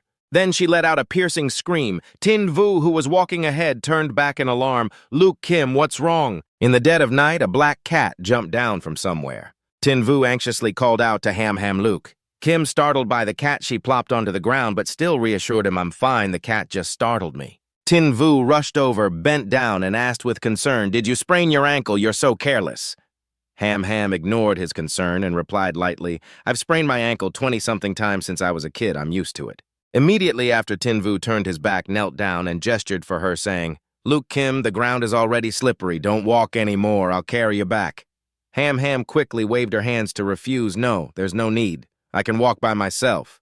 The mischievous black cat sat watching the two of them, leisurely licking its fur. What's there to argue about? Hurry up and get on. Even though Ham refused repeatedly, Tinvu insisted on carrying her on his back. Her soft curves unintentionally pressed against his back, making things feel a bit tight. Suddenly, Ham called out to Tinvu, Tinvu. His face showed a hint of embarrassment as he asked what's wrong. She looked up at the sky and said, I think it's starting to rain. Seeing that, Tinvu hurriedly carried her and ran back to the hotel, cursing under his breath. It's pouring now! Ham said in surprise. Tinvu, are you an ostrich? You run so fast, he replied without a care. Stupid question. If I don't run fast, we'll both get soaked to the bone. Returning to the hotel. In the room, Tinvu sighed in relief while drying his hair and lamented finally back at the hotel. After drying his hair, he turned to look at Ham with a worried expression. Tinvu threw the towel over her head and asked enthusiastically, Luke Kim, your dress is soaked dry. Yourself off. Do you need me to help you change? She immediately refused. No need, I can do it myself, but he still offered to help her. Then let me rub your ankle for you. Ham frantically and hurriedly said lewd. But before she could finish her sentence, Tinvu had already bent down to massage her foot. He gently asked Ham Luke Kim, the first time you injured your ankle, it must have been related to a demonic beast. Right hearing this, she was surprised. How did you know? Tinvu replied. I'm a doctor after all. If I can heal beasts, I can heal people too. Ham Ham slowly recalled the past and recounted it happened when I was 5 years old when I went out to sea with my father. Back then, we encountered a tsunami. The Navy's ship was attacked by countless water-type demonic beasts. I carelessly fell into the sea and was almost buried in the mouth of a black gold iron-armored shark. My father saved me, but he lost an arm because of it. Compared to what my father sacrificed, just spraining my ankle is nothing. Seeing Ham Ham's innocent and self-blaming look, a sense of unease suddenly arose in Tin Vu's heart. What a cruel twist of fate. In one day I have to go to the naval headquarters for a prison break and have an armed conflict with General Mo Dung. I wonder if this action will affect Luke Kim. At this point, Tin Vu stood up to leave the room, not forgetting to turn back and advise Ham Ham Luke Kim, try to limit your walking for the next few days. It'll heal completely before the finals. I'm leaving now.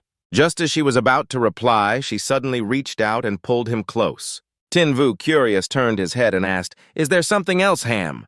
Ham shyly asked him to help her to the bathroom. "My leg is inconvenient. Can you help me to the bathroom?" Tin Vu immediately agreed, "Sure." Ham Ham took off her clothes and turned on the rushing water in the bathroom. She fully enjoyed the private, refreshing moments after a long, tiring day of fighting. Outside, the rain continued to pour down relentlessly. A while later, Ham Ham stepped out of the bathroom, still wondering in her mind, was I being too obvious? While lost in a jumble of thoughts, a familiar voice rang out, "Little sister, is your leg feeling better?" Ham Ham was startled to see Duong Sok sitting on the bed. She stammered a greeting, brother. He gently swirled the glass of wine and said, "Tu Tin Vu told me to come. He had something to do, so he went back first." Duong Sok couldn't help but advise, "Your brother knows you like him, but you're being too reckless. You need to use a better approach. Treat these feelings with more care." "Do you understand?" Ham Ham shyly lowered her head and replied, "I understand." Meanwhile, on Tin Vu's side, he had just summoned Lo, "Come out and help me refine some medicine." She frowned and wondered, "Why aren't you staying with that girl?" He immediately clarified, "It's to help you no more talk. I need you to be in charge of controlling the flame. We need to refine at least 2 complete dragon spirit pills. That way, our chances of saving Medusa will be a little higher." Lolo gave Tin Vu an annoyed glance and grumbled, "You're no fun at all." After that, the two of them worked hard to concoct the pills. Outside the hotel, it continued to rain heavily all night. Time flowed by, and finally Tin Vu successfully refined 2 pills. He cheered with joy. "It's a success." Right after he instructed Lolo, "I'm going to take a nap. When I wake up, we'll set off." Lolo caught the staggering Tin Vu and held him in her arms. She looked at Tin Vu, gently expressing in a deeply affectionate voice, "Thank you, my master. I know you are." Tin Vu looked at himself in the mirror, getting ready. It was time to embark on an unpredictable journey of life and death. Lolo stood beside him, extremely worried and trying to stop him. "Master, maybe you shouldn't go because you have no obligation to bet your life to help a beast. I am now in a divine beast form. Perhaps I can ensure a safe retreat." Hearing this, Jingyu turned and reminded her, "Stop messing around. I've already told you you're not just my tamed beast, but also my family, and no matter what happens on this journey, I will be with you until the very end." She stared blankly at Jingyu Beastmaster. He immediately cut her off. "Don't use that sentimental tone anymore. I'm not doing this just for you." Lulu suddenly remembered and asked, "Oh, right, we won't be here for the next few days. How should we explain this to the academy?" Jingyu replied very calmly, "I told them my older sister missed me and I had to go home. Headmaster Su approved 3 days of leave for me. After hearing his answer, she commented, 'The academy is quite careless, isn't it?'" Scene changed to the gym. A voice announced, "Xiao Jingyu has taken leave to go home. He won't be participating in training for the next few days." At this moment, Xin Xin said sullenly, as expected. Yang Shuo, who was beside her, asked curiously, "Where are you going?" She replied to her brother without interest, "I'm not feeling well. I'm skipping today's training session. I'm going back to the hotel." After hearing her, he said, "Little sister, you should go back first." Then, as she left, Yang Shuo thought to himself, "What on earth did she and Zhao Jingyu talk about yesterday? Why does she seem so down?" Meanwhile, Kai Nian grumbled in frustration. "Everyone is running away from training. Doesn't anyone care about this old teacher's opinion?" Soon the sun began to set in the west. Jingyu and Lulu had arrived at the seashore. He assessed the situation. "Lulu from Azure Beach. It's a straight shot. That's the fastest way to get to Icefire Island. With a distance this short, you can probably swim across, right?" She pouted in response. "I'm a fox, not a shark. I'll get uncomfortable if I'm soaked in water for too long," he asked bluntly, confused. "So what do you suggest we do then?" Dailo unleashed his technique at once. Watch carefully. Immediately after, the surface of the water churned violently. A moment later, a demonic beast was thrown into midair. Seeing this, Jingyu reminded her, Lulu, reign in your powers. The turbulence is drawing all the demonic beasts from the sea here, she replied with great excitement. This is exactly the effect I was going for. Next, Lulu quickly raised her hand and cast a spell, Get It. Witnessing the demonic beast being captured so easily, Jingyu praised a lava tiger whale king, a level 1 king-class beast-type demonic beast. Its strength is quite formidable, too bad it ran into Lulu. Just like that, the monster's body fell straight into the water. She quickly landed on the demonic beast's back. Let's go, take us to Icefire Island. Lulu turned and asked him, Beastmaster, are you nervous? Jingyu replied with his eyes closed, resting. If I said I wasn't nervous, wouldn't that sound very fake? Lulu carefully reminded him there's still a chance to back out. Now he leaned back relaxedly. I never have regrets, Lulu. It's still quite a while until we reach Icefire Island. Wake me up when we get there. Suddenly, she looked at Jingyu gently. Xiao Jingyu, he couldn't help but feel confused. What is it now? Lulu just smiled and said it's nothing. After speaking, she thought to herself, Xiao Jingyu, I will spend my entire life protecting you well. Very quickly, the two of them arrived at Icefire Island. Scene changed to the Naval Headquarters base. Naval Admiral Murong Jin assessed the current situation. Shuor and Shinner are both on the right track now. This young man, his talent is also exceptional. Just then, Bai Yu entered the room and asked, You care so much about your daughter, why not take some leave and go see her in Four Spirit City? He was surprised to see him, old Bai. Why are you here? Bai Yu explained his presence. Brother Jin, the execution of Medusa is a major event. Her Majesty the Empress is worried and sent me to assist you, Jin replied unhappily. Does Her Majesty the Empress not trust my way of doing things? The old man spoke cautiously. Don't be too careless. You don't know what's happening on the mainland. The Eastern Kingdom has been sneaking around, but they were intercepted by our people. The southern nations aren't very peaceful either. It's full of escaped criminals. The most troublesome are the people from the Flame Alliance. They won't give up on Medusa easily. He asked while smoking, so did they find out you came here? Continental Admiral Bai Yu gave a wicked smile. I wonder when they discover there are two admirals on Icefire Island if they'll even make it back alive. The two commanders were terrified by his gaze. Suddenly Jin spoke up. That's enough. They are all trustworthy subordinates. Don't pressure them. There isn't much time left. Sentence the prisoner. Scene changed to a dark prison. Medusa was escorted to the execution site. A guillotine stood menacingly in the endless night. She looked to be in a very sorry state.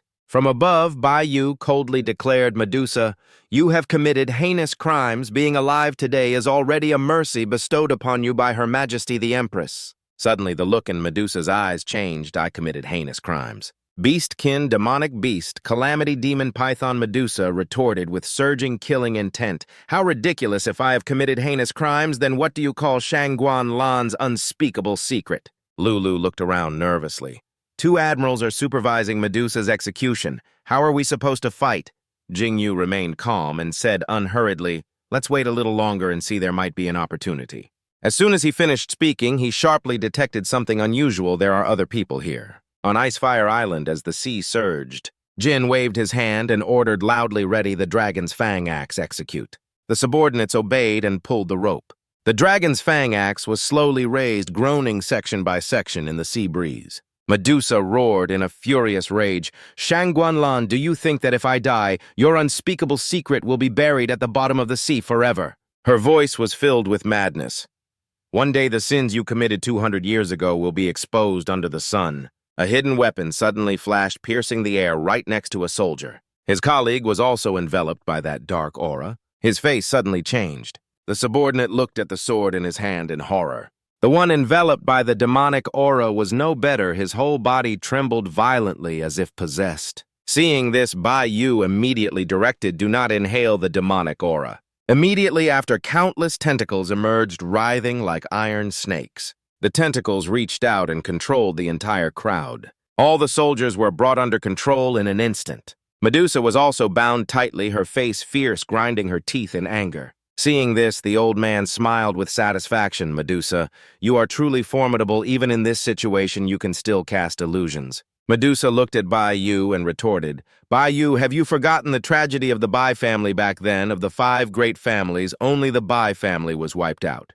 You are a descendant of the Bai family serving Shangguan Lan. How noble of you are, you worthy of your ancestors. The old man was displeased by her criticism. You're meddling too much. A subordinate gave instructions. The power supply box for the execution ground is right over here. Once the power is cut, we move immediately. From a distance, a guard raised his gun and ordered hands up or we'll shoot in an instant. Panic spread quickly. Someone shouted, "Oh no, there are guards, detonate it now." Immediately after the explosive was detonated, an earth-shattering explosion occurred. Fire and smoke erupted violently. Seeing this, everyone panicked and shouted, "Oh no, it's a prison break." The person in black seized the opportunity, raising their hand to signal the command attack. Immediately, countless tamed beasts were summoned to fight. Bai Yu was not afraid in the slightest. His ice-cold voice rang out, "Do not panic. Activate the defensive sequence, lock down the entire island. Not even a fly can get out." At the same time, Jin ordered loudly, "Continue with the execution.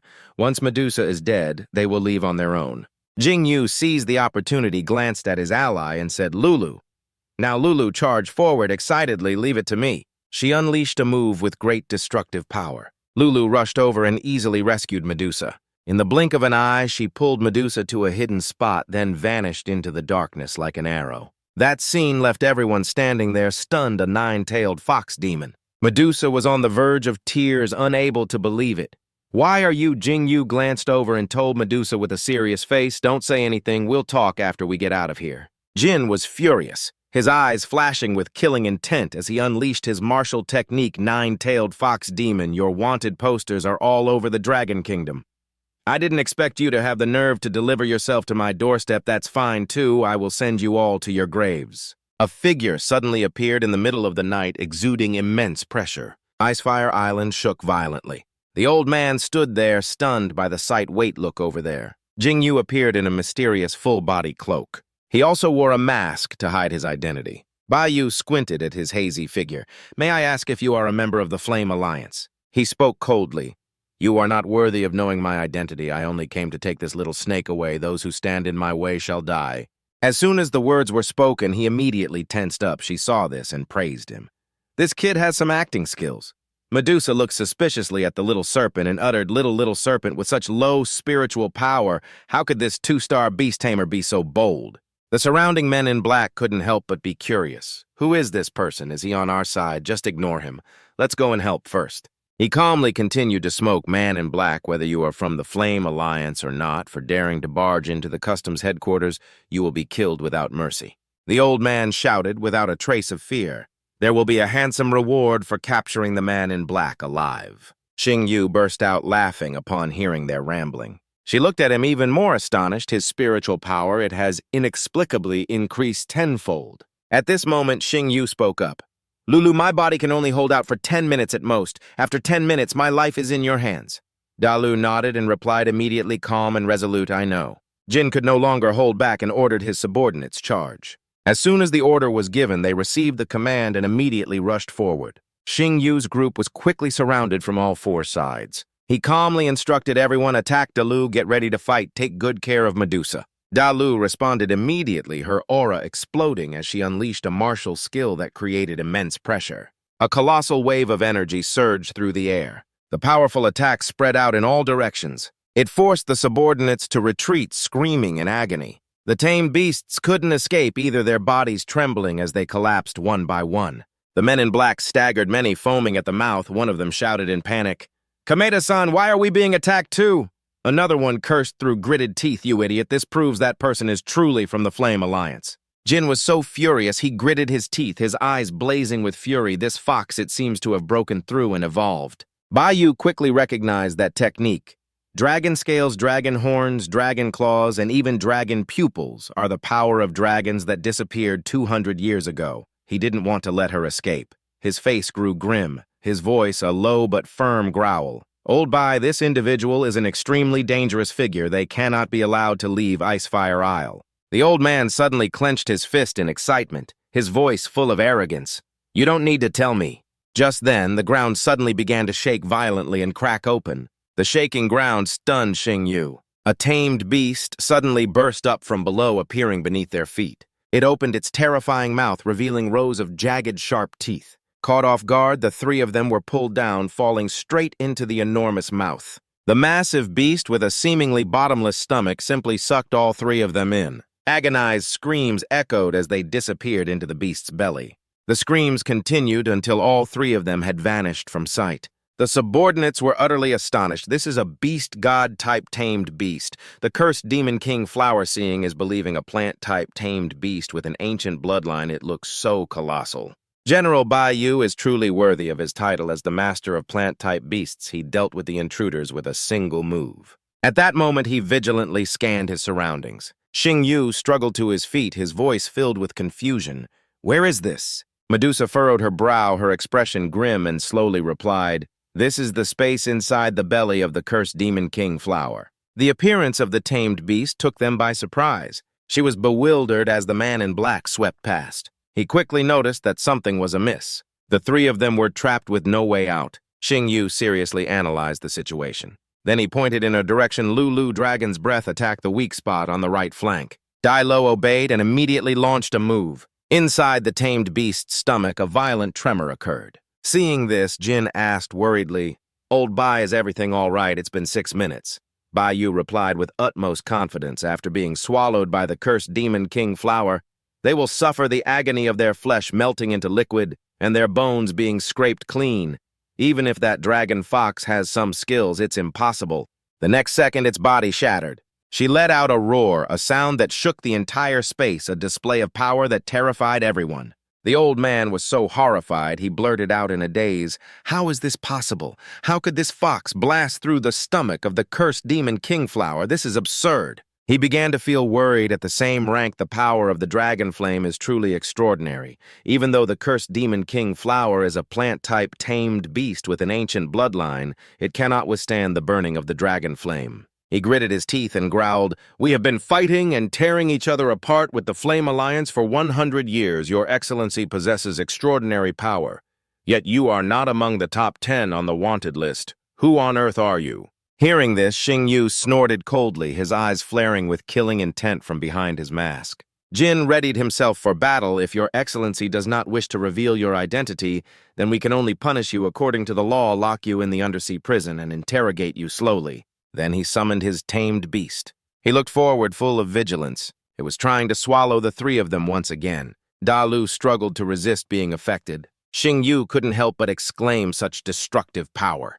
The tamed beast continued its relentless attack. She breathed fire intending to counterattack. The two attacks collided violently with each other. He maintained his stance and carefully reminded Lulu, "We can't afford to be reckless. The potion's effect will only last for a little over 3 minutes." Hearing this, she immediately realized the urgency. "Then let's get out of here quickly." Outside, Bai Yu gave them no chance to retreat. "Don't even think about running myriad vine execution." Red vines appeared and wrapped tightly around Dalu. He was extremely confident. Although the cursed demon king flower was injured by the dragon flame, plant-type tamed beasts are naturally immune to pain. "You have miscalculated." Xing Yu's face grew serious as he assessed the situation. A pincer attack from the front and back, surrounded on all sides. "We're in big trouble this time." Her body bound tightly, Dalu was in pain, her breathing ragged. At the same time, the tamed beast took out its weapon. The sharp spearhead was aimed right at her. Xing Yu tried to calm Lulu, "Stop struggling. Retract the dragon's power and dispel your defensive shield." She listened and asked in confusion why he remained calm, his voice firm, "Just do as I say." Although she didn't understand, Dalu dispelled her defensive shield. Watching from a distance, Bai Yu frowned slightly. This fox, why did it stop resisting? It even gave up its shield. Jin, however, paid little attention to it. Never mind, no matter what, no enemy can withstand the sea god's trident of Leviathan. But the very next second, the old man was utterly stunned. "Brother Jin, that person isn't dead yet," he exclaimed in surprise. "Impossible." A dragon soul appeared, carrying with it an immense pressure. At this moment, Jin's brows furrowed tightly, his face filled with horror. A dragon? No, this is a dragon's soul. The scene before him left the old man stunned. To be able to release a dragon's soul. What kind of deity is this person? Even she couldn't believe it. "I'm still not dead." Xing Yu smiled calmly, his eyes sharp. "Lulu, this is your innate dragon soul talent. It can automatically resist a fatal blow, which happens to be perfect for dealing with Leviathan and the cursed demon king." Only then did Dalu let out a soft sigh. "You're way too calm." Now the system displayed: name nine-tailed dragon fox, rank tier 1 beast, god form bloodline, nine-tailed fox clan bloodline, mythical bloodline, pure-blooded dragon clan, Genesis bloodline, talent, one eye of misfortune after activating the ocular art. A single glance can petrify any enemy of a lower rank. Talent 2 Nine-Tailed Fox Fire directly burns the enemy's soul, accompanied by a terrifying mental attack. Talent 3 Dragon's Power maintains a state of super armor. Enemies cannot interrupt spellcasting, immune to any enemy control skills, and inflicts both physical and mental damage on the enemy. Talent 4 Dragon's Soul, when critically wounded by an enemy, automatically releases the Dragon's Soul to resist the fatal attack. Attributes: Dragon Fox, type Beastman, type Superpower, type Fire, type Loyalty, 88 skills, Tailed Beast Bomb, Bloodthirsty Red Crossbow, Nine Tails Heaven Scorching Fury, Divine Dragon's Tail Swipe Dragon's Breath. Evolution Path: Nine-Tailed Dragon Fox, Ten-Tailed Dragon Fox Unknown. He calmly stated his condition. My spiritual power is almost depleted. In just one more minute, I might fall into a coma or even a near-death state. We have to retreat now. After hearing this, Lulu didn't hesitate for a moment. Her eyes immediately lit up with a plan. Let's split up. But Bayou, not wanting to miss the opportunity, gave the order, kill. Before they could react, Red Vine suddenly appeared to attack. Dalu was furious, refusing to be restrained by the enemy. She launched a counterattack. Get out of my way. Her attack carried immense pressure, making the very space tremble. Xingyu's eyes widened in realization, the bloodthirsty pupil crossbow. Dai Lo continued to relentlessly display its power. The bloodthirsty bronze crossbow blazed brilliantly, its waves of pressure shaking the heavens and the earth. Faced with that scene, Tan stood tall and declared authoritatively, "We represent the honor of the Dragon Kingdom Navy and the hundreds of millions of our compatriots behind us. We absolutely cannot let them escape Ice and Fire Island."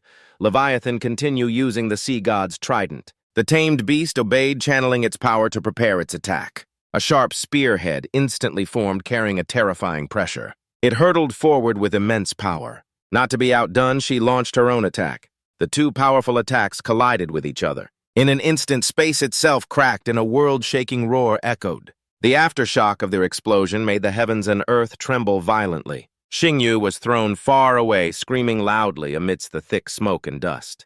The dense smoke took a long time to dissipate. A desolate scene was revealed after the explosion. Tan couldn't help but frown in anger.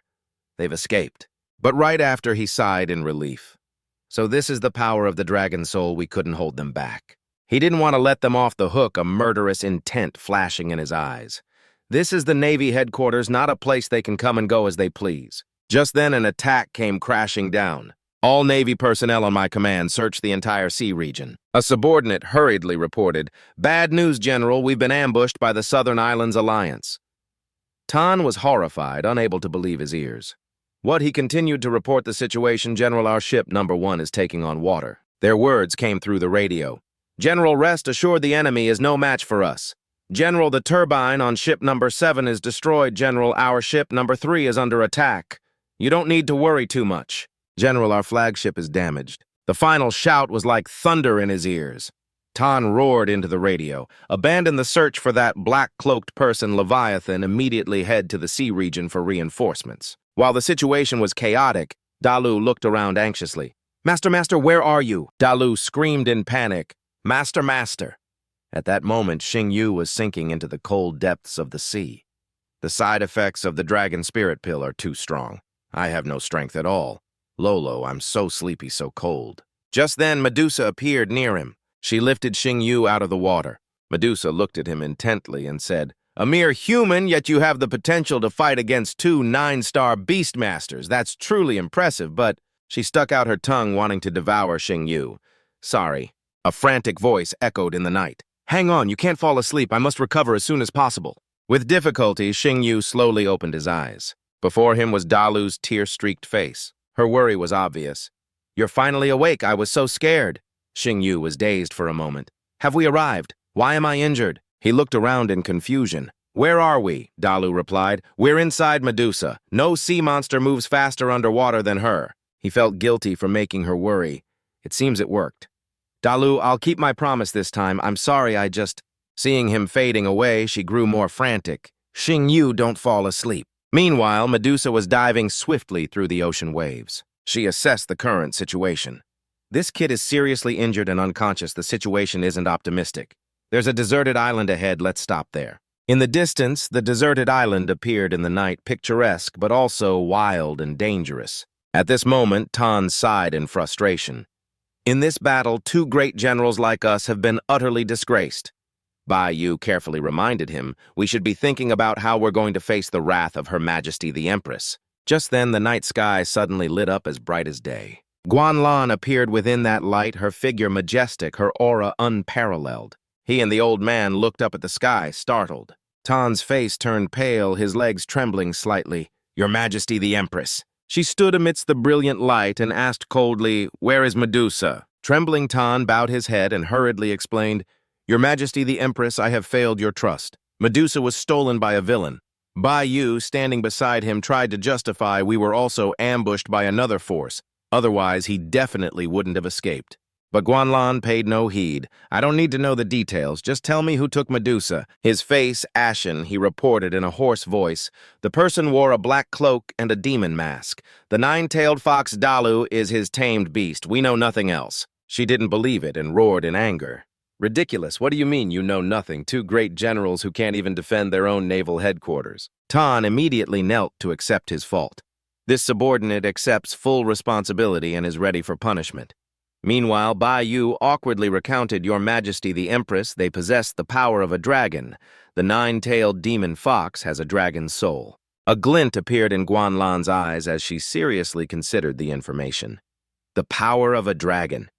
Could it be no? That's absolutely impossible. After a moment of contemplation, she commanded coldly, Tell me which direction the black-cloaked person went. I will punish you two for your incompetence when I return. Tan immediately replied southeast. Then Guanlan directed her tamed beast to set off. He watched her departing figure thoughtfully. Even the Empress herself has to take action. It seems the Dragon Kingdom is about to face a great upheaval. The rainy night was pitch black with raindrops pattering down onto the surface of the sea. Medusa's group took temporary shelter in a small cave. She looked at Dalu sadly. I didn't expect you to have gone through so much. She confirmed it was true. That's right. Without my master, I would just be a seriously injured fox waiting to die. Medusa raised an eyebrow suspiciously. Speaking of which, isn't your relationship with him a little too good? The unconscious Xing Yu suddenly mumbled, water. Startled, Dalu quickly turned around, a flustered look in her fox eyes. I'll give you some. Medusa carefully reminded her, Hey, there's no fresh water on this deserted island. But she said nothing more, silently taking a knife and cutting her finger. Dalu then dripped her blood into Xing Yu's mouth. Medusa watched this scene in astonishment, unable to believe she was willing to sacrifice her own precious blood for a human. A blurry image appeared before his eyes. After a moment, Xing Yu could see clearly and whispered, What happened this is? At this moment, he thought in utter surprise, Shang Guanlan. Xing Yu screamed in panic as Guanlan reached out her hand. Just then, he woke up and sat up. Seeing this, she said happily, Xiao Xing Yu, you're finally awake. You slept for a whole morning. You scared me to death. Xing Yu raised a hand to his head and asked, Where are we? She supported him and explained, This is a deserted island near the Demon Beast Strait. It's not under the jurisdiction of the Dragon Kingdom Navy. It's very far, so don't worry. Meanwhile, Xing Yu thought gloomily, My head is so dizzy. Strange, what was I just dreaming about? He licked his lips slightly, the strong metallic taste still lingering on his tongue. The smell of dragon blood. Did you feed me your blood? Dalu bit her lip and admitted awkwardly, You were severely dehydrated after falling unconscious. This is a deserted island with no fresh water, so I could only use this method. Xing Yu spoke with deep gratitude. Lolo, you've done me a huge favor. At the same time, the system announced affection level increased. Affection level 99. Medusa looked at the two of them and asked, How long are you two going to be so lovey-dovey? He stared at her in surprise. A crown. Medusa finally noticed the crown on her head. Then she smiled and handed some water to Xing Yu. Right now, Medusa looked extremely charming. Seeing this, his face immediately turned red. She stood up and said politely, You don't have to thank me. I'm the one who should be thanking you. Thank you for saving my life. She turned and continued to explain, This is the highest gratitude ritual of the Divine Python clan. Sister Sa, don't be so formal. Xing Yu said humbly after listening, It was nothing, really. Medusa said with great determination, Mr. Xiao Wei of the Divine Python clan always repay our debts, especially a life-saving one. Just tell me what you need me to do, anything at all. He suddenly became excited and said, "Anything at all. It's simple, I want you." Tin Vu arrogantly pointed directly at Medusa and commanded, "I want you," but she just coldly shook her head. "I know what you want, but I refuse." Her words left him stunned and unable to react. Tin Vu's face froze, completely stiff as a board. Medusa spoke up to break the silence. "I can do anything for you, but I just can't sign a blood pact with you, so I'm sorry." He frowned and asked sadly why. She slowly replied, "Because beastmen will never be slaves." Tin Vu still wouldn't give up and tried to persuade her, "What if I provide food and shelter?" Medusa replied without hesitation, "That won't work either." Witnessing this scene, Dai Lo unconsciously recalled the past. I was also forced back then, reluctantly signing the blood pact with Tin Vu, but considering the results, it turned out quite well. As for him, he was so disappointed he gave a bitter laugh, then suddenly coughed up blood to everyone's horror. She became flustered and stammered. "No, Tin Vu continued his act, his voice tragically feigned. "I thought risking my life for you could melt your icy heart, but I was wrong. You are a heartless, cold-blooded giant serpent." She quickly caught him and asked, "Why are you coughing up blood?"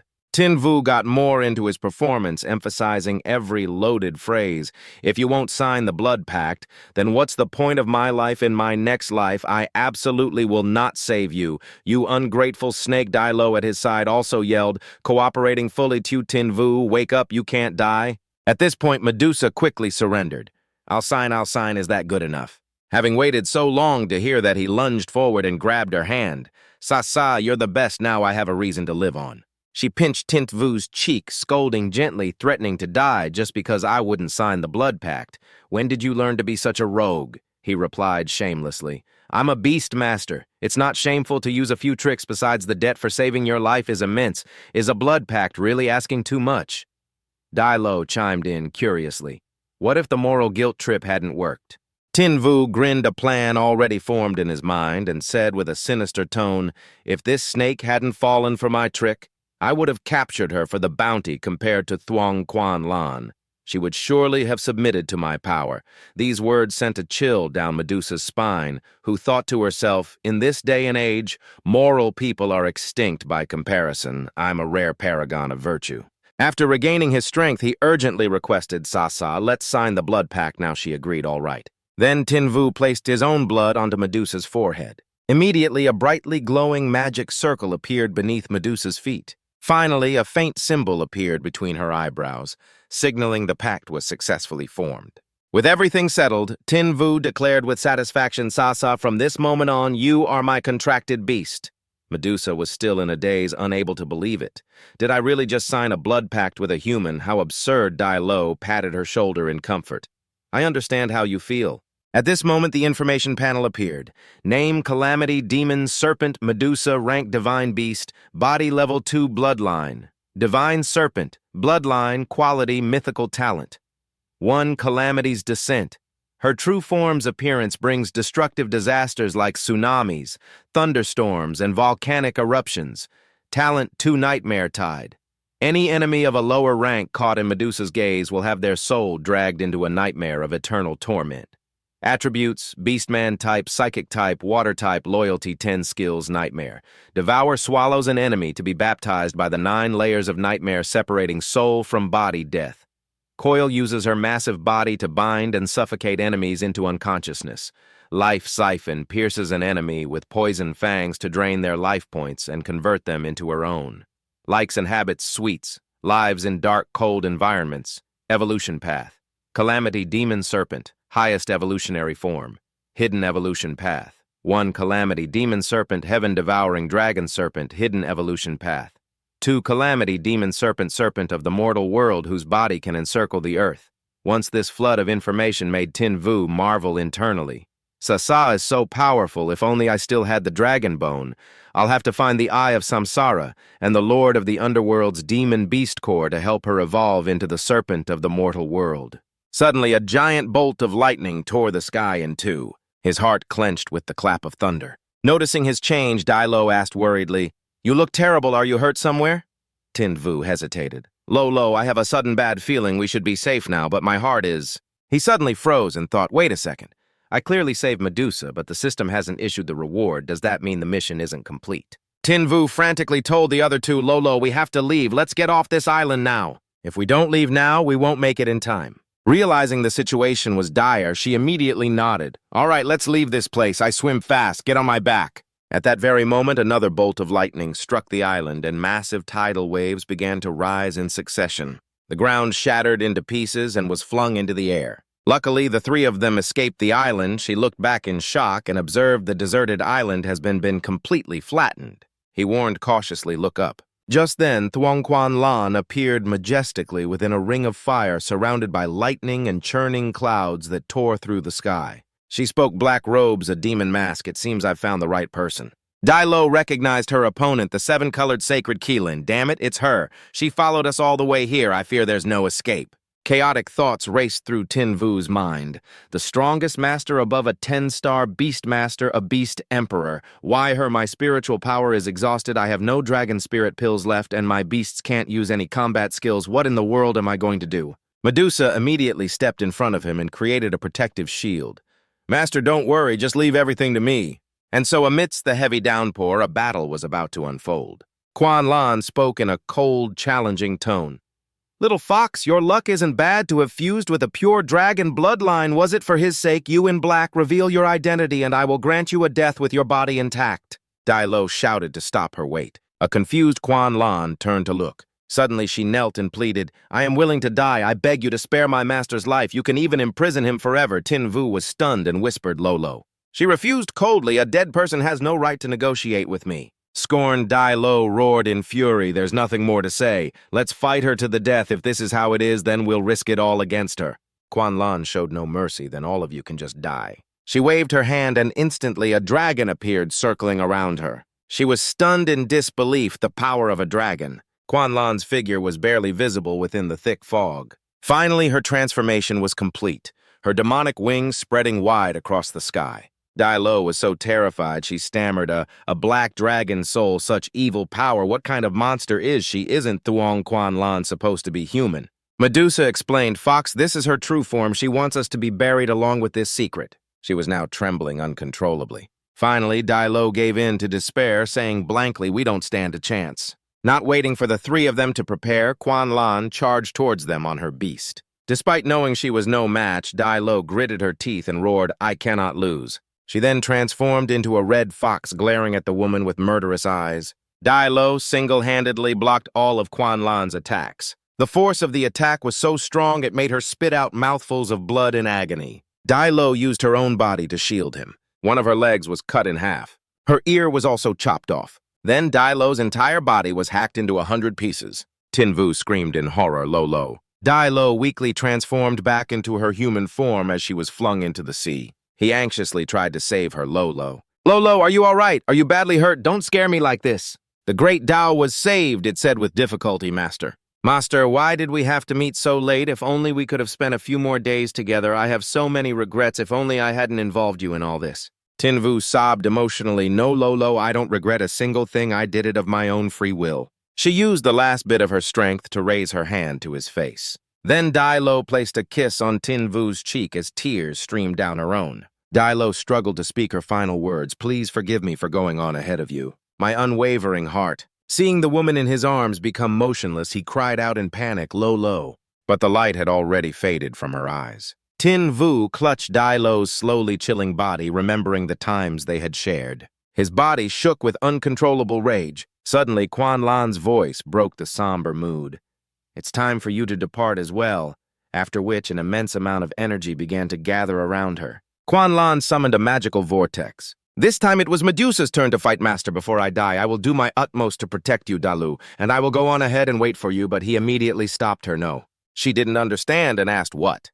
Tin Vu yelled, no, this isn't the ending I want. The one I want to see is Lulu alive. Suddenly, a teardrop-shaped crystal appeared, emitting a pure light. It flew into the air to everyone's amazement. Teardrops flew up one by one and merged into the crystal. At this moment, the situation seemed to change as wisps of white smoke created a sense of both majesty and menace. Quan Lan was also surprised by this sight, the dragon's tear. Time seemed to reverse from 7:10 back to 7:05. Then from 7 o'clock back to 6:40. Then it rewound all the way back to 4:45. The wounds on Dalu's body also began to heal. Everything was returning to its original state. Her attack was also reversed. Time rewound to the moment before she rushed forward to sacrifice herself. Dalu was restored to her original state. The rock shattered during the battle also became whole again. It was as if nothing had ever happened. Suddenly she called out Zhao Tinvu. Zhao Tinvu, what are you thinking about hearing her? Tinvu joyfully replied. It worked. The Grand Avenue suddenly blushed. At that moment, Tinvu pounced on her and kissed her repeatedly. Bewildered, she could only say, Zhao Tinvu you. Medusa stood beside them, blushing. What are you two doing? He let go of Dalu and urged Lulu no time to explain. We have to run now. Sasa swim towards the demon beast straight, where the scents are chaotic, the more chaotic the better. She immediately took the order okay. Not long after, a blast of power shot out of nowhere, destroying the ground. Quan Lan observed from above their aura vanishes here, and just ahead is the demon beast straight. They sure are fast runners. She stood there looking towards the distant island. Man in black, the day we meet again will be the day I grind your bones to dust, in another more peaceful place. Only now could the three of them relax a little. No one's chasing us. Now Tin Vu was still afraid if she can chase us in the Magic Canyon, then we can't escape. Dalu wondered, how did you predict that Shangguan Lan would hunt us down? Tin Vu turned to Dalu and confessed, Lulu. I can't lose you, that sharp pain in my heart. I don't want to feel it a second time. She blushed and stammered. What nonsense are you talking about seeing this? Medusa frowned. Are you confessing your love to a fox spirit? He didn't explain, but took out the crystal. This is the dragon's tear. I activated it by accident. Place your hands on it, and you'll probably understand what happened. After hearing this, the other two looked at the crystal in disbelief. Seeing Dalu's teary eyes, Tin Vu teased Lulu. Why are you crying? Were you moved by me? I'm not. It's just dust in my eye. Suddenly, a mechanical voice rang out, Congratulations, host, for successfully rescuing Medusa, issuing mission rewards. 1 dragon egg plus 10,000 points rewards have been granted. Host, please check and receive them. Tin Vu got excited. The rewards are here. That means we're really safe this time. He turned to Medusa and asked Sasa, I heard from Lulu that you know the secret of the great dragon-slaying war from 200 years ago. You can tell us now, is Shangguan Lan human? Or, she sighed, interrupting the dragon-slaying maiden who eventually became the evil dragon in the Great Dragon-Slaying War. 200 years ago, 90% of the Dragon Kingdom's masters took part. Medusa recalled back then the Dragon Kingdom had 2 recognized masters. One was Shangguan Lan, and the other was Zhao Liayan. At that time, Shangguan Lan was not yet the Empress of the Dragon Kingdom, and Zhao Liayan was not yet the leader of the Rebel Yan Alliance. Back then, I was just a small snake hiding in a rock crevice, and their battlefield was the Valley of Dragons, which was where I lived, so I witnessed the entire war with my own eyes. After Shangguan Lan killed countless great dragons, she stood in the center of the Valley of Dragons, bathed in blood, and laughed a horrifying, maniacal laugh. Then she transformed into a black dragon far larger than any other, becoming bloodthirsty, unable to distinguish friend from foe, and slaughtered everyone in the Valley of Dragons. After the war, the dragon race was destroyed and nearly all the Beastmasters died. The only lucky survivor was the current leader of the Yan Alliance, Zhao Liayan. I escaped because I was far away, but Shangguan Lan still wanted to kill me. Even though I wasn't involved hearing this, Tin Vu understood. No wonder Zhao Liayan betrayed the Dragon Kingdom, formed the Yan Alliance, and stood against Shangguan Lan. He rested his chin in his hand, thinking, why did Shangguan Lan become an evil dragon? Was it her constitution or the sheer number of them? How many great dragons did Zhao Liayan kill? After all, Medusa wasn't directly involved. To find out more, I'd have to ask Quan Lan herself. No, it can't be a 2-star Beastmaster from the Azure Dragon Academy.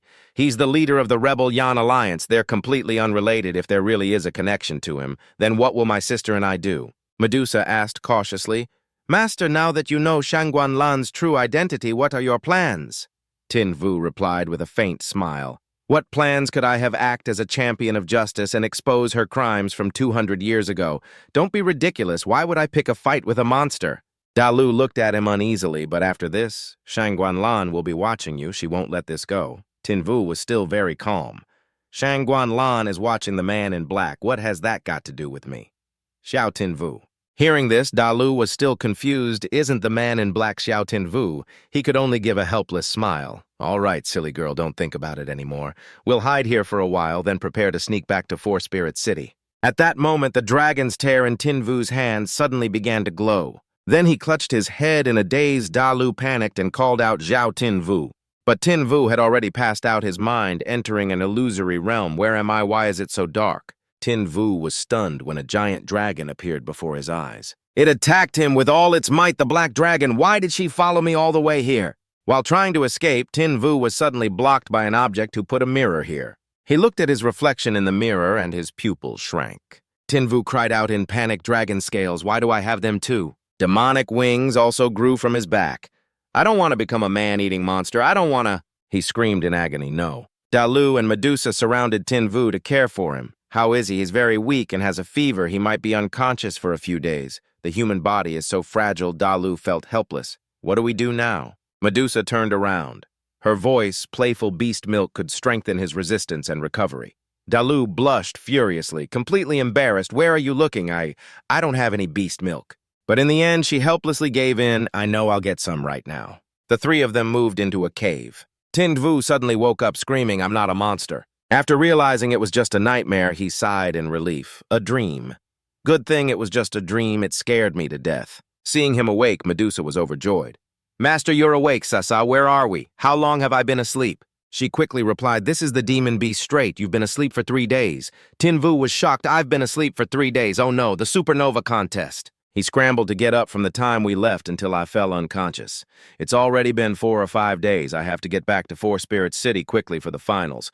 Otherwise, the school will become suspicious. And if the Empress notices me, then I'm... Dalu came running over just then. You're awake. That's wonderful. Medusa immediately stopped him, Master. I know you're in a hurry, but don't rush for now. How can I not rush? What if I don't get back in time? Looking at the bottle in Dalu's hand, he asked, Lulu, what are you holding? Dalu answered shyly, it's demon beast milk for you to drink. Hearing this, he was horrified. No, I'm human. I only drink milk tea. Beast milk is too gamey. I can't drink it. Dalu said sternly, no, you can't refuse. You have to drink it all. Medusa beside him began to share her wisdom. Master, do you know what kept you alive for the 3 days you were unconscious? Beast milk can boost your immunity and help you survive. For that, the fox spirit has sacrificed a great deal. Tin Vu's expression became even more grave. Sa, you mean? He looked at the milk bottle in his hand and almost fell over. What the heck? Medusa continued to mutter, drink it, go on and drink it, that's milk. The stinky fox specially squeezed just for you. If you don't drink it, you'll hurt her feelings. Then came Dalu's pleading voice. Tin Vu, I worked so hard to squeeze this milk for you, drop by drop. You have to drink it, please. Tin Vu helplessly agreed. All right, I'll drink it. Even so, he was still utterly terrified, thinking to himself, Dalu has sacrificed so much for me, I absolutely cannot hurt her feelings. With that thought, he took the bottle of milk and chugged it all in one go. After savoring the taste for a moment, he thought the milk of a silver moon fox emperor. Medusa chuckled beside him. Ha, that gave you a fright, didn't it? That stinky fox isn't lactating yet. So of course she has to hunt some mother beasts daily. Hearing that, he was taken aback. Damn it, you scared the hell out of me. Dai Lo was the only one looking bewildered. What else did you think it was? Tin Vu sighed and looked at Medusa. Sasa, at your speed, how long will it take for us to return to the coast of the Dragon Kingdom? Medusa replied excitedly, half a day will be enough. He started planning. If we still have time, why don't you two go catch a magical beast? We can roast it for food. Medusa immediately agreed after hearing him. No problem, just wait for us to get back. After the two of them left, Tin Vu took out the egg rewarded by the system. Perfect timing now that they're gone. Let's see what this system reward is all about. An electronic information panel appeared. Name Dragon Egg. Race Pure-Blooded Dragon. Attributes unknown. Talents unknown. Nurturing method. Constantly water with draconic power. Materials to accelerate hatching. Dragon Bone Snow Lotus. Heart of the Dragon Earth Flame Magma Fruit. Hatching taboo. Avoid contact with evil aura, otherwise it will cause a genetic mutation from a pure-blooded dragon to a demonic dragon. He stared at it, stunned. Dragon Bone Snow Lotus Heart of the Dragon. I haven't even managed to grow a single one of those seeds. Now I have to go through all this trouble to raise a dragon. Oh, well, it's a noble dragon after all. What's the big deal if the conditions are a little harsh? Suddenly, a loud noise erupted. Tin Vu was startled and hid the egg behind his back. Medusa and Dai Lo returned with a few magical beasts. Tin Vu were back from the hunt. Seeing them, he quickly replied that was fast. Then they roughly prepared the meat and started a fire to roast it. The three of them devoured the food like hungry wolves. Tin Vu thought to himself, are they this ridiculous even in human form? Wait a minute, they eat a lot, so they must poop a lot too, right? Medusa noticed him staring and asked, Master, is something on your mind? Tinvu immediately replied, Sasa, how do you see our relationship? She answered at once, Master, you are the one who saved my life. Just say whatever you need to. He said, frankly, in that case, can you give me a pile of your poop? The moment Tinvu finished speaking, Medusa froze solid on the spot, utterly speechless. What did you just say, Tinvu, not finding it weird at all, repeated, I said. Can you give me a pile of your poop? Hearing this, Medusa gnashed her teeth in anger. Are you looking to die? She lunged towards him, but Dai Lo rushed to stop her. Sister, calm down. Medusa couldn't hold back and screamed, Stinky fox, don't you dare stop me. I'm going to kill this brat. In this situation, Tinvu remained calm and said, Lolo, it looks like Sasa doesn't want to. How about you do it for me? The corner of Dai Lo's mouth twitched upon hearing that. She doesn't want to. So you think I would tew Tinvu? You're too much of a pervert. What kind of fetish is that? Dai Lo and Medusa yelled at Tinvu in unison, Pervert, get lost. Tinvu presented the pot with the seed in it. I'm just asking for your poop to use as fertilizer. Is it really worth acting like you'd rather die? Dai Lo explained to him, Master Medusa and I are beastkin, not wild animals. We have our dignity as women. Medusa, however, looked at the seed curiously. A plant-type beast. Tinvu realized he had misspoken. You're right, I was too blunt and disrespectful, but I really need fertilizer and it has to be from a divine-level magical beast. She rested her chin in her hand, thinking other magical beasts. Medusa enlightened him. It's simple. This is the Strait of Magical Beasts. There are many divine-level magical beasts sleeping at the bottom of the sea here, elsewhere in the depths of the ocean.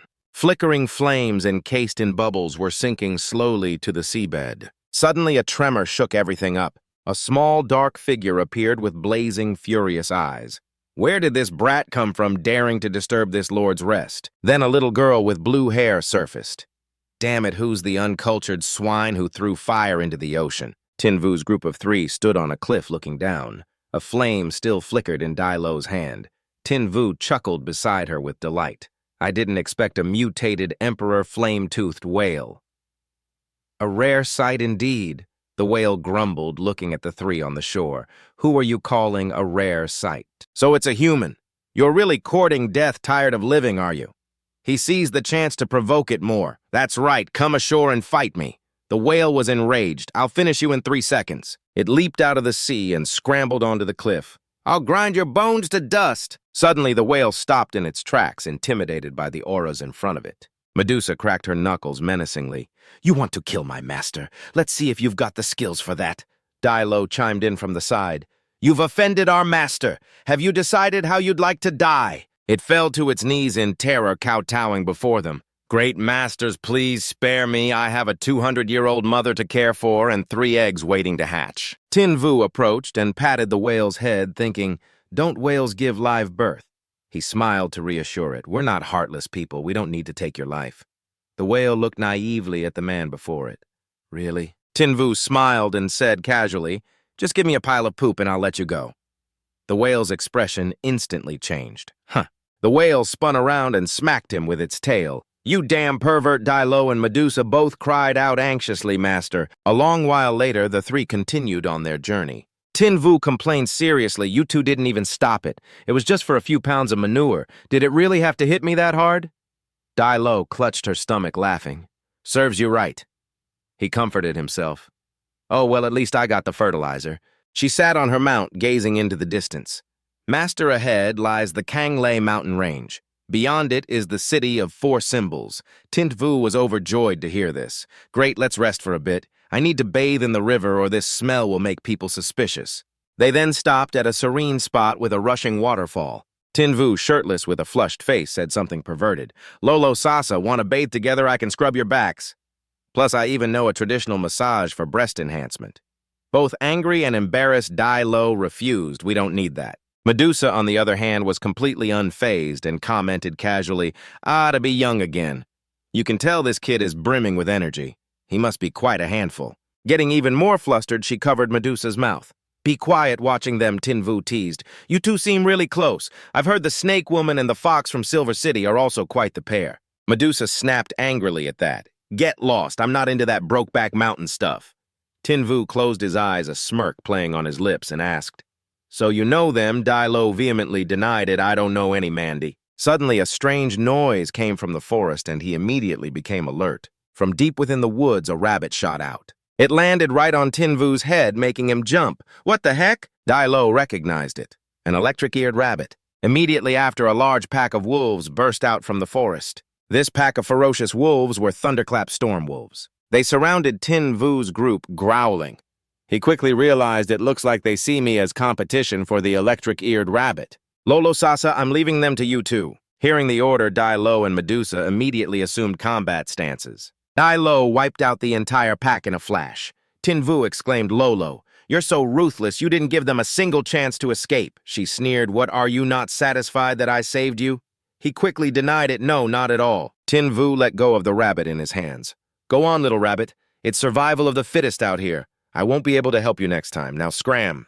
The rabbit seized the chance to leap away and vanished, but it dove right into the back of Tin Vu's pants, stunning him. "Holy crap, don't crawl into my pants." Tin Vu tugged at his pants and scolded it. "Get out now. Believe it or not, according to the law, my little brother down there has every right to sue you for trespassing." Dai Lo face-palmed helplessly. "You're quoting the law to a rabbit. That's just bizarre." He pulled the rabbit out of his pants. "You little brat, stop clinging to me, or I'll have to decide between braised rabbit head and spicy rabbit head for dinner." "All right, I'll give you one chance. If we are destined to be together, I'll raise you." Tin Vu read the rabbit's information. Name, electric-eared rabbit. Hidden information, mutated electric-eared rabbit. Rank, initial stage, cannot be upgraded. Bloodline, poor quality. Talents, none. Attribute, weak electricity, can be used as a power bank. Skills, none. Hidden combat. Skill rejuvenation resets teammates' skill cooldowns. Can be used up to 3 times in a row. Likes vegetables like carrots in stormy weather. He looked at it with great interest. "Damn, a skill reset. You're a bona fide support god. I must be Fortune's favorite child." "Lolo Sasa, I'm taking this rabbit with me. I want to make a contract with it to be my beast." Medusa advised, "Master, are you crazy? Electric-eared rabbits can't evolve or break through. They're more useless than a swift-wind hound." However, Dai Lo deferred to Tin Vu. "The master has his reasons. We shouldn't stop him." These skyscrapers and modern roads mark the city of 4 symbols. At the outdoor stadium, a voice boomed from the loudspeakers. "Welcome everyone to the final battlefield of the supernova competition." On the LED screen, images of Duong Sok, Tin Vu, and Ham Ham appeared under the azure dragon symbol. On the LED screen over there are the images of Fangjing Xilian and Wei An with the vermilion bird symbol. The contestants in this match are Azure Dragon versus Vermilion Bird. Yang Shuo held his phone in a panic. Where the hell did that Xiao Jingyu go? He's not answering his phone or replying to texts. There are only 15 minutes left. Don't tell me he's ditching the competition. Ham Ham was just as worried. "Brother, let me try calling him again." He grew even more anxious. "I've already called over 10 times, and the response is always the same. The subscriber is out of service range. Please try again later." She decided to call one last time. Hearing his sister, Yang Shuo could only reply, "Okay, okay, okay." The mechanical voice on the other end chimed in again. "Sorry, the subscriber you have called has an outstanding balance." He swiped his screen in frustration. "Great, just great. At least he's in a service area now, isn't it? Just an unpaid bill. This young master will pay it for you." Just then, Jingyu burst through the door. "Lu Jin, brother Yang Shuo, long time no see. I missed you two so much." Yang Shuo jumped and turned to scold him. "Damn it, so you wouldn't show up until I topped up your phone." "Huh, give me my money back." The sound of a completed transaction rang out. "Phone top up 100,000 yuan. He chewed Jingyu out. "I topped up your phone for you this time. Don't you dare pull a disappearing act again." He meekly accepted the blame. It won't happen again. Ham Ham walked over and asked Jingyu, "Didn't you go back to Dragon Seal City to hang out with your sister? Why is it that whenever I called you these past few days, it always said you were out of service range?" Hearing this, he scratched his head well about that. "Oh, right, Lu Jin, I just realized you look really pretty today." She was successfully distracted by Jingyu, really. Yang Shuo's face darkened as he looked at the two of them. "Little sis, this kid is obviously changing the subject. Don't be so blindly in love." The announcer's voice boomed. "The competition will begin in 10 minutes. We invite the contestants from both sides to get ready and proceed to the arena for the opening ceremony." He rallied the team's spirits. "Jingyu, little sis, it's time for us to go out there." Ham Ham suddenly turned away shyly. "Brother, I'm going to the restroom for a bit." Jingyu waved her off. "Go on, be quick." Inside the women's restroom, a woman appeared behind her as she was washing her face. "Ham Ham, we meet again." Ham Ham looked at the person in front of her in surprise. Zillion, what are you doing here? Zillion provoked her smugly. Ham, I bet you didn't expect me to be in the competition, did you? She asked in disbelief. Are you replacing Lou Linner? She smirked. She got sick and injured. Is there a problem with me taking her place? Ham, even though we were childhood friends, I won't go easy on you in the arena. Ham just said oh and turned to leave. Before leaving, she left Zillion with one sentence, is that so? Then we'll see each other in the ring. She looked smugly at Ham's retreating back in this competition. I will definitely make you lose all face in front of everyone. As soon as Zillion returned to the room, Wei-an informed her, Zillion, it's time for us to go out. She walked over her eyes, crinkling into a smile as she replied, brother, I'm ready. Then the two of them held hands. They walked out to the arena side by side. Yang Shu started to hype up the atmosphere, dear ladies and gentlemen of the audience. This is the final match of the supernova competition. The team entering from the left is the representative of the Vermilion Bird Academy. After his introduction, Xie Lian, Fang Jing, and Wei An stepped out and greeted good morning, everyone. The people in the stands cheered wildly. Oh my God, it's Zillion, it's really Zillion. The rumor that Lou Linner was unwell is true, my darling Zillion. If I could marry her, I'd be willing to have 20 kids with her. Wei-an's waist isn't a waist, it's a life-taking blade. On the other side, Yang Shuo looked at his opponents with fiery determination while feeding some quality intel to his teammates Jingyu, the Z siblings. Dialogue obscured. A 10-star beast tamer, a key official to Her Majesty, the Empress, the Grand Marshal of the Dragon Kingdom. Hearing this, Ham added, yeah, I heard that Wei-an also has a chance to become the future husband of the Dragon Kingdom's Princess Shangguan Qian. Jingyu furiously declared the princess's fiancé. I'm gonna beat him down. Yang Shu continued with the introduction of the main characters team. The team entering from the right is the representative of the Azure Dragon Academy. Yang Shuo led the way with resilience. It's our time to enter the arena. Jingyu followed, sharing his sentiment right. Then McYang also introduced the judge for this match is Her Majesty, the Empress of the Dragon Kingdom. Zhong, standing beside Guan Lan, looked down at the main characters team. Your Majesty, this young lad, if I remember correctly, his name is Yao Jingyu, isn't it?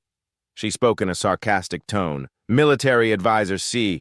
Soon he'll be facing your prized child. Aren't you curious who will win?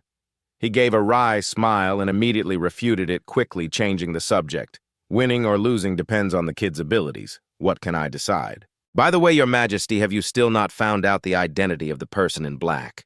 Guan Lan answered frankly, the Imperial Soul Society has mobilized all the Silver Priests to secretly investigate all 9-star and 10-star beast tamers. There are no results yet.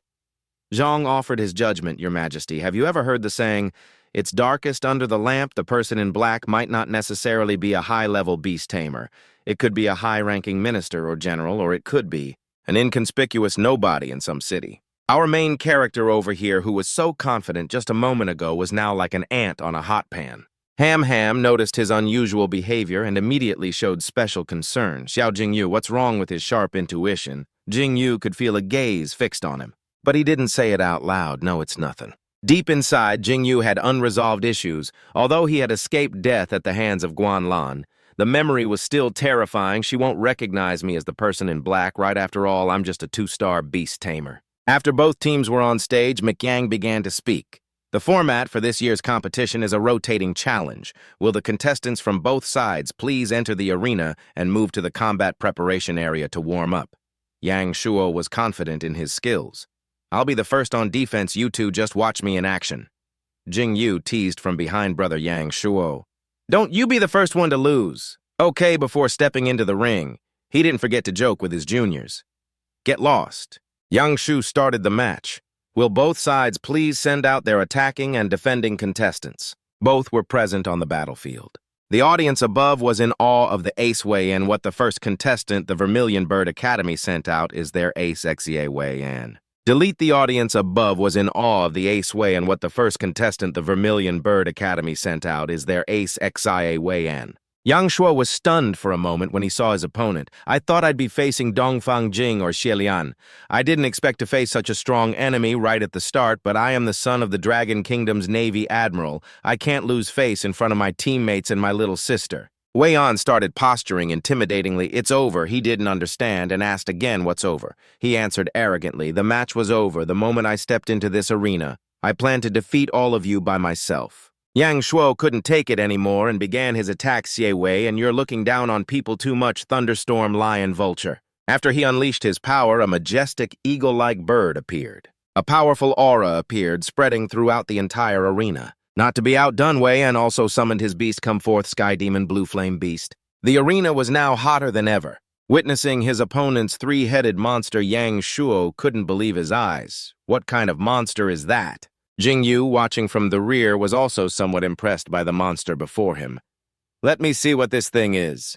When called upon, the system displayed all the information about the beast named Sky Demon Blue Flame Beast Level 3rd Stage Adult Form. Bloodline, Sky Demon Bloodline Quality. Mythical Genetic Talent, Sky Demon within its immunity range reduces enemy attack power by 70% and movement speed by 70%. Element Psychic Loyalty 68. Weakness, the tail is vulnerable to damage. Name Thunderstorm Lion Vulture Level 3rd Stage Adult Form. Bloodline. Legendary Bloodline Spirit Thunder can temporarily paralyze the enemy's soul elements.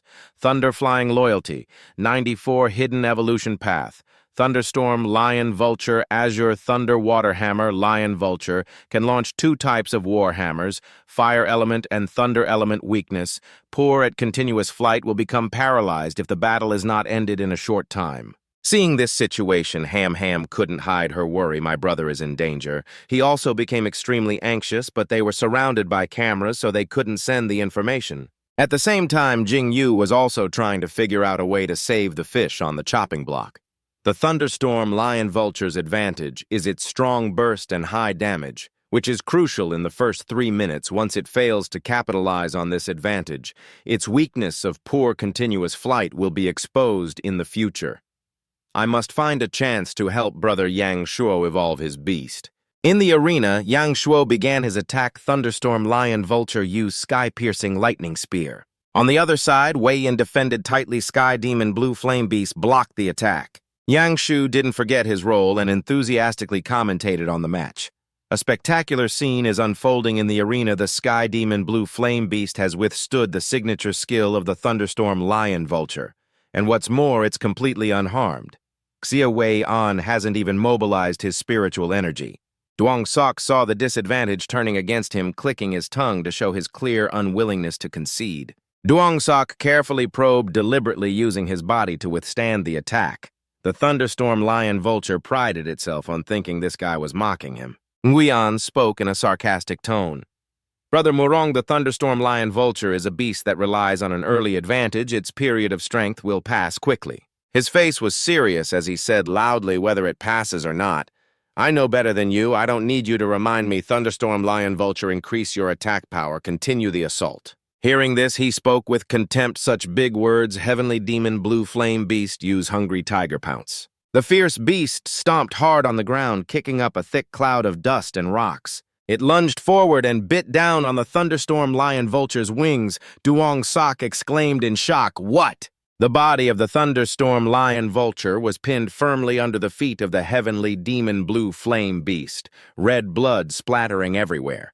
The crowd in the stands cheered excitedly. Amazing, keep attacking. The Heavenly Demon Blue Flame Beast is so powerful as expected of the son of strategist Tatan Nguyen. Nguyen's eyes were full of pride as he commanded loudly, Heavenly Demon Blue Flame Beast, release the Thunderstorm Lion Vulture. The beast immediately obeyed and let go, its 3 heads still stained with patches of blood. Nguyen feigned magnanimity, saying, "It's just a match. This is far enough, you can admit defeat." Duong Sok pointed at him, his tone firm. "Ta Nguyen, I will not lose to your Ta family in front of my sister. Let's continue fighting." Nguyen sneered contemptuously, "You reckless fool." Ham in the stands shouted loudly, "Brother," but before she could finish, Tin Vu covered her mouth. She turned her head and questioned Tin Vu, "Why are you stopping me?" Tin Vu explained gravely, "Luke Kim, right now, Duong Sok on the stage is not just a competitor in a match, but he hesitated slightly, a big brother." Duong Sok silently considered the Thunderstorm. Lion Vulture's wings are severely injured. Using a skill will require even more spiritual power in front of my sister. I can't lose to the Ta family. I have to take a gamble. Come out, Raging Steel Giant Ape. A huge gorilla appeared with the Thunderstorm Lion Vulture spreading its wings right above it. Duong Sok stretched his hand forward and shouted loudly, "Raging Steel Giant Ape, use Steel Giant Club." The raging steel giant ape immediately extended one arm, pushing hard against the ground to launch itself up. He quickly commanded Thunderstorm Lion Vulture Power of Thunder. Purple lightning bolts appeared around the Thunderstorm Lion Vulture. The two beasts coordinated skillfully with each other. The raging steel giant ape slammed its large fist down in front of the three-headed beast. Nguyen shouted loudly, "Heavenly Demon Blue Flame Beast, absorb." The beast immediately radiated absorbing waves of heat. Under the terrifying attack from two sides, the ground shook violently. Duong Sok lost his footing and knelt down, thinking in confusion it was absorbed. How is that possible? This is a skill I've practiced countless times. Nguyen lost his patience and began to counterattack. The match is over. Heavenly Demon Blue Flame Beast used Blue Demon Roar. The Heavenly Demon Blue Flame Beast immediately unleashed a source of blue power. That power aimed straight for the raging steel giant ape and the thunderstorm lion vulture. The referee's voice rang out, "The match is over. The winner is Nguyen of the Vermilion Bird Academy." The raging steel giant ape lay sprawled on the ground, fresh blood staining everything. And the thunderstorm lion vulture was in an equally miserable state. Nguyen glanced at Duong Sok and sneered, "You're too weak. Carry him away next." Duong Sok, refusing to accept defeat, slammed both hands on the ground. "Damn it." Tin Vu in the stands said to Ham Ham, for Nguyen to have such a heaven-defying beast, it was probably his father's doing right. She agreed. His father is a 10-star beastmaster, with his ability going to the blood-refining ice mountain to capture a heavenly demon-blooded beast is as easy as flipping his hand. "Luke Kim," he asked again, "the Ta siblings are targeting you guys. Is there some kind of grudge between you?" Hearing this, Ham Ham began to recount when we were young Ta Lien, and I had a conflict over the Bone-Wing Bat Beast. The Bone-Wing Bat Beast was brought back by the Empress from the blood-refining ice mountain during a military expedition. Ta Lien pulled hard on one wing. "It's mine." She didn't back down either. No way it actively chose me. The wing of the Bone-Wing Bat Beast unfortunately cut Ta Lien's hand, causing it to bleed. Ham Ham was a little scared, seeing the dark expressions on her father and brother's faces. She quickly asked, "Are you okay?" Ta Lien clutched her wound and scowled, saying, It was you who made me lose face. It was you who stole my thing." She shouted aggressively, "Our Ta family will not let you get away with this." Tin Vu suddenly made a new discovery. Red eyes, but aren't their pupils gray? Ham Ham immediately explained, "This is called heterochromia. It's a genetic trait of the Ta family. Aside from the different eye color, which is intimidating, there's probably nothing else special about it." He didn't hesitate at all to use his Fire Eye Golden Gaze ability. Detailed information about Nguyen immediately appeared. Eye of Judgment. Beast Eye allows one to clearly see the enemy's movements, predict their attack moves and angles, and can implicitly intimidate the opponent. Tin Vu couldn't help but be wary. Shangguan Lan and the Ta family, the two most important figures in the Dragon Country, are both related to beasts. It seems the great dragon-slaying war of that year still holds many secrets. But before he could think further, an announcement rang out. The second match is about to begin. Ham Ham's demeanor was as calm as usual on the defending side. Nguyen of the Vermilion Bird Academy on the attacking side, Morong Ham Ham of the Azure Dragon Academy. Ta Lien was extremely confident about the match's outcome. "Brother, teach her a lesson, don't hold back, cripple her beast right in front of her." And Nguyen also put on a show, boasting a few words, "I am a gentleman. As for fighting, I will do my best." "Murong Ham Ham, if you forfeit the match now, there's still time, otherwise you'll lose even more miserably than your brother." Her tone was not inferior to anyone's. "I will defeat you." The gunpowder-filled atmosphere made the MC extremely excited. Dear ladies and gentlemen of the audience, this is sure to be a shocking clash. Will Nguyen defend the arena, winning twice in a row, or will Morong Ham Ham avenge her brother and successfully conquer the stage? Ham Ham takes the initiative to gain the upper hand. Bone-Wing Bat Beast. The skull spewed fierce fire, raining acid down below. Due to the terrain difference, the opponent was immediately suppressed. Nguyen quickly commanded as the situation became unstable, "Get out of the way." Fortunately, before being completely surrounded, the three-headed beast narrowly escaped death. Even the commentator was surprised by this turn of events. What this time the Heavenly Demon Blue Flame Beast didn't resist at all, but chose to evade. Could it be that it's afraid of the Bone-Wing Bat Beast's flames? Trung also had a new perspective on them. The little girl from the Morong family has been guided. She discovered the damage immunity blind spot of the Heavenly Demon Blue Flame Beast. That young man is indeed profound and unfathomable. That comment made Quan Lan a bit curious. Strategist, in your opinion, who will be the final victor? Despite praising the opponent, he was still very confident. My son inherited the beast eye. As for victory or defeat, does your majesty the empress even need to ask? As for that young man, he's a bit difficult to deal with. If they had to face off as a father, I would of course still support my son. The battle gradually became more intense, but it was clear that Ngui An's side was losing strength. In the end, the heavenly demon blue flame beast lost 2 of its 3 heads. Tin Vu was so excited he couldn't contain himself. Well played, Go Luke Kim. The heavenly demon blue flame beast's 70% damage immunity talent is only effective against materialized attacks like physical and magical ones. The spirit flame seems like a fire magic, but it also includes a spiritual attack which the heavenly demon blue flame beast cannot be immune to. Ham Ham immediately pressed her advantage. Bone Wing Bat Beast Spirit Arrow Rain. The person and beast coordinated perfectly, scattering fireballs across the battlefield, causing the opponent to be unable to dodge and take the full force of the attack. Nguyen finally let his anger take over. Heavenly Demon Blue Flame Beast Blood-Colored Vortex. Heavenly Demon Blue Flame Beast reflect damage. His continuous attacks came like a raging storm. Ham Ham immediately signaled a retreat to think of a countermeasure. The Heavenly Demon Blue Flame Beast's ability is too tricky. There's still 1 tiger head left. I don't know what ability it has. Before she could even react, Nguyen's side delivered the verdict. Miss Murong, it's time for this battle to end. She couldn't help but nervously prepare herself fully. Bone Wing Bat Beast recover quickly, used the finishing move Wrath of the Spirit. The crowd in the stands continued to cheer for the dramatic and evenly matched fight. The Bone Wing Bat Beast successfully escaped danger in an instant. Ham Ham became even more confident in a good outcome. Her offensive posture completely overwhelmed the Heavenly Demon Blue Flame Beast. Nguyen now gritted his teeth and panicked. Not good at this rate, I'll be at a disadvantage. Ham Ham calmly observed the current situation.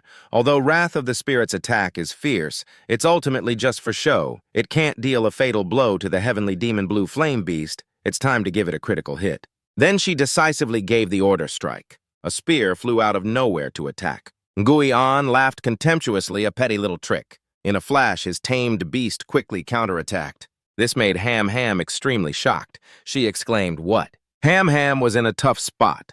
She worried using the Wrath of the Undead had exhausted her spiritual energy, making her unable to summon the Snow Spirit Demon Slayer. Down by the arena, Ta Lien shouted excitedly, "You've lost Mudung, Ham Ham. You've finally lost, brother. Hurry and take this chance to cripple her bone-winged bat beast, Ngai." Anne said sarcastically, "You useless siblings, leave the arena with all your weakness." Just then, someone rushed over to stop him. "Contestant Tangui and your opponent has," but before he could finish, he ordered an attack. Blue Demon Roar. The fierce beast unleashed a stream of blue power. Ham Ham was horrified to see her tamed beast blocking the attack to shield her bone-winged bat beast move. At the critical moment, Hak Fong appeared just in time. The fierce beast launched a powerful blow, but luckily Hak Fong blocked the fierce beast's attack. Tin Vu also appeared at this moment to protect Ham Ham. Seeing him, Nguyen was both surprised and annoyed. "I can't believe this guy's tamed beast could so easily block my Blue Demon Roar." Tin Vu angrily questioned him. "Tanangui, and what is the meaning of this?" "According to the competition rules, if a contestant's spiritual energy is depleted, they lose. Why did you ignore the referee and insist on attacking?" The audience also felt it was unfair. Tanguyan is so despicable. If that blow had hit the bone-winged bat beast, it would have been crippled for life. But Nguyen showed no remorse for his actions. He tried to make an excuse. "Wait, how would I know if she still had spiritual energy?" The referee didn't blow the whistle. In the stands, Trung calmly passed judgment. As a referee, he couldn't even determine victory between contestants, almost causing a grave error. Guards dragged this corrupt referee away and ban him from officiating for life. Seeing this, Tin Vu couldn't help but size up the man's character, directly blaming the referee. This old man, Ta Trung, is truly shameless. But the Empress didn't object, so it seems she has no intention of getting involved. The referee was dragged away by security, desperately pleading, "Lord Ta, no, I'm sorry, I was wrong." Afterwards, Duong Huck announced the results. It seems there was some friction between the contestants, but no matter. The second match has concluded. The winner is the arena defender Tan Gui An, who will now face the arena challenger Tayu Tin Vu. Ham Ham grabbed Tin Vu's arm, warning him I should have won, but there's something unusual about Tan Gui and he saw through my intentions. Tin Vu replied, I know, just leave the rest to me. From a distance, Talin glared at the two of them, seething with jealousy inside. If it weren't for Tin Vu, my brother would have crippled that bone-winged bat beast.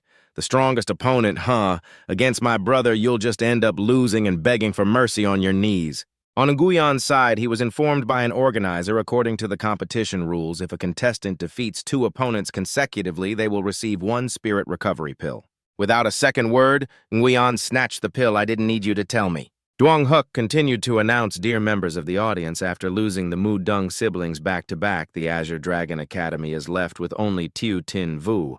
On the other hand, the Vermilion Bird Academy still has all three of its contestants. Will Tan Nguyen maintain his winning streak, or can Tin Vu turn the tide of this battle? Nguyen said triumphantly, Tin Vu, if you surrender now, your tamed beast can be spared some pain otherwise. Before he finished speaking, his face suddenly went pale. Tin Vu's eyes locked onto Nguyen, radiating an intense killing intent. He was terrified inside. What a horrifying gaze. He declared fiercely, right now I'm going to make your sister watch with her own eyes just how pathetic her brother is in this arena, and after that I'll cripple her tamed beast. Ham stared pensively at the grotesque beast before her with great concern. The wrath of the Wraith, despite its ferocious assault, was ultimately superficial and couldn't inflict a fatal blow on the azure flame demonic beast. It was time to deliver a decisive strike. In a flash, seeing her chance, she shouted loudly and made her move. The green spear tip shot out, tearing through space as it hurtled towards the azure flame demonic beast. Yet Nguyen showed no fear, only snorting coldly with open contempt. What a petty trick. Because immediately after, it easily swatted the spear away with just its tail. Ham's eyes widened in horror, unable to believe it. What? That last attack seemed to drain the bone-winged bat beast of its magic power. Using Wrath of the Wraith had exhausted its spiritual power, making it unable to summon the snow spirit demon slayer. Seeing her opponent at a disadvantage, Talin pressed her attack. You've lost, Modung Ham. You've finally lost, brother. Hurry and take this chance to cripple the bone-winged bat beast and guy, and also arrogantly taunted you worthless siblings. Leave the arena with your pathetic weakness. Realizing the danger, the referee immediately rushed out and shouted, Contestant Tan Nguyen, your opponent has... But he paid no heed and directly ordered an attack Azure Demon's Roar. Nguyen played dumb, launching a fatal blow towards the bone-winged bat beast without hesitation. A surge of power gathered and aimed straight in Ham's direction. The unfolding situation made Ham increasingly frantic. She only had time to scream, Bone-winged bat beast, get out of the way. Just when it seemed they were both done for, Black Wind suddenly rushed in from out of nowhere, much to her astonishment. Without a moment's hesitation, it joined forces with the bone-winged bat beast to push back the azure flame demonic beast, creating an overwhelming wave of power. As the dust and smoke cleared, Tin Vu gradually appeared standing protectively in front of Ham. On the other side, Nguyen gritted his teeth in disbelief at his failure.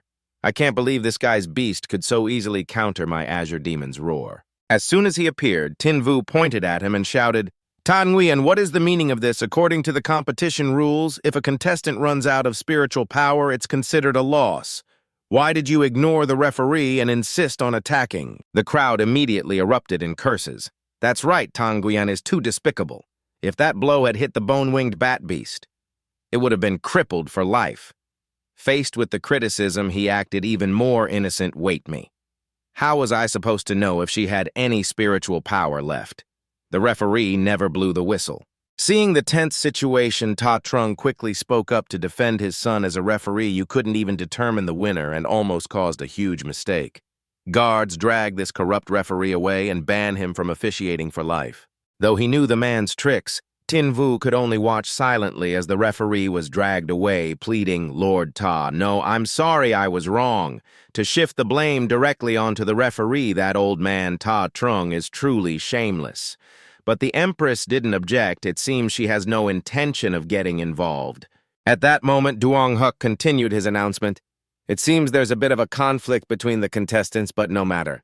The second match has concluded. The winner and defender of the arena is Tan Nguyen, who will now face the challenger Tin Vu.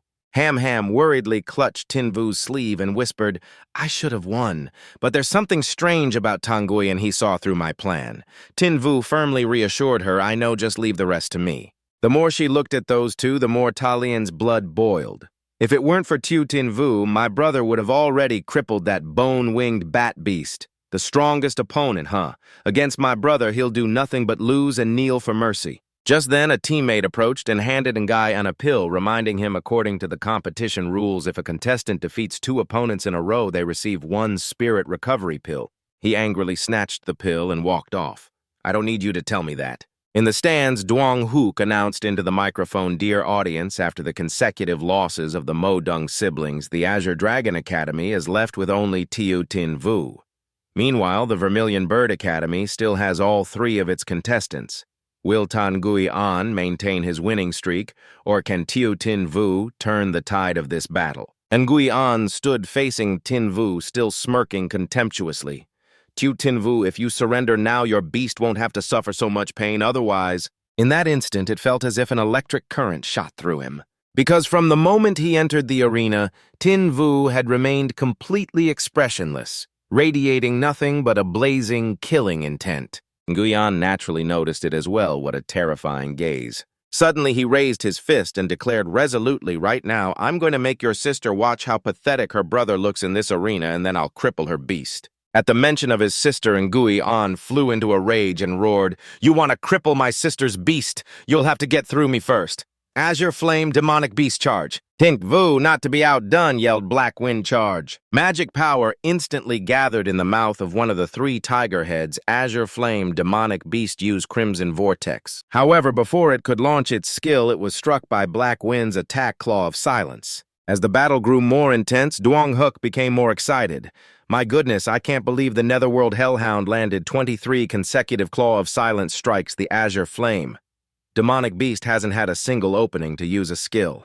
The disadvantageous situation made Nguyen anxious. Azure Flame Demonic Beast, stop trying to fight back and retreat now. But Tin Vu gave it no opportunity to escape in your dreams. Black Wind use Hell's Roar. The words had barely left his mouth when chains shot out from Black Wind's body, binding the Azure Flame Demonic Beast tightly. It didn't stop there. In the next instant, it soared into the sky, dragging its opponent with it. Immediately after, Black Wind used all its might to stomp down hard on the Azure Flame Demonic Beast. Its entire body was sent plummeting straight downwards. The impact created a shockwave that sent everything nearby flying. At this point, the Azure Flame Demonic Beast lay motionless in the middle of the arena, covered in wounds. Witnessing his beast's defeat with his own eyes, Nguyen gritted his teeth in fury. Tiu Tin Vu. Tatrung, on the contrary, seemed rather intrigued. How strange. Why has his strength and aura changed so much compared to just a few days ago? Suddenly, the Azure Flame Demonic Beast leaped to its feet, a massive amount of magic power gathering in its mouth. No more holding back. Azure Flame Demonic Beast use Heavenly Flame's punishment.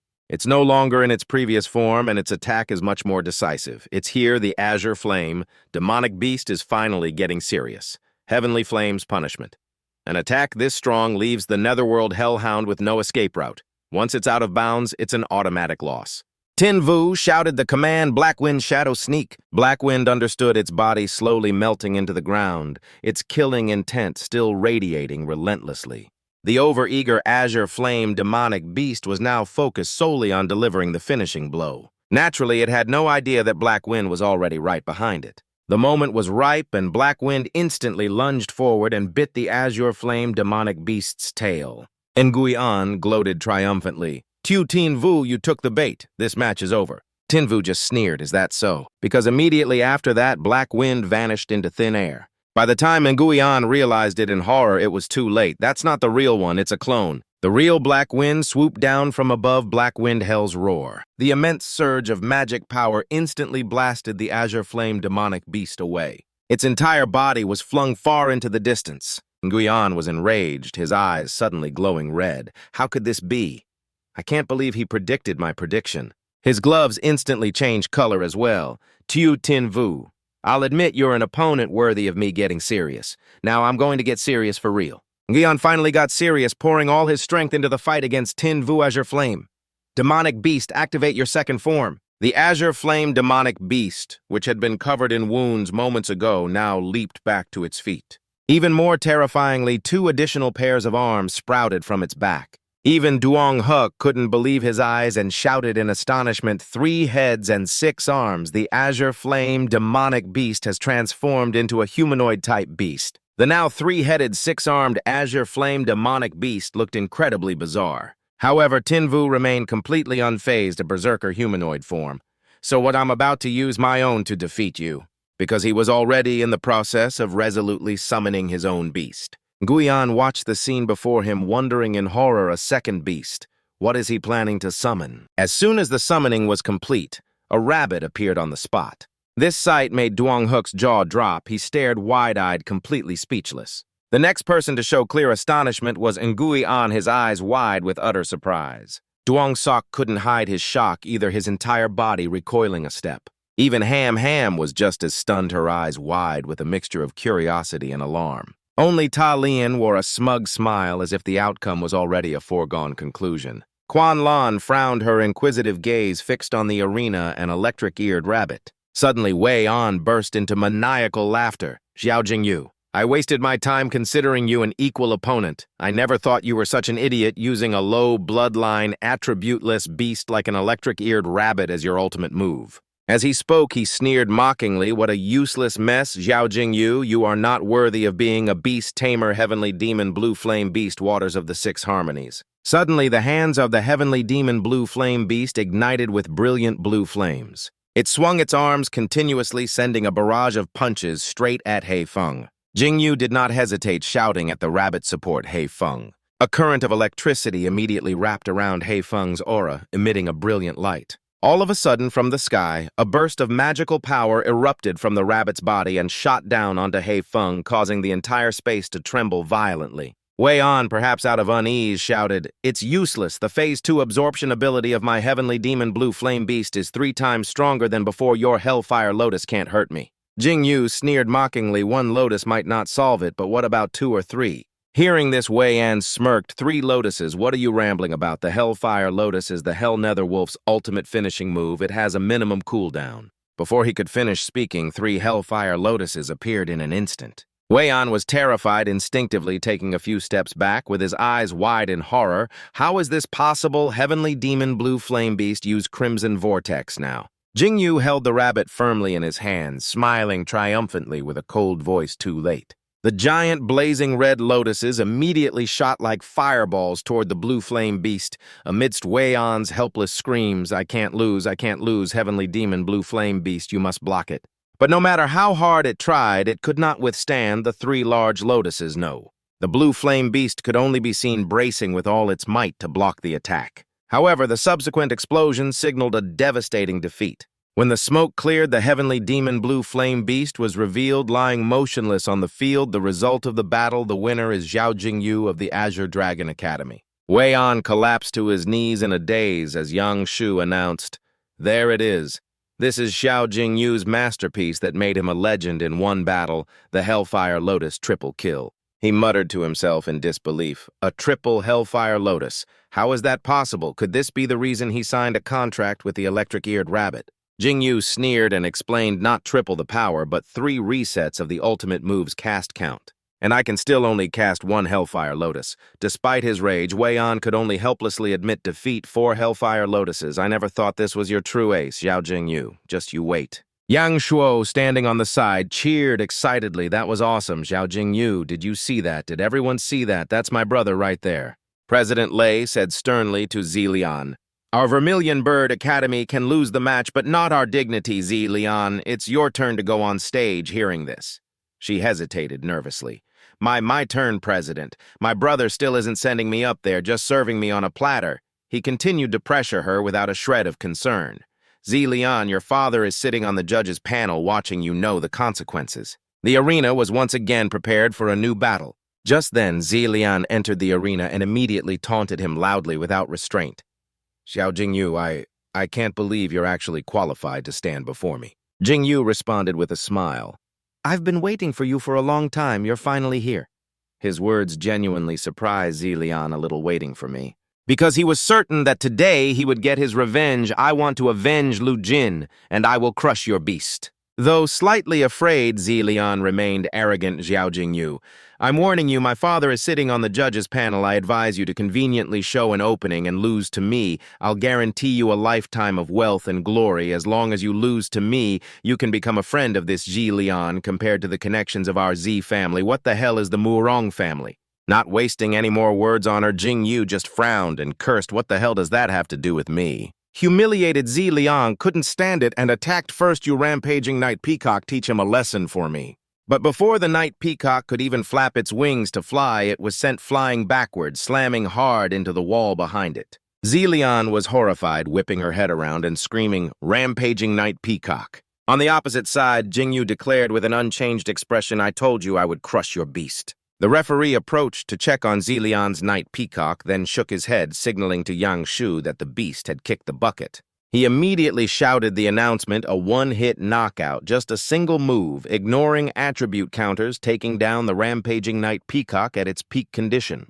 Zilian was now trembling so much she looked like she would collapse. How is this possible? The rampaging night peacock is a water attribute facing the fire attribute Hell Netherwolf. There's no way it couldn't even last a single round. She frowned and cursed inwardly, even though I knew I couldn't win. I obviously only needed to last 3 rounds to not disgrace the Vermilion Bird Academy and the Z family. But Xiao Jingyu dared to humiliate me like this. How outrageous, how outrageous. Seeing the awkward situation, Yang Shu stepped in to resolve it. Zilian, according to the competition rules, you can continue by summoning your second beast. But right now, Zilian just wanted the ground to swallow her whole. She said hatefully, "Shut up, you think I'm not embarrassed enough already?" The situation was bad. Wei An immediately came to Zilian's rescue. He turned his head towards him and ordered, "This match my sister forfeits. Hurry up and arrange the next one." Yang Shu had no choice but to accept the request very well.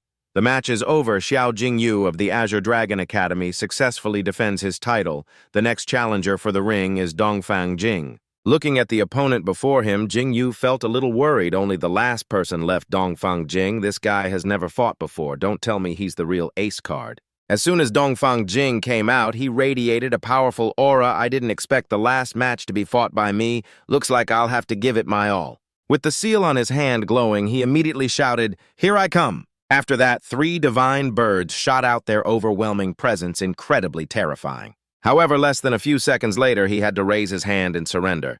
I forfeit. At the same time, Yang Shu's voice rang out with the announcement, "The winner is Xiao Jingyu of the Azure Dragon Academy." Witnessing this whole affair, President Lei could only facepalm in disgust. What a disgrace. Only Jingyu gave an awkward smile and asked his opponent, "My friend, your strength is a bit lacking, isn't it?" Dongfang Jing shrugged and sighed. If a boss like Wei An lost, how could a minion like me possibly turn the tide? I had no choice. After the battle ended, Yang Shuo and Han Han rushed over to congratulate him.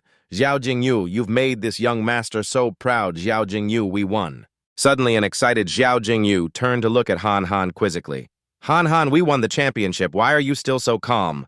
Before she could compose herself, he swept Han Han up into his arms.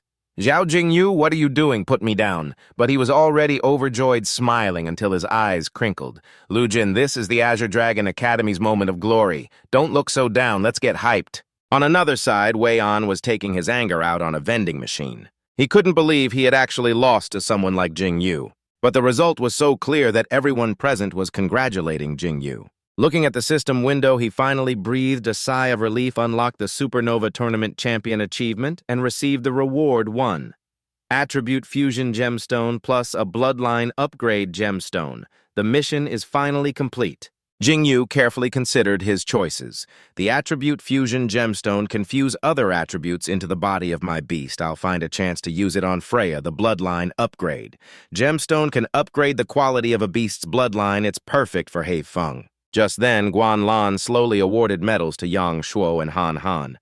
"Very brave, you're a good child," she also replied cheerfully. "Thank you for the praise, Your Majesty the Empress." Seeing Han Han's turn was almost over. Jingyu bowed his head in anticipation, celebrating like a party in his heart. "It's my turn soon." But in response to his anticipation was a nonchalant pat on the head from her, leaving Jingyu utterly bewildered. Just then, Guan Lan placed one hand on his head while leaning in close to whisper, "We've met before, haven't we?" Jingyu found it truly difficult to hide his anxiety. Met before? What does she mean? Could it be that I've been found out? And just like that, Jingyu's entire body began to tremble uncontrollably. However, in the end, she still gave the order, bring the Empress's trophy and medal over here. While presenting the award, Guanlan teased, I thought you were very bold. Why are you so tense? Now Jingyu could only force an awkward smile and reply, it's my first time seeing Your Majesty the Empress this close. I'm a little tense. Nevertheless, in his heart, Jingyu still couldn't stop being suspicious of the person before him. What were those words just now? Is she not planning to expose me? Or has she not discovered anything at all after presenting the award? Guanlan even left a cryptic sentence, the new generation surpasses the old. I have high hopes for you. Unable to control his mind, an image of her with pitch-black eyes appeared, making him frown worriedly and wonder, am I really safe now? From that day on, Xiao Jingyu became much more famous. Master Xiao, I am a talent scout from the 2 new guild ranked 30th. Let's add each other on WeChat. The guilds flocked around him. I'm from the Ice Soul Guild. I wonder if Mr. Tu is interested in our guild. Hey, handsome, 2/3 of our Sword Dance Guild's members are beauties. Even our guild master is an elegant and commanding woman. But in response, Tin Vu just waved his hand. I'm not interested. Besides, I'm already a special hire pharmacist for another guild. Looking at the crowd blocking the door made him a bit annoyed as he sighed. Being famous brings a lot of trouble. Seeing Tin Vu's attitude, Duong Sok walking beside him couldn't help but wonder, those are all top 50 guilds in the country. Why did you refuse? He then honestly told the truth. Tan Yen Nien and her aunt from the Azure Sky Guild treat me very well. I really don't want to betray them.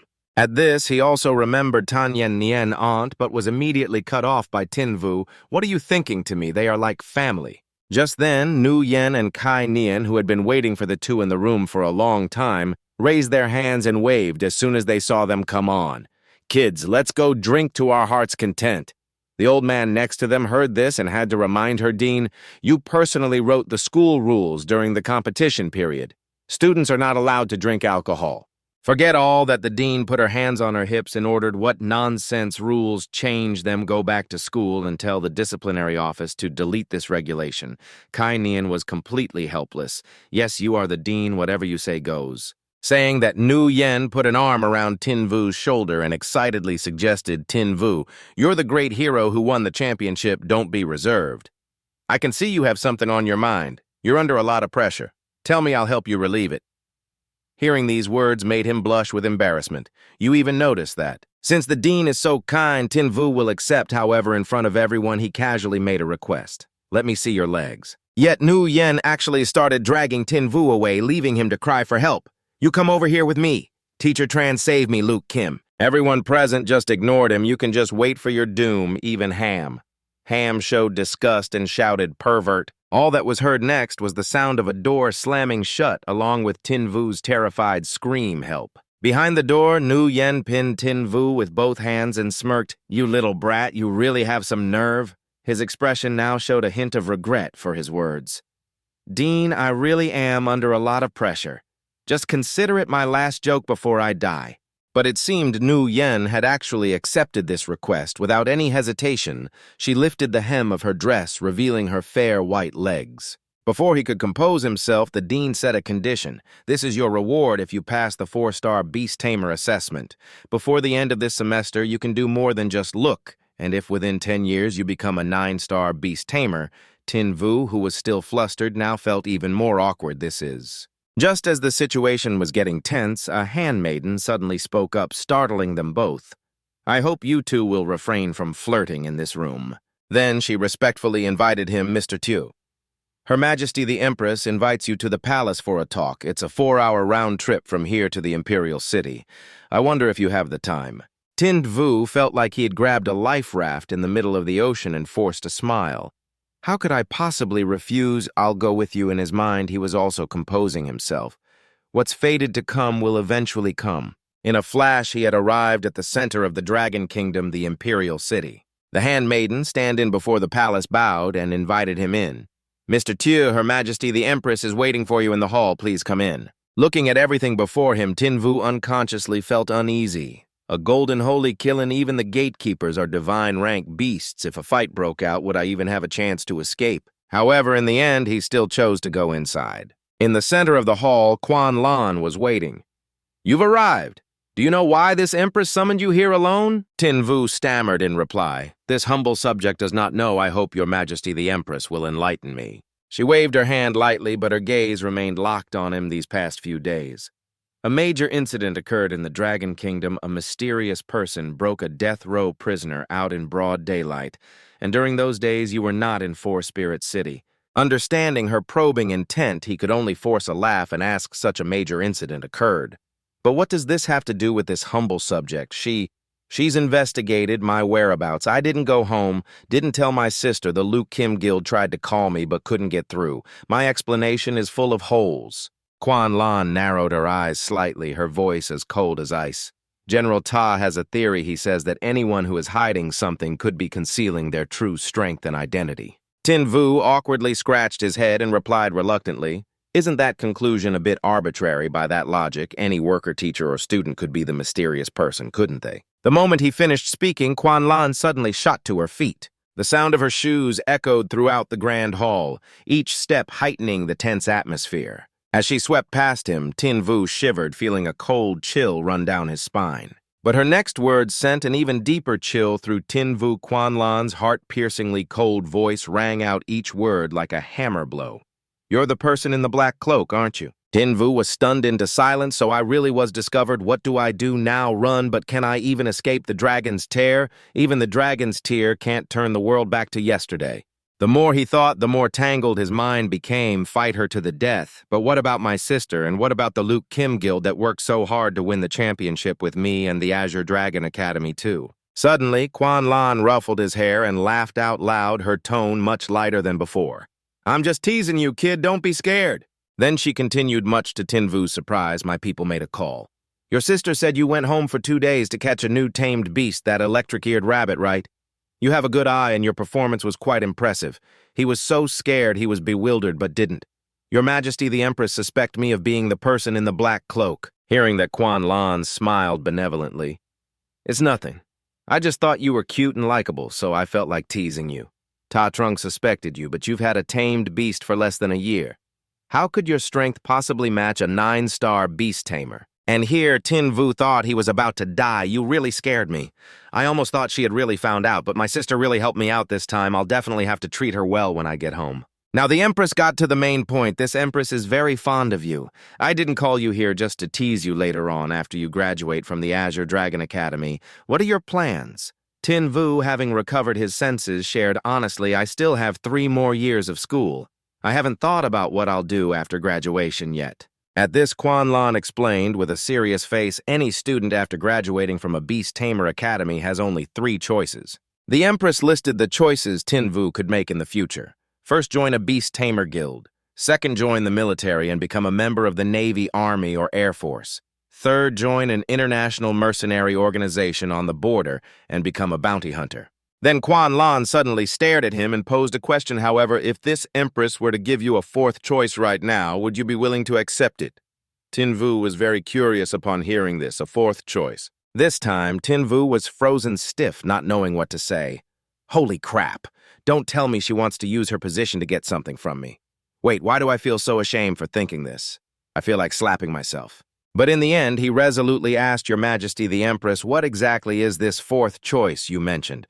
Quan Lan didn't hesitate and stated it directly: "Become a member of the Imperial Soul and be of use to me." Hearing this, his entire body broke out in a cold sweat. The Imperial Soul organization, that is Quan Lan's personal force, the members are akin to death warriors undertaking missions with almost no chance of survival. The basic members, the Silver Priests, are replaced every month, which shows just how dangerous this line of work is. Tin Vu carefully considered every detail. The Cardinal Priests above the Silver Priests also have a very high mortality rate. Moreover, most of them die while carrying out espionage missions, a fate even more tragic than the Silver Priests. Only the Dark Grand Priests have the highest probability of survival and also the greatest strength. But to become a Dark Grand Priest, one must meet 3 conditions: reach the rank of an 8-star beast, Tamer, achieve a first-class merit for the Imperial Soul, and have the absolute trust of Her Majesty the Empress. At this moment, Quan Lan's voice cut through his thoughts. Tin Vu, are you willing to accept the 4th choice, and how long do you plan on considering it? Fearing he might displease her, he smiled and replied, Your Majesty the Empress, first of all, thank you for your trust and for thinking so highly of me. However, before he could finish, Quan Lan frowned, hearing you say that, are you trying to refuse me to give me the nice guy rejection? Tin Vu quickly waved his hands in denial, frantically explaining, no, no, no, I am very eager to improve myself. I wish I could join the Imperial Soul Organization right now. After Tin Vu finished speaking, Quan Lan suddenly clapped him hard on the shoulder, her voice filled with a hidden meaning. You are a smart person. You've made the right choice. Tin Vu sighed helplessly. A choice did I even get to choose? Although he was mostly worried, he still made his decision. Even though serving a ruler is like accompanying a tiger, it's not entirely a bad thing. The Empress doesn't seem to trust Ta Trung. Otherwise, she wouldn't have told me that he suspected me once I become a Dark Grand Priest. Perhaps I'll have the chance to replace Ta Trung. Looking at the high throne, Tin Vu became even more determined at that time. This Tiu Tin Vu will be second to only one, but above all others. Then I will coordinate with my identity as the man in the black cloak one day. By working from both the inside and the outside, I will surely be able to dethrone the Empress. Suddenly, Quan Lan gave an order. Tin Vu, I have something to show you. Bring it in. Immediately after, the hall's door slowly opened, making a solemn creaking sound. A handmaiden entered tightly, holding a leash with a beast following behind. It was a small azure dragon, its scales shimmering like lapis lazuli, its large round eyes sparkling with spiritual energy. However, the moment Tin Vu saw it, he was stunned, his eyes wide and his mouth nearly agape, because the information appearing before him was unbelievable. Level complete form, stage 1. Bloodline, mythical god quality, Qilin, bloodline, talent 1. Lightning induction on stormy days with thunder and lightning. All attributes like attack, defense, and agility are tripled. Talent 2. Flying Thunder Seal. After marking an enemy with a lightning symbol, it can instantly teleport behind them. Talent 3. Not activated activation condition breakthrough to superb form Bloodlust. Divine Thunder. Fresh blood transforms into dark red lightning, causing a thought confusion effect on the enemy. Talent 3. Not activated activation condition breakthrough to superb form. Thunder Purification uses heavenly lightning to cleanse itself and allies, purging negative effects like burns poison and slow attributes, lightning type and healing type. Loyalty 30 skill. Myriad. Thunder Roar roars at the sky to summon 18 heavenly lightning bolts, dealing explosive area of effect damage to enemies with the number of bolts increasing with strength. Skill Flashing Lightning Chains swings its tail to unleash lightning chains imprisoning enemies. Awaken skill, not activated evolution path. Thunder Jade Qilin to Thunder Fury. Qilin Beast to Thunderous Qilin King to Empyrean Violet Thunder Qilin. Emperor habits and preferences soaking in the rain and grinding its teeth. Looking at the information panel, he couldn't help but admire it, worthy of a Qilin-type beast. From one of the 3 great bloodlines, its stats were so well-rounded with almost no weaknesses. Tin Vu observed carefully as Quan Lan approached and gently stroked the Qilin's head. The Qilin is the type of beast that Thuong Quan Lan is most skilled at controlling, and it is also a beast exclusively supplied to the royal family. Although its level is very low, judging by its appearance, it must be just a cub. The Empress suddenly leaned forward, her cold eyes seeming to hold a challenge, and asked softly, "Do you like it?" Before he could recover, she repeated in a low voice, emphasizing each word, "This Empress is asking you, do you like this beast?" Tin Vu awkwardly scratched his head. In the entire Dragon Kingdom, there probably wasn't a single beast tamer who could resist the temptation of a Qilin-type beast. Without any hesitation, the Empress smiled and replied, "If you like it, then this Empress will gift this beast to you." As if not believing his own ears, Tin Vu shouted in shock, "What did you just say?" Quan Lan then questioned Tin Vu loudly. "You hearing this?" He could only scratch his head and reply awkwardly, "I was too nervous. It was a slip of the tongue, Your Majesty." Deep in his eyes was Tin Vu's indescribable confusion. Qilin-type beasts are used by the royal family, but the only ones with the surname Thuong Quan are Thuong Quan Lan and her daughter Thuong Quan Thien. To give me a Thunder Jade Qilin, she must hold me in very high regard. But she wasn't that generous. Just then, Quan Lan made a proposal. "Tiu Tin Vu, this beast won't be a free gift. You need to fulfill one condition in next month's supernova trial. You must accept an S-rank mission and complete it at that moment." He realized the catch behind the incredible gift. The mission is extremely difficult. No wonder. The supernova trial is for contestants who participated in the competition held 1 month after it ends. The trial difficulty is divided into 4 levels in increasing order, C, B, A, and S. Most contestants choose B-rank difficulty, while those confident in their abilities choose A rank. Tin Vu glanced at Quan Lan as he recalled the details he had previously asked the headmaster in the last supernova trial. Only 8 contestants chose S-rank difficulty, but 6 of them failed, and only 2 barely passed. It seems the Empress wants to test my potential to see if I can meet the conditions to be a candidate for the Emperor Soul organization. Thinking this, he no longer hesitated and placed a hand on his chest in submission. This humble servant will certainly fulfill his duty and guarantee the completion of the S-rank mission. Your Majesty, please see if I am qualified to join the Emperor Soul organization. Seeing Tin Vu accept the offer, she gave a mysterious smile and said, "You are indeed very smart. You should know that Ta Trung wants to put Ta Ngui An into the Emperor Soul, but I have not yet agreed." After speaking, Quan Lan turned to leave. "It is late. You may go now." Tin Vu readily complied. This humble servant takes his leave. Leaning back on her throne, the Empress stared thoughtfully into space, her heart filled with excitement. What a promising young man. Why couldn't I resist teasing him then? But in the next second, her brows suddenly furrowed as if she had seen something. Some time passed, and then the sound of a rattle drum suddenly echoed through the room. Quan Lan held a drum in her hand, shaking it vigorously to attract the attention of the baby in the cradle. Returning to the present, it was a modern scene with sunlight shining on skyscrapers. After a long day of verbal sparring with Quan Lan, an exhausted Tin Vu returned to his dear bed.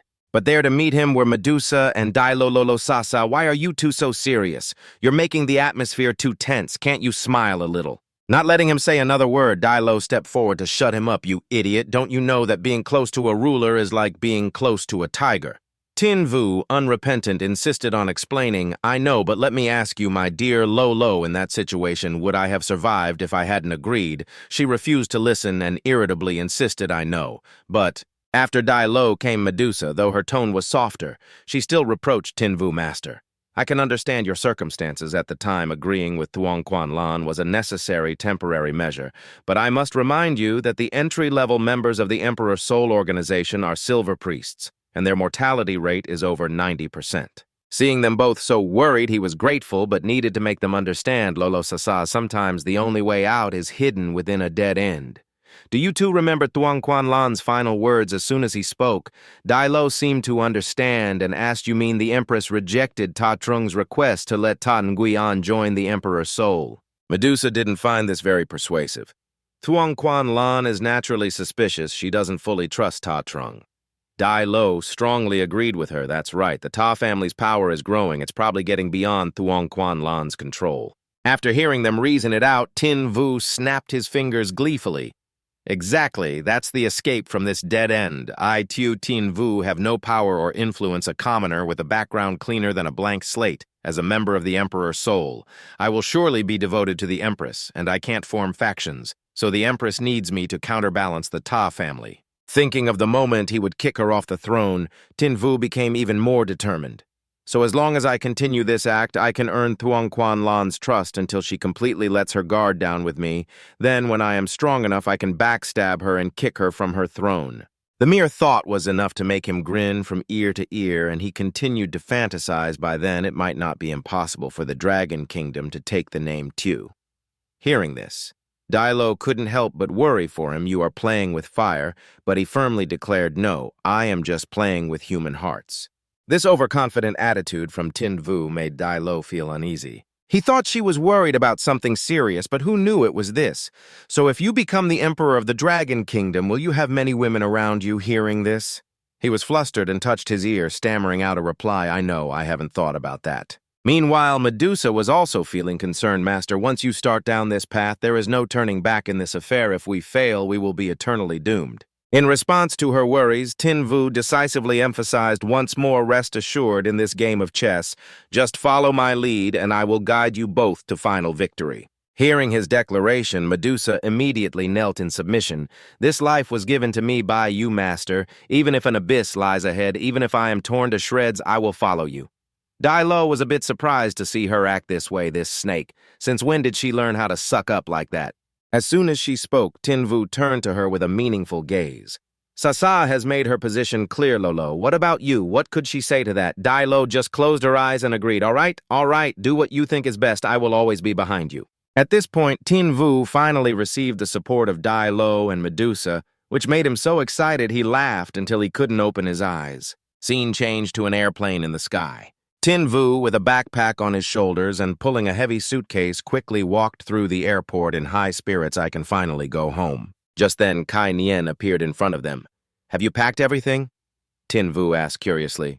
Teacher Tran, why are we the only ones on this plane? He explained with a joyful expression the headmaster was so happy that he chartered the entire plane this morning. His eyes widened. That's so generous. Duong Sok, standing behind him, looked at his backpack and muttered helplessly, Feng Yu beef jerky thun kin malt candy. A whole pile of specialties from Four Spirits City Tiu, Tin Vu. Did you come here to stock up on inventory? I thought my sister would like to eat them, so I brought some extra back. Hearing that, he brightened up. You really spoil your sister, don't you? At the mention of his sister, Tin Vu's eyes sparkled like stars. Of course, my sister is the best woman in the world. I must be filial to her for my entire life, okay? Okay, being filial is good. Then he glanced at his sister, sitting nearby, wondering how things were progressing between this kid and his sister, and whether he needed to give them a little push. The plane took off, its giant body soaring into the deep blue sky. Everything was perfectly normal until the passenger cabin suddenly began to shake violently. Everyone panicked. Teacher Tran, what's happening? I don't know either. There was a strange, faint smell in the air, but only Tin Vu, the calmest one, noticed it. Teacher Tran, why is there a faint smell of alcohol on the plane? Kai Nian panicked. A smell of alcohol. We're doomed. It turned out Nu Yen was dead drunk and had knocked the pilot unconscious. How strange. Why is there a man in the bathroom, and why are there so many buttons? The group outside desperately banged on the door, but to no avail. Headmaster, that's not the bathroom. It's the cockpit. Come out of there now. On top of that, the headmaster even started messing with the controls. What is this steering wheel? The plane tumbled through the sky, sending the passenger cabin into complete chaos. And yet they all managed to land safely while the headmaster was led away by the men in blue. I'm so dizzy. Hidden Dragon City, we finally landed. I almost died young. Other students from the academy were already waiting, and they cheered upon seeing Tin Vu Tiu. Tin Vu is awesome. You are the pride of our academy, martial god. We've been waiting for you for so long. Welcome, the one-of-a-kind genius of Hidden Dragon City, Tiu Tin Vu. Sin Hu and Tong Ho pushed to the front, their expressions full of admiration. Tiu Tin Vu, to be roommates with a great master like you in this life is truly a blessing from my past lives in this lifetime. I only look up to Father Vu from now on. I'll charge into battle with Father Vu. Faced with their enthusiasm, he just said indifferently, who are you guys hearing this? One of them became extremely annoyed and shouted loudly, that's going too far. We haven't seen each other for a short while, and you've already forgotten all about us. Just kidding, why so serious? He smirked mockingly. Go Sin Hu Tong Ho. You two are my adopted sons. How could I forget hearing that the two of them fumed and roared? If you call us that nonsense again, I'll smash your head in, you bastard. Who's your son? But Tin Vu couldn't be bothered to care. He calmly took a notebook out of his backpack. He held the notebook out in front of them. I've prepared some training plans and arranged coaching based on your beast-taming characteristics to help you increase your strength. Sin Hu and Tong Ho changed their tune in a flash, almost kneeling down to worship him. Adoptive father, oh Father Vu, I really can't live without you. Behind them, the Duong Sok brothers were still peeking out, so Tin Vu turned back and called, You two stop hiding back there. They're looking forward to seeing you too, but he politely smiled and refused. No, you're the main star of our school. We won't steal your spotlight. So Tin Vu put his arms around their shoulders and pulled them both forward. How could I let that happen, despite Duong Sok blushing beet red and stammering Tiu Tin Vu, wait a minute. The reporters eagerly took pictures, the continuous clicking of camera shutters filling the air. Images of the three of them appeared on large screens everywhere. In another corner, a fist slammed straight into a wall. Wang DM happened to see this scene and became so frustrated that he took his anger out on the wall. On the screen, Tin Vu was interacting intimately with Ham Ham. That scene was a thorn in his side. He gritted his teeth and growled out each syllable, Tiu Tin Vu. His previous failure made him extremely bitter. If it weren't for you, my beast wouldn't have died. No, I can't accept this. If it weren't for you, why would I have been expelled? He blamed all the misfortunes of his life on him. If it weren't for you, why would my father have disappeared? Why would I have to wander the streets becoming a homeless dog that everyone spits on? Wang DM stood there, venting his anger, unaware that someone had appeared behind him. I was clearly the most outstanding and formidable student of Azure Dragon Academy. This championship title, this glory, it should have all been mine. Feeling a tap on his shoulder, his face showed clear panic. Who is it? Before him was a hooded figure who gave a sinister smile. Wang Diem, son of Wang Dongthang. He immediately became wary. Who are you? Do you know my father? Without another word, the figure threw a piece of paper at Wang Diem. You don't need to know that much. If you want to defeat Tu Tin Vu, then come find me. With that, the hooded figure disappeared as suddenly as he had appeared. Wang Diem muttered suspiciously, "Who on earth is this guy?" But when he looked at the piece of paper, he was so shocked his jaw dropped. It was a strange symbol, and coincidentally, Wang Diem recognized it, the Dark Abyss Beast Tamer Guild. A horrified scream echoed from the classroom. What a midterm exam. The exam details were already written on the board. Azure Dragon Academy midterm exam location. Train number 13 mission, escort the train and deliver military supplies safely to Huangyan City. Kai Nian explained the rules. That's right, for this semester we have arranged a midterm exam for you. It consists of 2 parts. One is a written theory test. The other is a practical test. You will have to personally enter battle and slay demonic beasts. The exam details were already written on the board. Azure Dragon Academy midterm exam location, train number 13 mission, escort the train and deliver military supplies safely to Huangyan City. He continued without a pause. For this midterm exam, our class will escort the military supply train number 13, delivering supplies safely from Hidden Dragon City to Huangyan City.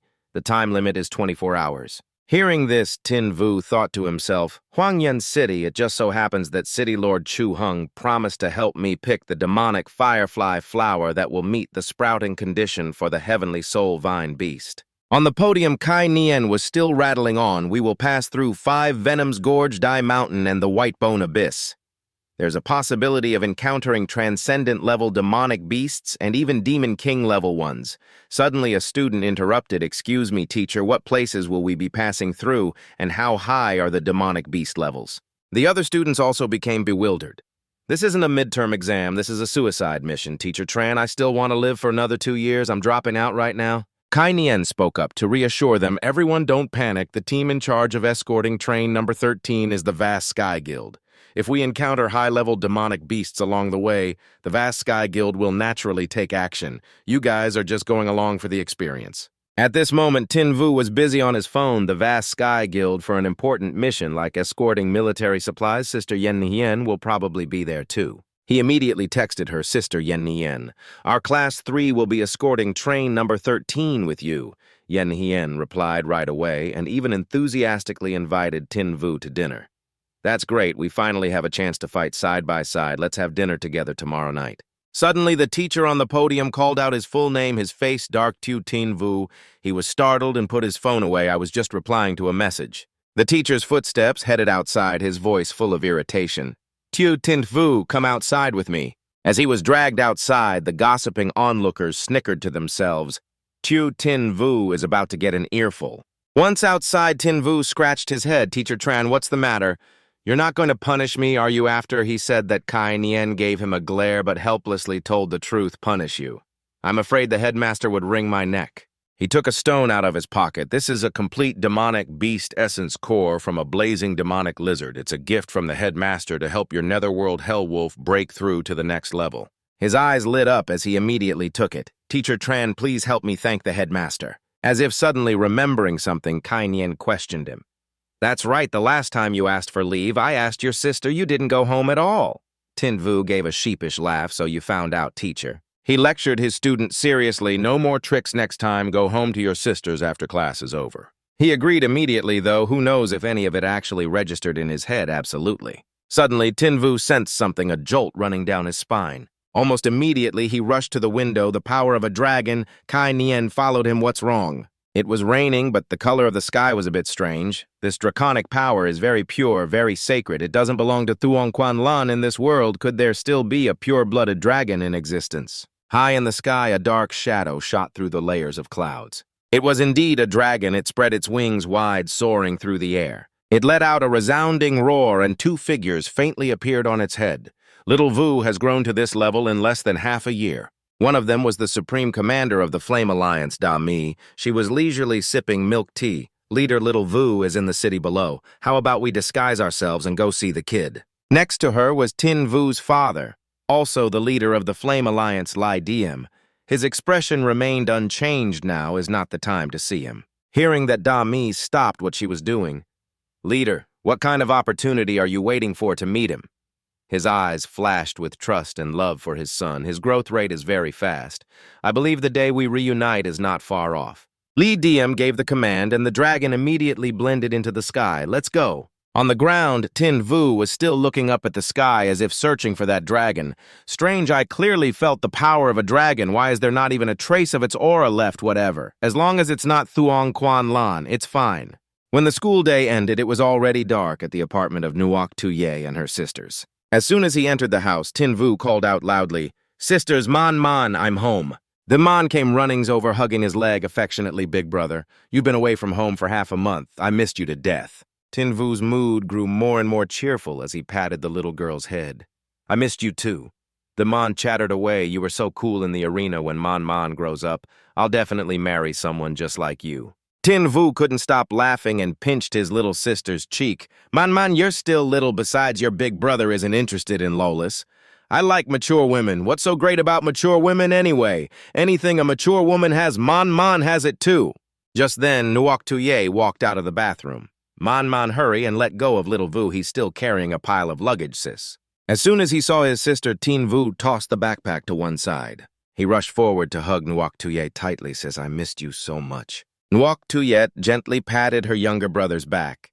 "Little Vu, I missed you too." Standing by Tuman was very curious. Why is their dynamic so different from mine and sister Deep Nguong Suong's? The sky gradually darkened while the light from Tin Vu's room still shone brightly. Leaning on the sofa, he turned around with a mischievous look and wheedled, "Sis, can I sleep with you tonight?" Standing right behind the chair, Nuoc Tuye immediately refused. "No way.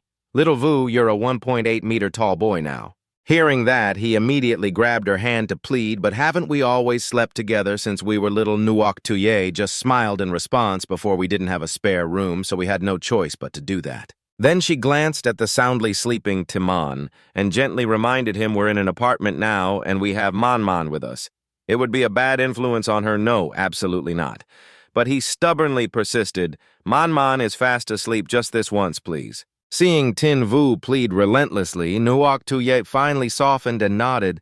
"I really can't say no to you, all right? Just this once. Don't do this again." Upon receiving her consent, his face lit up with joy. Night had fallen.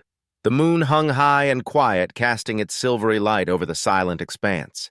In the gentle warmth of the blankets, Tin Vu and Nuoc Tuye were settled in bed. As her hand gently brushed across his gaunt face, Nuoc Tuye's heart ached. "Little Vu, you've been away for so long, your face has gotten so thin." Taking her hand, he gently comforted her. "I'm fine, sis. Next week is the midterm exam. I have to go out on a trip." Hearing this, Nuoc Tuye was slightly taken aback. "You have to go out again?" Tin Vu cheerfully revealed the information. The exam content is to escort train number 13 to Huangyan City. His words made her heart grow heavier. That's a city on the western border of the Dragon Kingdom. The environment along the way is very harsh, and there are many demonic beasts. But he just shook his head decisively. "It's okay, sis. I'm very strong now." Hearing that, Nuoc Tuye curled her lips into a smile teasingly as if to dispel her worries. "Very strong. Huh, that's true. Before I could hold you in one arm in the blink of an eye. I'm not even sure I can wrap both my arms around you now," he said gently. "It's okay. Now it's my turn to hold you." As soon as he finished speaking, Tin Vu wrapped his arms around Nuoc Tuye, pulling her into a warm embrace. This made her cheeks blush as she gave him a crescent-eyed look and chided affectionately, "You're so mischievous." And in that dreamy moment, he lowered his voice and told Nuoc Tuye with determination, "Sis, when I make a lot of money, I'll buy a villa facing the sea on your free days. You can go to the shore and collect the seashells you like." Then Tin Vu continued to paint a picture in his mind of the three of them gathered around a warm meal. "After that, I can achieve merits every day and come home to eat the food you cook. By then, my life will be complete." Hearing his silly words, Nuoc Tuye laughed. "What a vivid picture. I'm already starting to look forward to the future you've painted." But deep down, a quiet bitterness welled up. "You silly boy. I can't be with you forever." In a sudden quiet moment, she raised her ring finger, tilted her head slightly to look at Tin Vu, and proposed, "Little Vu, can you promise me one thing?" He was stunned for a moment. "What thing?" Nuoc Tuyet gently hooked her pinky with Tin Vu's and slowly uttered each heavy word. No matter what happens to me in the future, you have to live well, okay? He fell silent for a moment, then firmly assured her sis, nothing will happen to you, I promise you. From that moment, memories of his childhood when Nuoc Tuyet used to hold his small hand tightly came flooding back. And then time quietly shifted to the next morning as the brilliant sun cast its golden rays across the school campus. In the heavy atmosphere of the classroom, Sin Hu sat with a gloomy face. Failing the exam is a small matter. Losing your life on the exam grounds is the big one. Right beside him, Tin Vu casually quipped, "So do you need to write a will hearing this?" He scowled and retorted, I don't want to raise any flags right now." Suddenly, Tong Ho jumped onto the desk, waving a bill in his hand, and generously invited Father Vu, "Want to go to the cafeteria, my treat today." Tin Vu laughed in response, "If my adopted son wants to treat, I'll accept the kind gesture. Let's go next time I have a date with someone today." Seeing him leave, looking different than usual, he grew curious and turned to ask Old Ngo, "Who do you think Father Vu has a date with today?" Sin Hu immediately speculated. Father Vu is a big shot at Azure Dragon Academy. Now it must be a campus belle chasing him. Hearing that, Tong Ho crossed his arms and thoughtfully listed them out, the four great campus belles, Diep Swang Nguang Murong, Ham Ham Tran Ka Nan, and there's also the heavy-pupiled girl, what's her name again? Sin Hu immediately mentioned the familiar name Bak Van Ka. He confirmed with a start, yes, it's Bak Van Ka. And so the two began to discuss and speculate on their friend's love life. In my opinion, it's unlikely to be Bak Van Ka. After all, we hardly ever see her. I feel the most likely candidate is Morong Ham Ham from Father Vu's team. Her chances are high. Tong Ho nodded in agreement. That's true. Meanwhile, outside, Duong Sok was walking while quietly asking, Ham Ham, little sis, I heard Dad is back. There's going to be good food at home tonight. She smiled in agreement. I miss Dad's cooking too. At that very moment, as a familiar figure slowly passed in front of them, he called out loudly, Tin Vu. Seeing the radiant expression on his face, Duong Sok teased, What are you smiling about? You look so happy. Want to come to my house for dinner tonight? Ham Ham also nodded eagerly. My dad is cooking tonight. He also said he wants to meet you, but Tin Vu quickly shook his head and refused. Sorry, I have plans with an older sister tonight.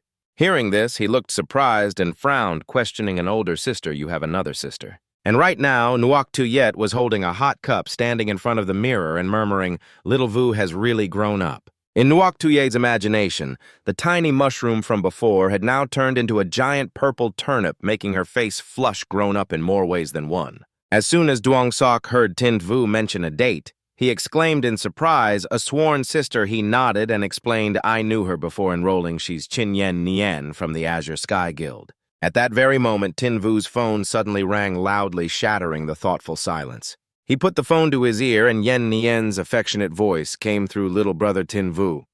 I'll be waiting for you at the academy's back gate. Leaning against the car, she quietly listened to his joyful reply, Sister Yen Nien, I'm on my way. Not wanting to make her wait, Tin Vu quickly said his goodbyes after hanging up brother Duong Sok Luk Kim.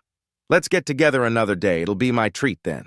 Duong Sok stood there pensively watching his retreating back, a sworn sister. That means no blood relation, so doesn't that mean before he could finish his thought, Ham Ham beside him called out softly, Brother? He didn't hesitate and urged, let's go follow them. Time passed slowly, the gentle morning light spreading over the houses on the street. The moment they saw each other, they both rushed forward, ecstatic with joy. Sister Yen Nien, she also joyfully grabbed his shoulders. Little brother Tin Vu, long time no see, I missed you to death. Hiding around a corner, Duong Sok watched them with an admiring gaze. He couldn't hide that beauty. What a hot body, little sis. You see, a guy like Tin Vu is very popular with beautiful women. You can't be careless. Then he placed a hand on Ham Ham's head with a gentle yet meaningful reminder. Little sis, if you want to make Tin Vu the son-in-law of the Morong family, you have to be a little more proactive. Hearing this, she turned and retorted, But I don't know how to be proactive. Besides, it's useless to be proactive. Seeing this, he raised a hand to his chin and pondered thoughtfully. Looks like it's time to bring out the ultimate move. A while later, Yen Nihien and Tin Vu had made their way into a shopping mall. After sitting down at a table, she beamed and presented the menu to him. Tin Vu, this is the best restaurant in the city. Feel free to order anything you want, my treat. This made him a little flustered. Sister Yen Nien, that would be a bit too expensive. However, she just shook her head and dismissed his concern. I'm not short on that little bit of money, waiter, one of everything on the menu. The person quickly took the order and replied swiftly, Yes, Miss Chin, please wait a moment. A few seconds later, steaming delicious dishes were brought out one by one, their aroma filling the air. Yen Hien and Tin Vu raised their glasses with radiant smiles, clinking them together with cheerful voices, cheers, cheers. Then she started the conversation, little brother Tin Vu, about this trip to Huangyan City, even though we'll be escorting you the whole way. You can't be too careless. You know, recently, the great demonic beast army in the outer regions has been stirring the environment at the border, is much more dangerous than in the inner territories. At these words, Yen Hien's heart suddenly grew heavy once the border falls. The demonic beasts will invade the Dragon Kingdom, and when that time comes, there will be no more beautiful days of feasting and drinking like this. Tin Vu quickly reassured her sister. Yen Hien, don't worry needlessly when that time comes. Won't you still have me? She nodded. When that time comes, I'll be relying entirely on you. Suddenly, the sound of laughter and conversation from the table behind them caught his attention. Brother, have another drink. I can't drink anymore. The Heavenly Secret Pavilion's auction is about to start. I want to find some materials to upgrade my beast pet hearing. The conversation, Tin Vu was slightly surprised. Heavenly Secret Pavilion, the largest auction house in Hidden Dragon City. Noticing his interest, Yen Hien smiled and probed. You little rascal, are you also interested in the Heavenly Secret Pavilion's auction? Want to go? But Tin Vu refused. No thanks, just hearing the name Heavenly Secret Pavilion. I know it's not a place a poor wretch like me can go to. Yet she didn't hesitate at all, grabbing his hand and pulling him along. Come on, I'll take you to broaden your horizons. Tin Vu was momentarily confused.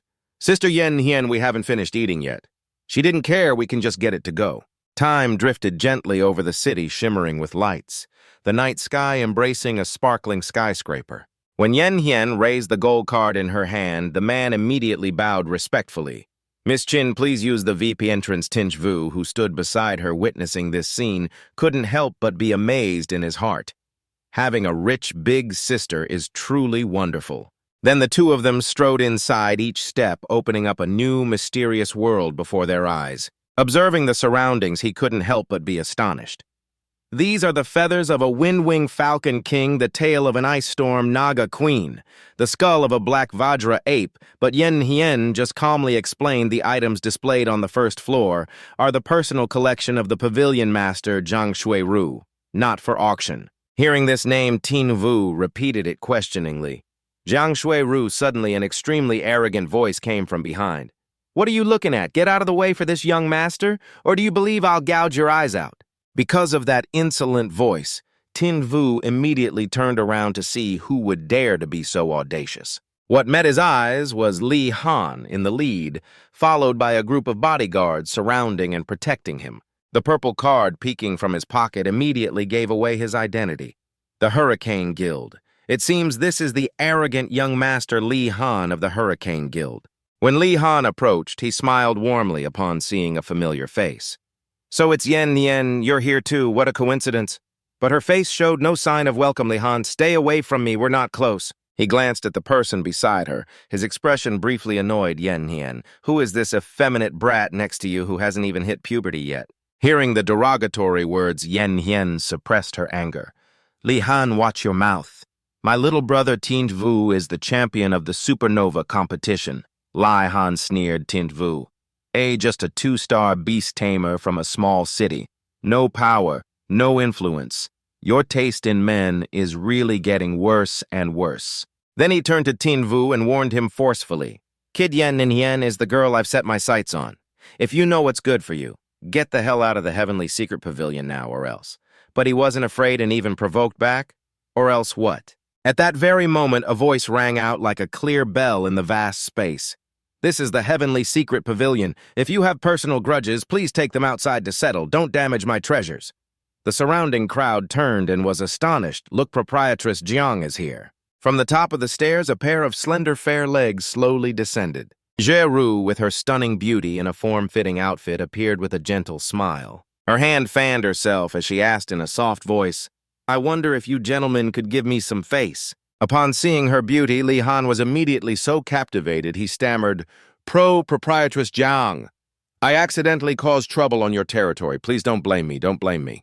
But Xueru only smiled with a gaze that was gentle yet powerful, not bothering to say another word in reply. Her eyes were sharp, cautiously scrutinizing each person as if weighing and measuring the entire space. At this moment, Tin Vu stood stunned in one spot, his whole body as if hypnotized, just staring intently at the person before him. After a moment of silence, Xueru turned towards the stairs and reminded everyone, "Ladies and gentlemen, the auction is about to begin. Please proceed to the exhibition hall on the top floor." Then, without waiting for a response, she walked straight up to the next floor under the watchful eyes of everyone present. Seeing Tin Vu standing there completely captivated, Yan Yan nudged his shoulder and teased, "When men see a beautiful woman, they really can't even walk straight," which startled him into a fluster.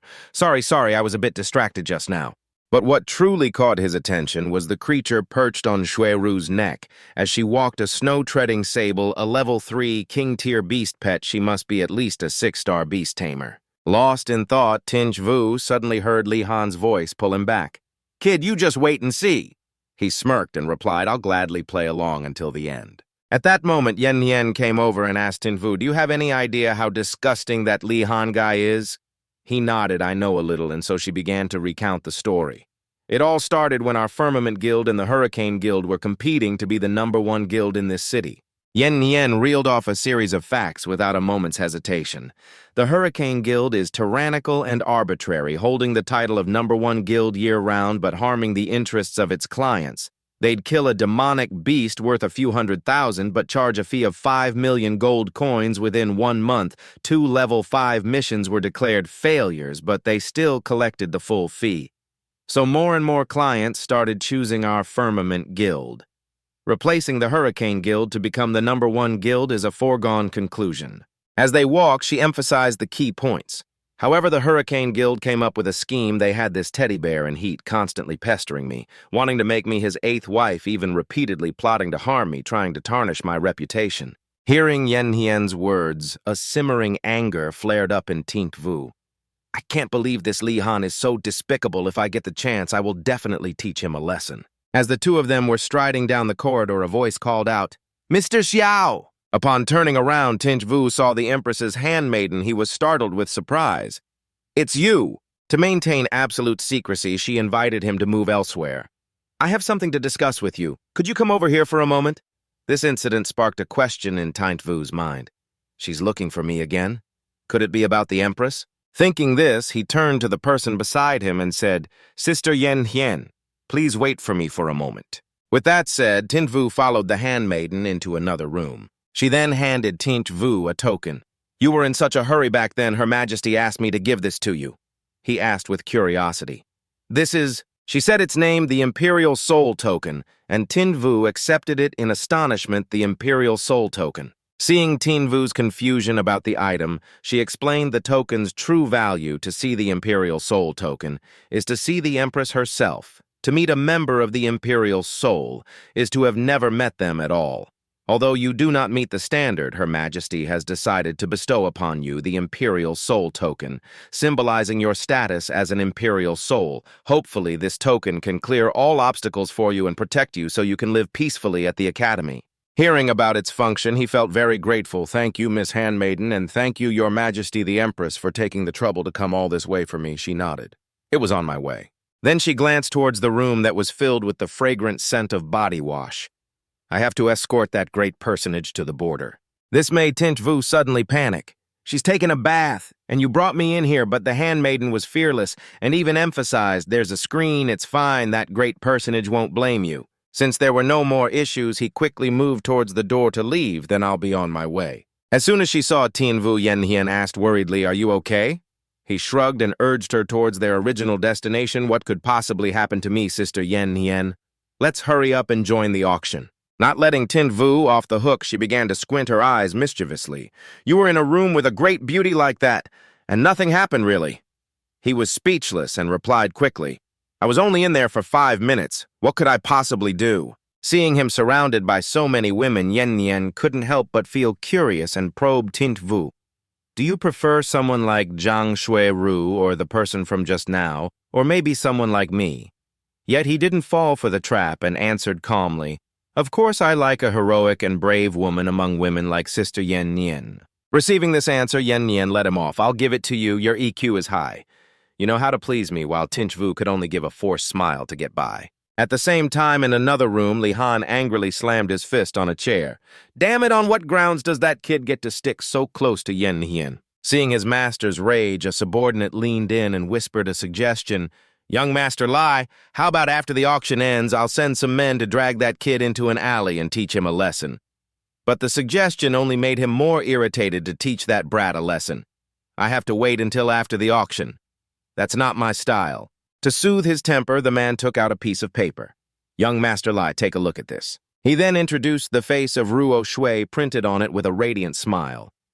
This is Xiao Tinvu's older sister. Looking at that stunning beauty, Li Han let out a wicked smile and praised her profusely. Truly, a great beauty.